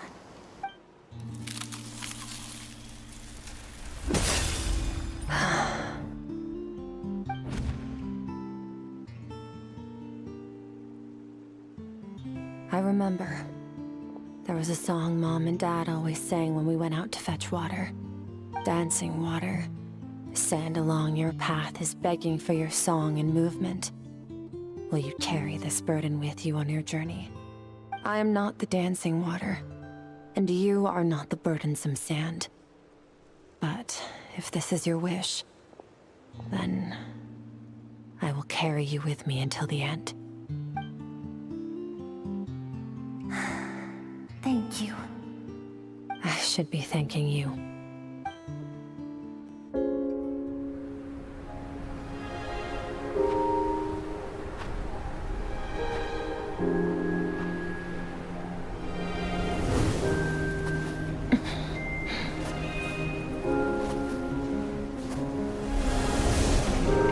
Run, Skirk, run! Remember, leave no one alive! Heed my words, Skirk. Let fear take root in your soul. Did you survive?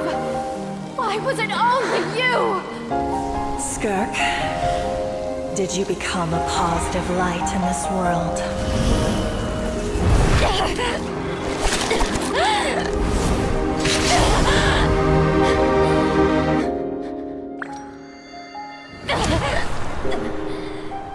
Hey, this doesn't have to be the end.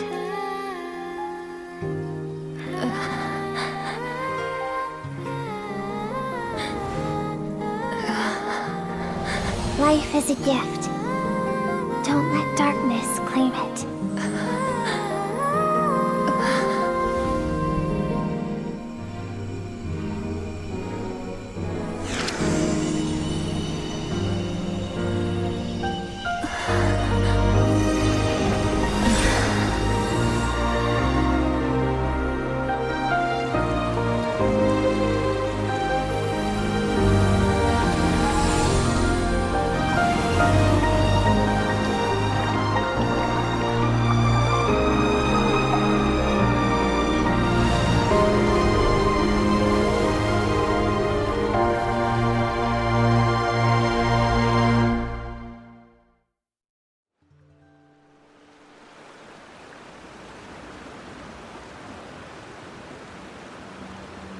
So, you saw my memories then. I once asked my master if survival of the strongest was the law of the universe. He said no. But in a world without order, those with no moral boundaries tend to be the ones who survive.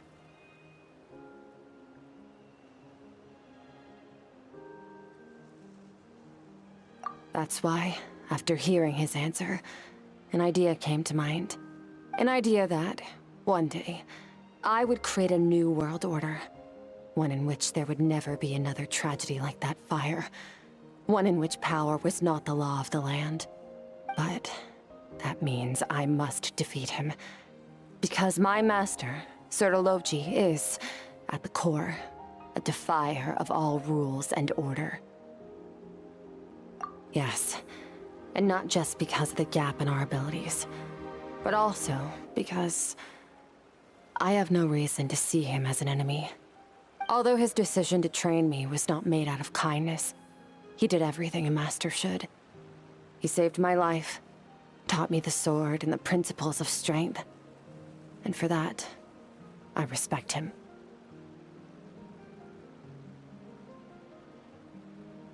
I know. And it's not something I want. But Master never goes back on his word. I have to treat everything he says as a promise. He's no longer into that. But he sends me messages through the abyss every now and then. Most of them are simple greetings, or an answer to one of my questions. Every time I hear from him, my heart skips a beat. And I wonder if this is the moment where he'll finally appear before me and tear down everything I've built to pieces. Maybe that means I do live in eternal fear, just like he said. Yes, I respect him, but I'm also afraid of him. And for that reason, the pursuit of strength consumes every moment of my life. I don't know what Master has planned, but I have to be ready.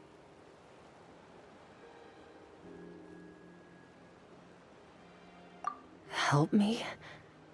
Why? This isn't your fight.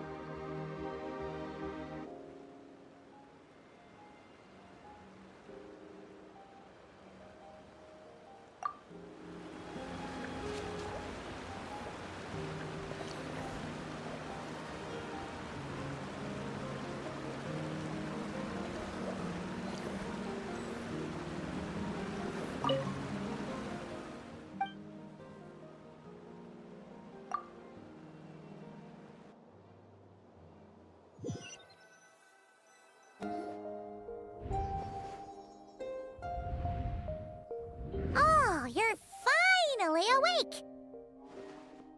Honestly, Paimon was gone for like 2 seconds and then she comes back and finds you both unconscious? Oh, you scared Paimon half to death! You're both okay, right? What does it look like?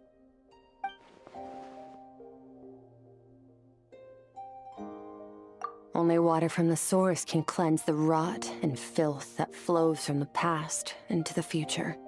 I taught you to incorporate the experiences from your journey into how you fight. I suppose what happened today will become an inseparable part of who I am. Okay, so Paimon feels like she's missing some important context. But whatever. Paimon brought back tons of delicious snacks! Let's dig in! All right.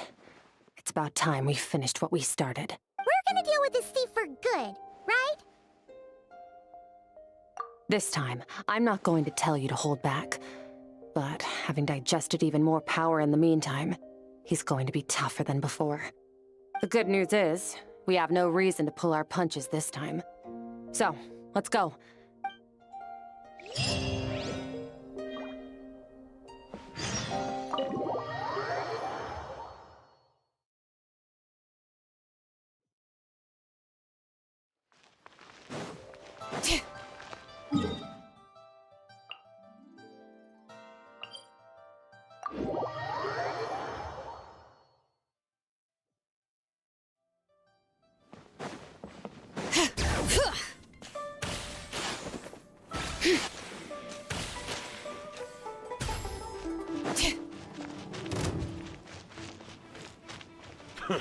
A new job.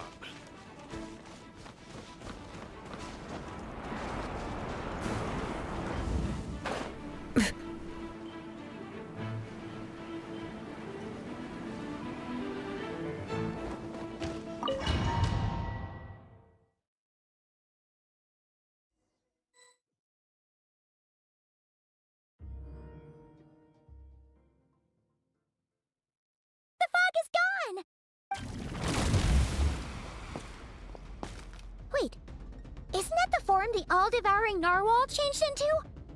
How come he knows that, too? Really? So, you're telling Paimon that giant whale and this guy can both turn into the fowl? How does that work? It's a subconscious instinct. Any intelligent being who longs for his level of strength is bound to mimic his appearance. It's a natural response after encountering someone as powerful as Master. To them, he represents ultimate power. We know the person before us has encountered Master, and we know he stole a portion of my power. So it's not surprising that he would assume this form. Okay. Oh, the closer Paimon looks, the more intimidating it gets. Nervalette isn't here this time, so it's up to us. He won't have the nerve to steal again.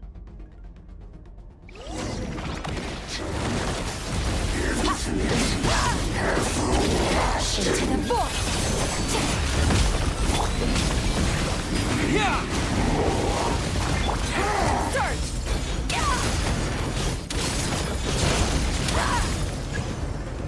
Haven't forgotten your training, I hope. Go! Yeah! Yeah!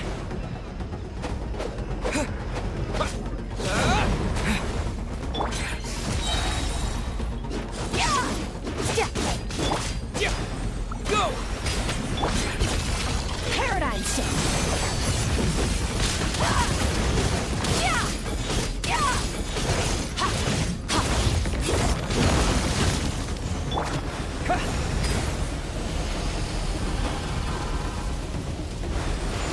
Go!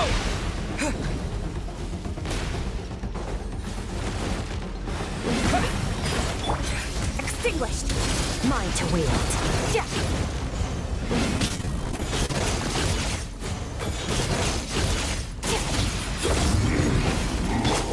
Water jet!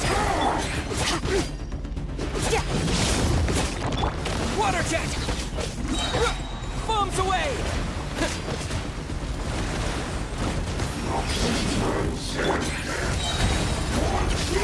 Into the void! Beyond this world. Fearless! Water jet! Yeah.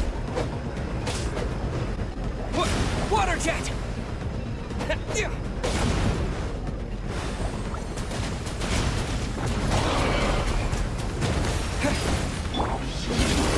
Paradigm shift!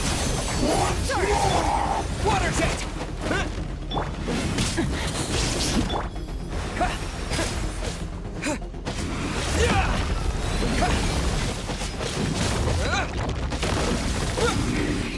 Go!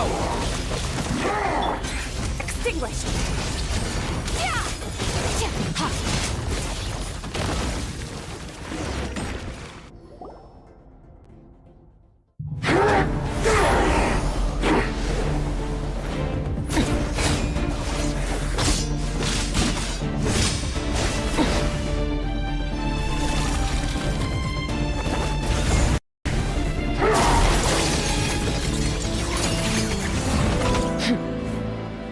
Haven't had enough of my power.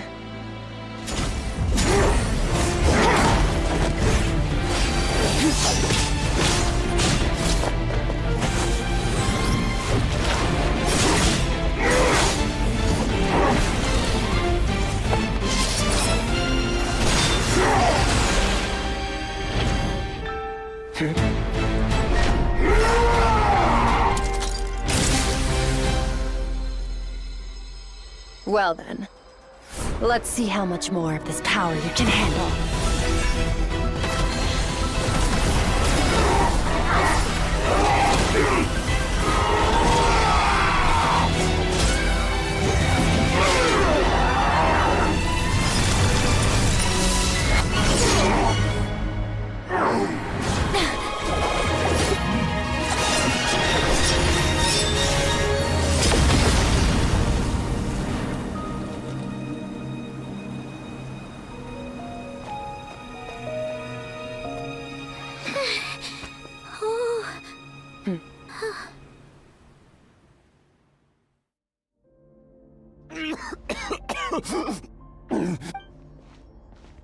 Well, have you come to your senses?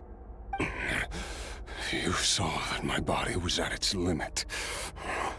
So, you deliberately channeled your power into me. No such power. Such keen battle instincts. So, you must be... Skirk, Sertologi's disciple. How long has it been? How long has he been away from Tevat? Hundreds of years. Hundreds? Sorry. It's a lot to take in. I should introduce myself. I am Skofnungar, a friend of your master and one of his followers. This is the first time I've heard your name, Skirk. But hundreds of years ago, I knew you existed. And I knew you would come here. Hundreds of years ago? Sounds like you and Master have quite the history. Care to tell us about it? Of course. Might as well take advantage of a clear head while I can. The story starts a long, long time ago. I was born into a noble family in Conria. As the eldest son, I was set to inherit our title. But I contracted an incurable illness as a child, and everyone gave up on me. I trained the sword harder than anyone else, defeated all of my peers. But it was all in vain. When other people looked at me, all I saw in their eyes was pity, or a strange glee in my misfortune. Even my parents were just waiting for me to die. Over time, my heart hardened, and I became aimless. That was the point where I met your master, Sertologi. We were similar in age, but different in background. He was born in prison, the son of criminals who had been sentenced to death. He spent his childhood wandering the streets, facing more criticism than the literary works in the Universitas Magistrorum. Yet, he always wore a smile on his face, as if kindness and malice were one and the same, and he could not see the difference. I still remember what he said to me when we first met. You need to fight to survive. Even if it's a losing battle, it should light a fire under you. How can you sit back like this and go down without a fight? That does sound like something he would say. He was the first to acknowledge that I was worth something, and he inspired me to keep going. When we sparred together, it was the first time I'd actually felt the thrill of combat. When I was 10, he stole forbidden research materials and managed to cure my illness. It was like there was nothing in this world he couldn't accomplish. When it came to the human form, he was always intent on pushing the boundaries of possibility. But Somewhere along the way, I fell behind. My talents were nothing compared to his, and at some point, I realized he had pulled so far ahead, I was too embarrassed to even ask him to spar. After his grand endeavor was successful, he sought me out and said to me, "This planet no longer holds anything of interest to me, so I'm leaving. But first, I have an offer. I can use a power I have just refined to break the curse of immortality for you. Your death was once what we worked so hard to prevent. But the immortality you now face is a different kind of pain altogether." I'll pass. Immortality doesn't sound so bad to me. Since I can't die, it means I have an infinite amount of time to get stronger. Maybe I'll finally catch up to you one day, and we can spar like we used to. Are you sure? I cannot say when I will return.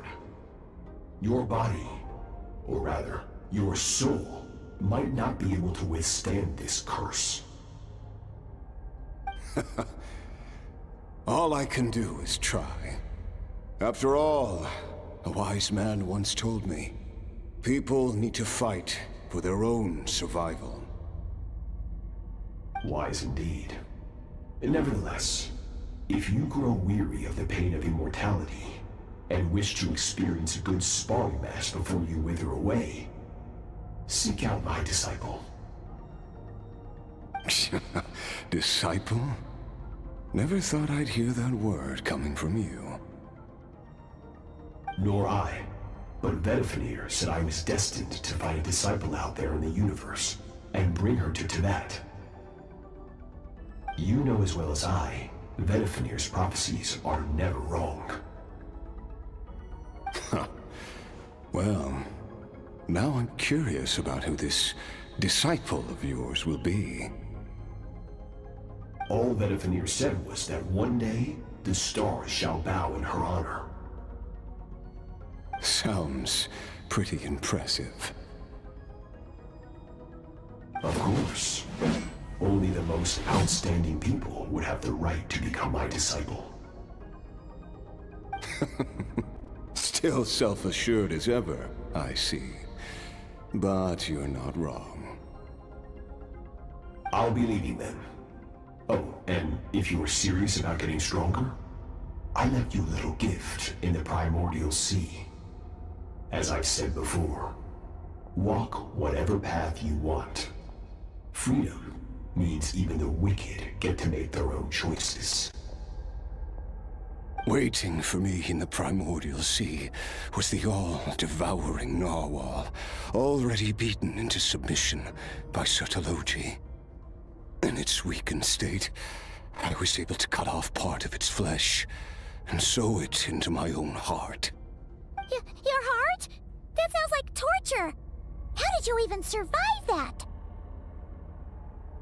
Because, of course, I bear the curse of immortality. So, you used the curse to turn yourself into a vessel for power. Even with that whale's ability, devouring power like that is not something the human body can withstand. With your body and soul constantly at the breaking point, it was the curse of immortality that sustained you. But that is not the path to strength. You have to pour your heart into it, work for it, dream of it. Instead, you stole something that didn't belong to you, and it backfired. You're right. I should have known better, but I had already pushed myself to my limits, and he was still miles ahead of me. So I had to take a leap of faith. I miss your master. I miss the days when we were all together, troublemakers without a home. I don't regret the choice I made. But if you'll allow it, I do want to apologize. To both of you. After the beating we just gave you, I think we can call it even. You're an interesting one as well. Sertologi's disciple. That's a lot to live up to. It can't have been an easy experience. I know what he's like. He rules with an iron fist, using despair and fear to force you to catch up to him, all the while standing ever out of reach. We're like mountain climbers in the dark, never knowing how much higher we have to climb, or when we will see the sun again. True. But I made up my mind long ago. No matter how dark it gets, I will not give in to despair. I will overcome it. Besides, after hearing your story, I suspect what Master really wants is not a battle that demands his full strength, but rather a defeat without regrets. Oh? Since you're his friend, you must have some things in common. First time we came here, when you stabbed me through the fog and stole my power, I felt no emotion coming from that spike. But when you had to devote all your strength fighting me just now, I could feel joy and passion emanating from your blade. It was the joy of a researcher discovering the truth of the world, the joy of an artist uncovering a temple of wonders. Interesting. I'm certain I didn't express those emotions outright. Yet you were able to read them from my blade, like a glimpse into my inner world. You're right. That battle brought me an unbridled sense of joy, and my defeat brings me no regret whatsoever. Exactly. I think Master also craves a battle like that. One where his opponent forces him to use all his strength, unlock the extent of his potential, and transcend his own limits. A battle to end all battles. After which, all can come to an end, including, perhaps, his life. For that very reason, good and evil are meaningless to him. He has one purpose, one goal: to complete himself. It's one of the secrets to his strength. Perhaps you're right.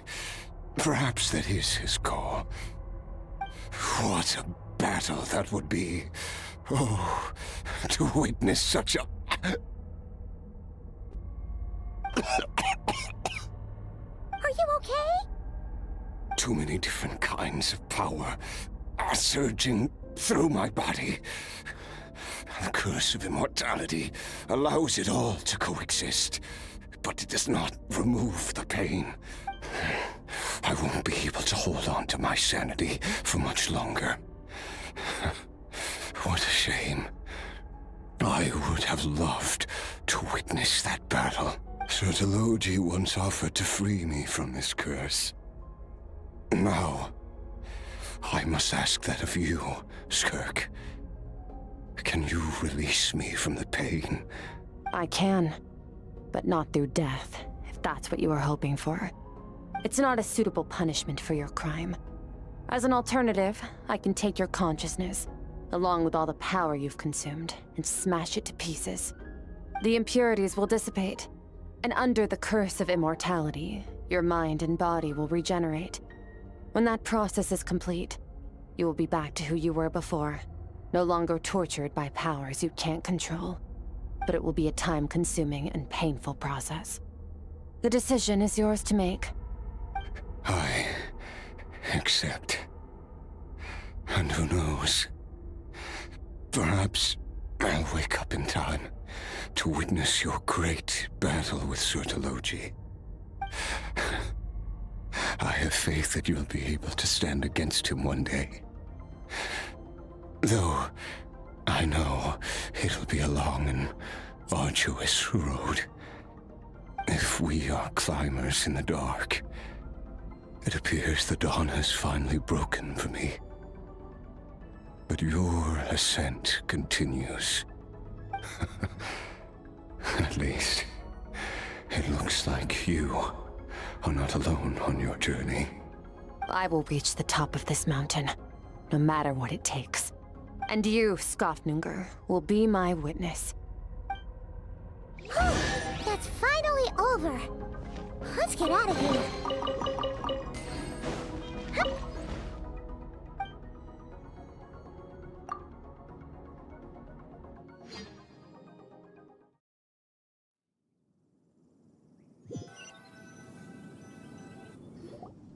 We did it! It's only been a few days, but it feels like forever. Once again, we've proved there's nothing we can't overcome. We're just that awesome. Wow, you sound even more confident than usual. Guess you really have become stronger. Today sure went by fast. It's night already. Oh wait, that reminds Paimon. The stars you mentioned, the ones that died out, are they back now? Yes. The power Skofnunger stole has been returned. So, the stars have regained their light. Great! Huh, it's crazy that you even noticed their light was gone. There are so many stars in the sky. If a few disappeared, Paimon definitely wouldn't be able to tell.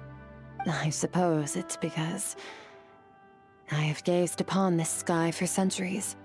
The false stars, hanging in the meticulously planned sky, glittering with rotten light. It's not real. And yet, it is for that very reason that I can look upon it and enjoy the momentary peace it brings. Even the most beautiful of bubbles has to burst. We will return to the real universe one day, whether of our own volition or not. Time marches ever forward. Even the innocent and naive will taste life's bitterness. Yet through hardship, we grow until we learn to seize the sands of time for ourselves and uncover our true strength. Though we gaze upon a false sky, its vastness and majesty is palpable. One can only wonder, what is it going to take for kindness to reign supreme in the vast expanse of the universe? Ugh, this is all going over Paimon's head. But if she knows one thing, it's that the Traveler always finds a way. Ever since we met, he has filled Paimon's days with happiness. No matter how tough things get, he always finds a way to make it better. If it's too big a job for one person, then we'll do it with two. And if two's still not enough, then three. We've met so many amazing friends and accomplished so many amazing things. As long as we don't give up, we can make any wish come true. I suppose when it comes to you, anything is possible. Well, I should be going. Now that my power is no longer isolated from my emotions, I need more practice to get used to it. I suppose fate will decide. Maybe we'll bump into each other on the street. Or maybe we'll reunite on a different planet entirely. Regardless, reunions and partings are but passing moments. More than anything, I hope that at the end of this journey, wherever it takes us, we stand in a world reborn, one without war, pain, or forced partings. One where new life can bloom, even where there was once nothing but scorched earth. For this, we must all work to become stronger. If that's what you want to call me, I won't object. Goodbye. Bye!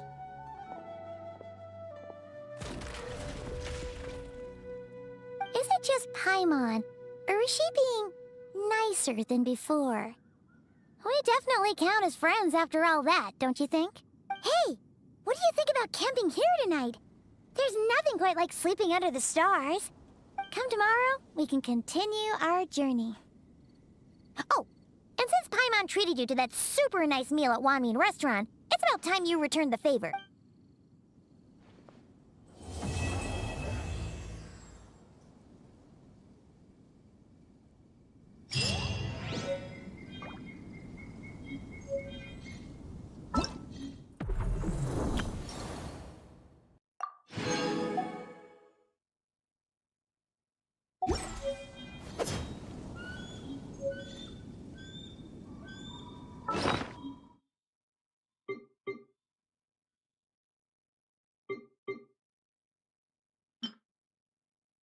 Bye.